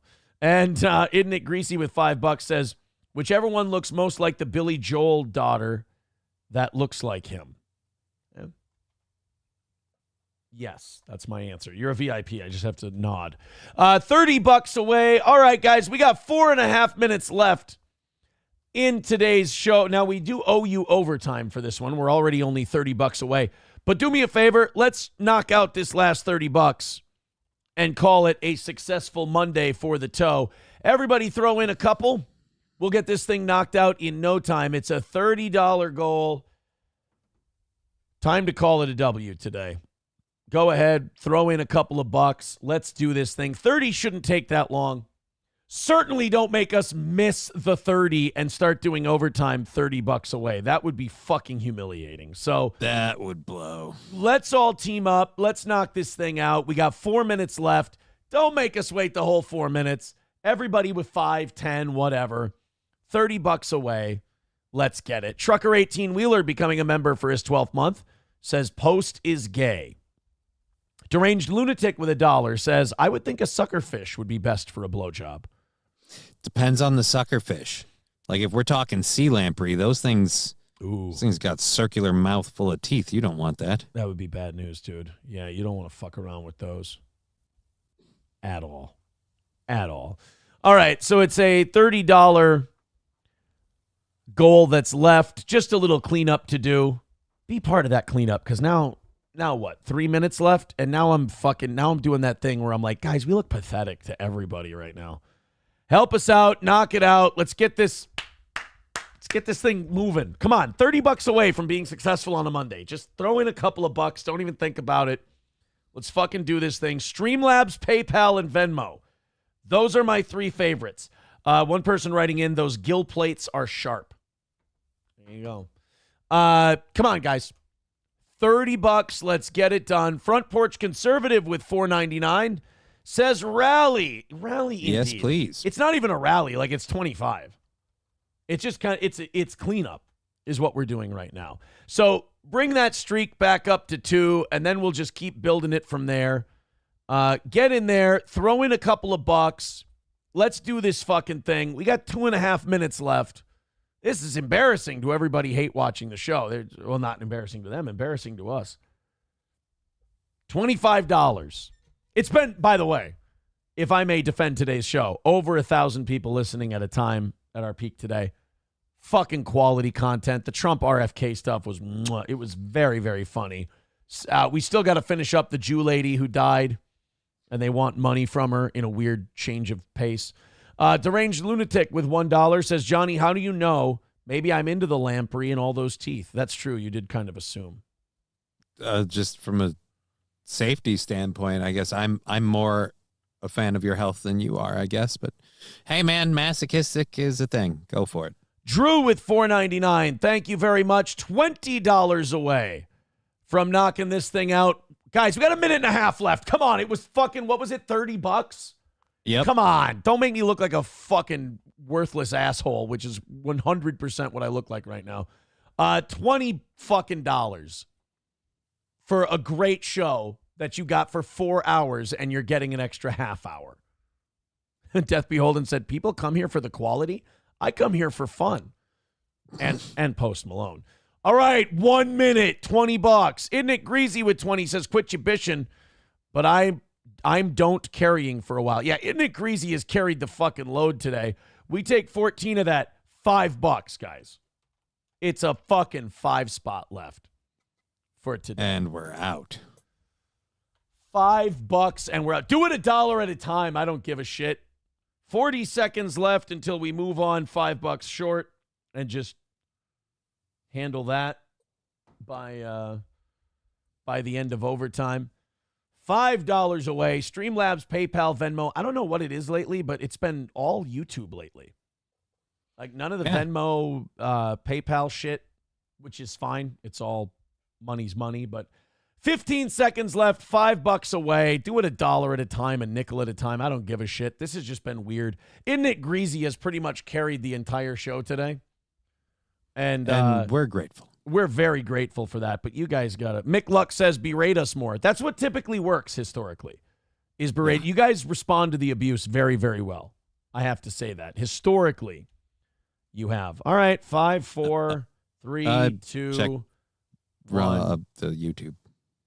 Oh, there we go. Fauci's Pangolin with 1 membership. Chucky B with $4.99, and we're good. It's all over. Thank you very much.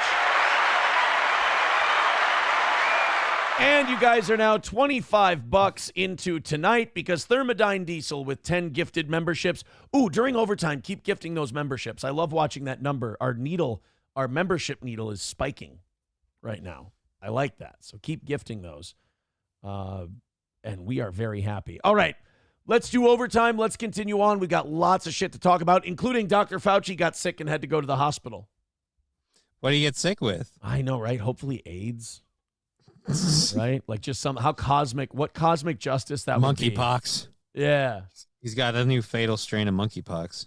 Dive Bar with $2 says, fuck off. Thank you, buddy. Appreciate that. Lab Glass says, I'll pitch in tomorrow if you don't play shit Post Malone. Deal. Patricia with $5. Thank you very much. We are now 25 into tonight. No, we're 30 into tonight. Yeah. Thank you. 30 into this evening's goal. So you're getting Matt and I off to a good start. Getting Matt and I off. You know what I mean. You know what I mean. All right, back to the Jew lady who died and is getting a $15,000 bill for croaking. They want the rest of about a year's long worth of rent from a dead person.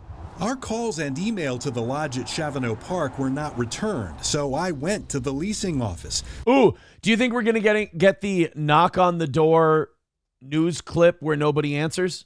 Oh, totally. That one's my favorite. I guarantee you, if they had an actual interview with this person, they would have cut to it. Yeah. Where the manager told me he couldn't comment due to tenant confidentiality. I think it's pretty unusual. I've never heard of anybody trying to charge an estate or somebody who's deceased for rent before. Attorney Bill Clanton, who specializes in No offense, but they're all over this story, aren't they? Got a leasing place, you got the lady's gravestone, then you got this guy who's not exactly hiding it. I mean, my God. I think it's the whole community over there. Honest to Christ, for such a small percentage of the population, they really do pop up. They represent, yo. Consumer and Debt Collection Law says a section of the Texas Property Code states a representative of the tenant's estate may avoid liability for future rent if they take 2 steps. Remove... Like physically? If they just go... No rent. Left or to the right? Yeah. Forward or backward? We got direct. Even I can do this. Up, down, up, down. Yeah. All God property from the apartment and provide a written notice of termination. And the landlord can only charge up to 30 days rent after the notice is received. So you can tell them your relative is dead and you'd like to break the lease, and they can charge you for the next month, and that's it. That sounds fair. You got a month to get a new kind tenant. of a dick move, but yeah. Most places do first and last month's rent anyway. So if you're like, hey, she's dead, then that's her last month's rent. It's kind of a dick move, but it's like they're already shelling out a bunch of money for funerals and shit, so might as well get them while the wallet's open, you know? $15,000 is a bit egregious, but 1 month, like $1,200, you know, and then you get to take that $1,200, the apartment stays empty for a month while you find a new tenant. It all works. Well, I mean, stays empty for a month while you let the old dead lady smell out. Like, how long did it take to find her? You really, you got to let that old lady smell out. How far did those cats get through that beef jerky before someone realized? You're right. That's the thing you got to worry about. And, you know, it's not just that, but like old people smell like death for a while before they die. Mm-hmm. You know, that's why old women, you'll notice they wear shitloads of perfume. It's because they smell like rot. They smell like they're rotting from the inside out because they are. Their bodies are shutting down. That's incredibly gross. And I just realized I've never, I don't know if this is a thing or not. So, like, if you die and your cats eat you, do people put down the cats? Because, like, if dogs attack people, they put down the dogs. It's not really an attack, though, is it? Have you ever seen a cat just kind of nibble like on they adopt them back out. Yeah, if you ever watch a cat nibble on a dead body, it's kind of just, they do it very gingerly. It doesn't look like an attack. It really just looks like survival more than anything else. I hope when I'm like in my 70s and I can still get around a little bit, I hope a giant log falls from a semi and just lands right on my fucking head. Just takes you out? Yeah. I hope I just die from a severe, immediate brain impact in my 70s. And I don't have to go through being sick or my body rotting. It's just a log just comes by and whap. Or like, it goes loose on the highway and I'm driving and the log just goes right through my windshield into my face. I'm like, okay, I'm good. I'm done. I don't know. What's wrong with being sick, man? You make it sound like it's like hard or not fun or something. No offense. I've watched it. It's been a blast. I've watched it up close. I'll take the log. It's been fun. I'll take the log, dude. No offense. I know I'd take the log too. Yeah, but I want to make sure my kids are, you want to get through a good fun time and get your kids out there and on their own and then the grandkids, grandkids get grown up. I want my grandkids to be old enough to where they can psychologically handle their grandfather being crushed to death by a wayward piece of lumber. And your kids old enough and with the wherewithal to realize there's a little money to be made here. They want something from his lease. That's my money. This house will be paid off by then. They'll make a grip, as the kids say. But yeah, it's really like, let's see, what 70s? Let's see, what am I, 37? So let's say 33 years? 20 years from now is 57. Yeah, I got to be at least 75 before the log takes me out. But then, I just want to die real quick while I'm still doing okay. Because, like, rotting. That's 38 years. You got 38 years to go. Oh, fuck. Oh, that's a weird way to say it. Yeah, you're at your halfway point.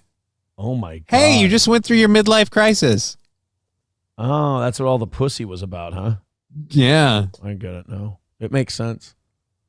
Some of us pull the nose of the plane up, though, Nick. Oh, sorry.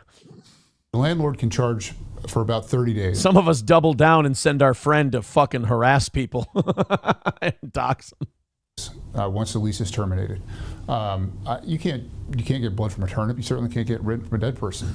Sounds like a Jewish thing to say. You can't get blood from a turnip? Believe me, I've tried to squeeze pennies out. Son says they sent this termination notice, but still received a collection letter threatening to report the debt to a credit bureau or file legal action. For now, they're waiting to see if the apartment complex follows through. It's quite stressful. For the News 4 IT. Yeah, that's going to get overturned. Or not overturned. They won't have to pay it because it looks like in the law you don't have to. Yeah, but apparently you had to go through certain steps.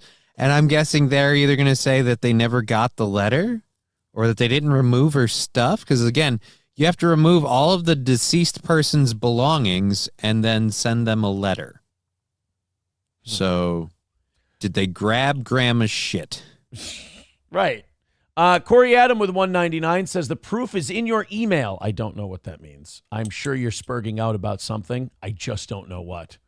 Just try to calm down for me, fake Corey Adam. That's a weird name to fake, too. I'm just saying you might be the issue.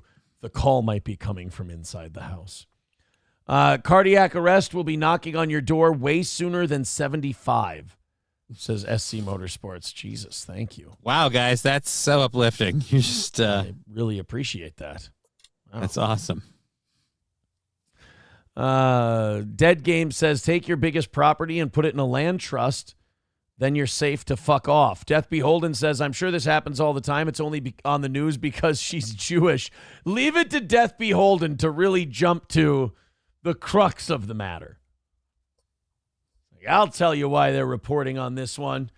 Yeah. Oh, my phone went in the water this weekend, by the way. Yeah, I heard about that. I signed into my Google. They told me at the phone place, all you have to do is sign into your Google, and you'll get everything back. That did not happen. Like have you been backing things up with your Google phone? All my apps and shit. Oh, there we go. That's Corey Adams says the proof is in your email. He sent me an email. I was like, what the? Because he was spurging out about something earlier today. Yeah. And then I thought he was doing it again. What is this? Here it is. That's the video proof of, again, the stuff we talked about. Johnny wants dinner. Johnny wants din. Johnny wants dinero. Johnny wants din. Johnny wants, what does it say? Johnny wants dinero for overtime. No. Where did I say that? Who's the guy in the bottom right, by the way? Who's this? I have no idea who that is. I'm just saying he might be a landlord. That's what I'm saying. That's all. What happened to Chops, by the way? Why is he an NLO guy and not a steel toe guy? What'd I do to Chops? No, he's both. Oh, is he? He's Chops is a fence walking son of a bitch. Apparently. Chops, you dirty fence walker.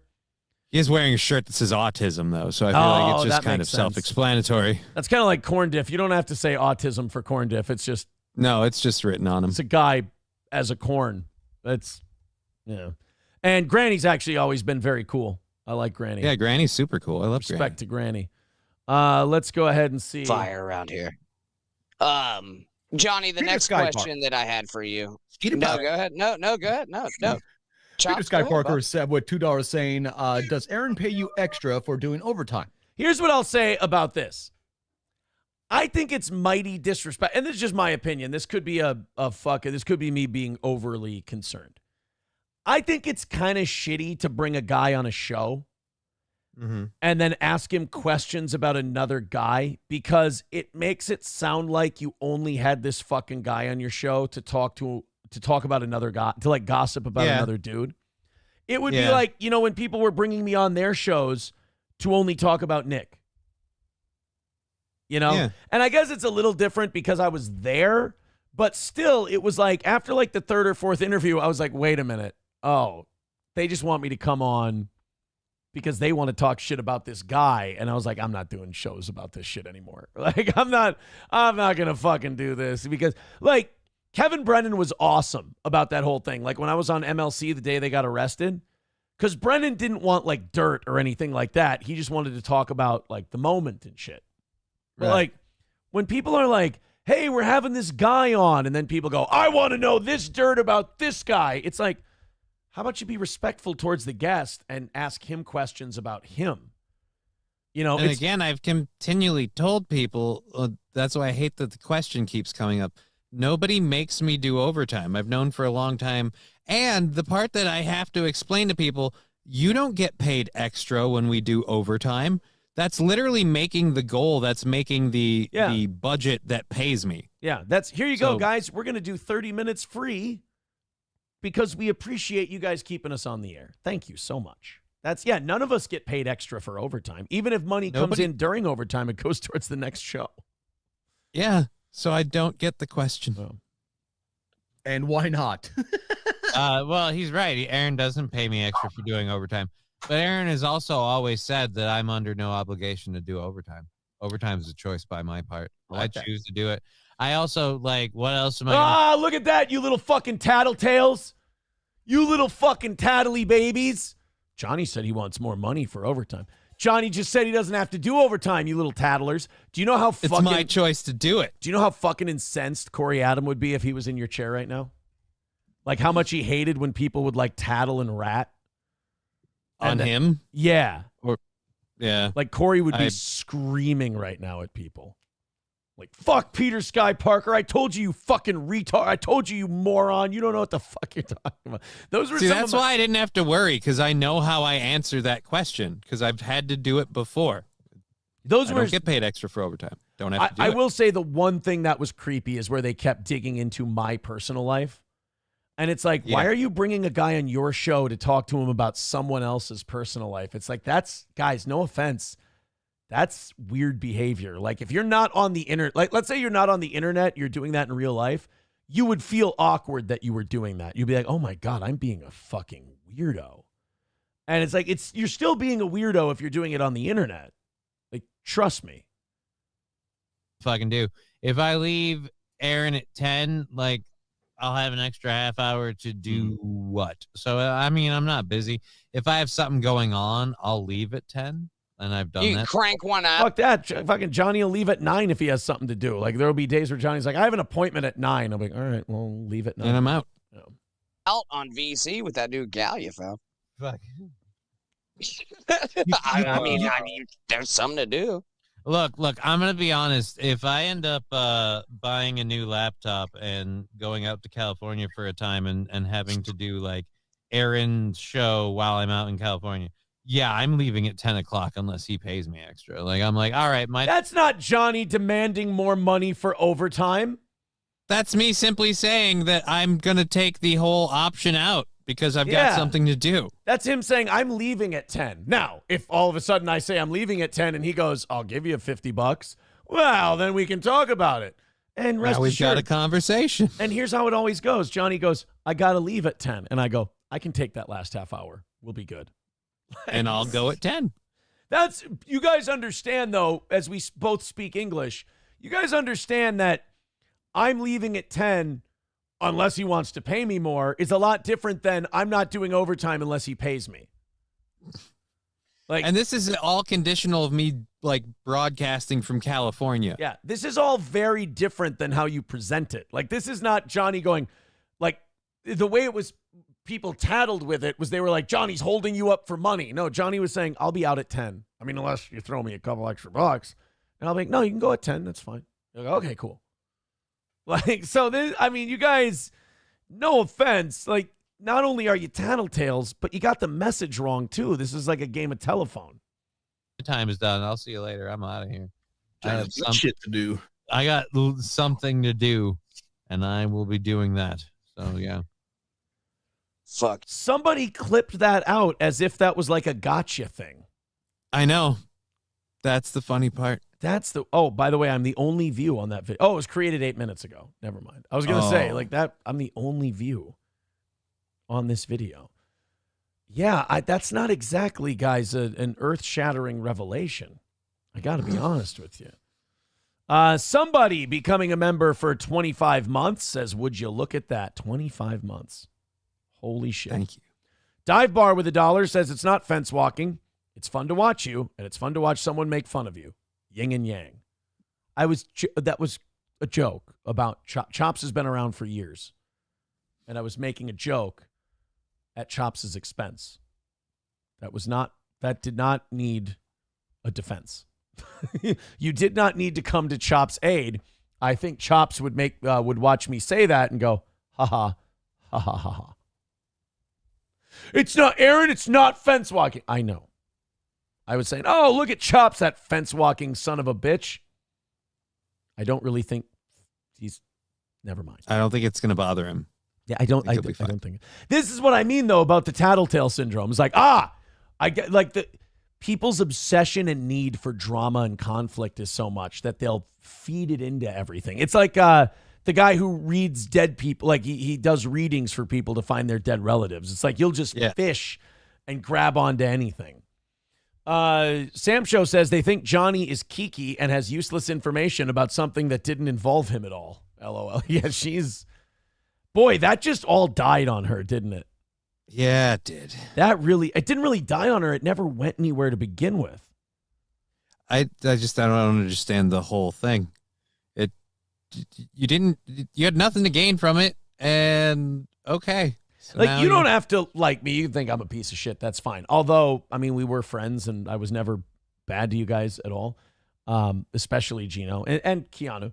But just the weird thing that, like, someone who parades around a side piece in front of his wife and, like, you know, the 9-year-old with cocaine, like, you don't have to like me.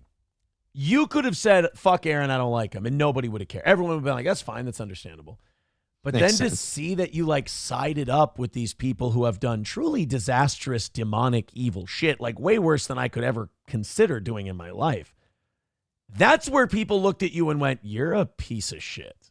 Like, that's the thing that saved me and gave me a W in that whole thing was you guys just, nobody forced you to, nobody made you. You just lumped in with complete garbage shit people. And then you got confused when people said you're palling around with garbage shit people, and you got mad and pissy and started bitching about Clippers and all these people who are criticizing you, which I can tell you never goes well. Never goes well. It's almost like you should ignore these motherfuckers and move on, says Approachable. Oh, no, I went to the Corey Adams school of watching gossip. Oh. And I always enjoyed his stuff. Dive Bar says, I was speaking for myself. I watch your show, but then I watch a guy who makes fun of people and calls it a show. He just kind of watches other people. I don't even know if it's make fun. McBuster says, no offense, we're not here for your superior pundit skills. Wait, you mean when we were doing the RFK Jr. Trump shit that we weren't being superior pundits, that we were just being fuck-arounds and silly people? Dude, we tied it into the theme from shit. That's the show. We got this. Yeah, no, I love it when my brain totally bails out on me. Thing. Yeah, right. Yeah, the theme from the show. Jeffersons. Jesus, I hate it. It wasn't the My brain Jeffersons. goes- Sanford and Son. No, it was Game of Thrones. Oh, this is always fun for you, isn't it? When my brain just married blanks with out. children. No? That doesn't help either. Like, I'm trying to find it in my head, and it's just... Oh, that's not helping? No, it's I had totally no idea. not I had helping. no idea. I thought that was helping. I don't even remember what we were doing. We were talking about how we used... Money Plane. No? Money Plane. Were we doing Money Oh, we Plane? did promise somebody Money Plane for... We'll play us out with overtime. Money Plane. Shit, though, with the fucking... Does anybody remember the classic bit we did today, please? And you have to call it classic. You have to tell us how funny we are. Sam Show says this Dabbleverse shit is like Keno Casino, but if they had nobody to talk about, so it never goes anywhere. I don't get how people watch this. Yeah, Dabbleverse shit is played out. That's why all the numbers are down on those kind of shows. And the numbers are up on ones like this.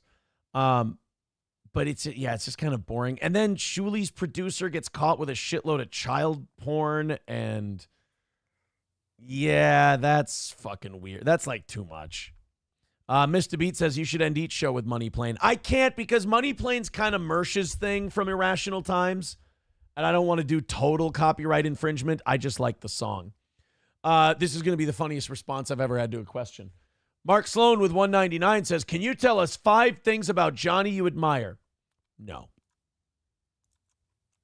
There's none. I don't. First of all, I'm going to tell you why I'm not going to answer that. Because then what a fucking puppet weirdo I look like. That this Mark Sloan sending in 199, obviously to start shit, goes, can you tell us 5 things about Johnny you admire? No. I'm not going to sit here and tell you 5 things about Johnny I admire just because some guy who doesn't like me wants to stir up some shit. No, you don't deserve that. And number 2, I can only think of 3. No, I'm just kidding.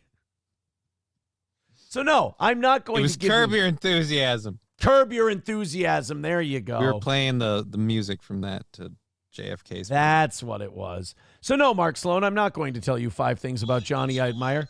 I'm not going to be your monkey. Thank you very much. But thank you for the $1.99. I do like money. I like money. I'm not a monkey. There we go.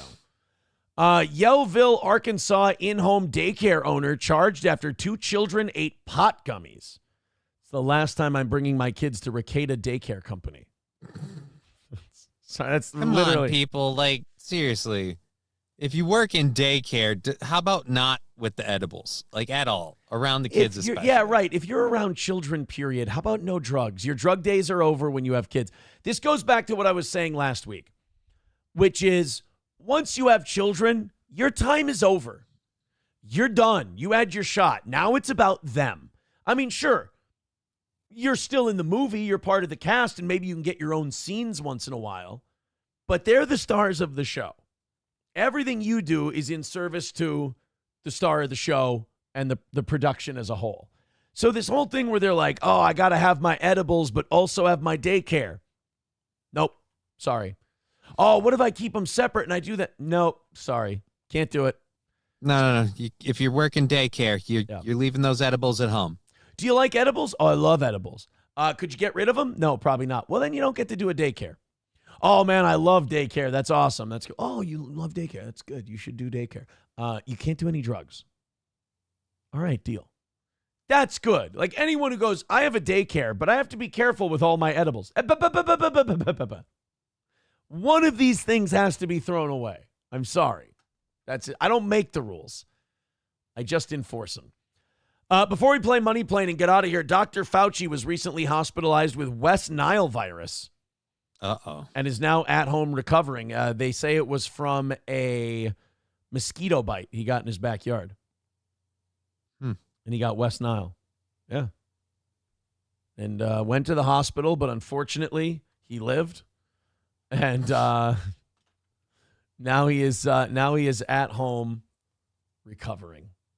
Poor guy. So Dr. Fauci, a little sick, a little under the weather, but by the grace of God, he's going to be okay. Yeah. Guys, you ready? Yes. You guys want Money Plane? We'll do Money Plane. We'll wrap you guys up with Money Plane today. And then Matt and I will be here tonight at 7 o'clock. I might have a gruff voice if I decide to smoke this bad boy today. Go for that thing, yeah. Yeah. And then, evening show at 7 o'clock tonight. Then back here with Johnny at 6 a.m. Central. Johnny, great job today. Thank you very much. You're very welcome. We're going to get out of here. Money Plane to play us out by request by you guys. Thank you.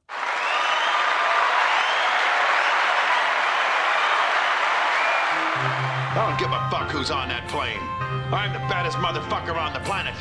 I am Darius Grouch III, the Rumble, and I am taking down the money plane. Now bring me my money. It's called a money plane. Some of the baddest motherfuckers on the planet are on that plane, all craving action. Whatever you want to wager on, Money Plane has you covered. You want to bet on a dude fucking an alligator? Money Plane.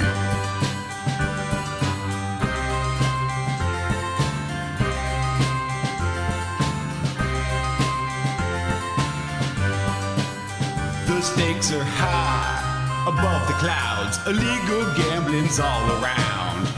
Step aboard, you're on the money plane. If you ever wondered if this guy could fuck an alligator, well, just put your money down. Let's see what happens later. Here comes the money plane, straight to release. Here comes the money plane, that classic masterpiece. Here comes the money plane, all full of cash. If you want to see who shits the most, well, you can bet your ass we got the edge and Fraser Crane. Gonna rob that flying plane, soaring through those lawless skies. Money plane, it's a way of life with Charlie Sheen's our ex-wife and some guy that looks like D.L. Hughley. Money plane, Get out the way before Kelsey Grammer makes you pay. I thought he'd make a more convincing villain. Money plane, got Thomas Jane. That just seems kind of insane. I guess those parts, they just stopped coming. I don't want to give the plot away, but there's some money up on that plane. And everybody wants to get a piece, and everybody gets a roll. So even washed up teen star Joey Lawrence makes a cameo. Whoa, the money plane, we only go one way. When you're riding on the money plane, we only go one way. On the money plane, we only going one way. When you're riding on the money plane, whoa.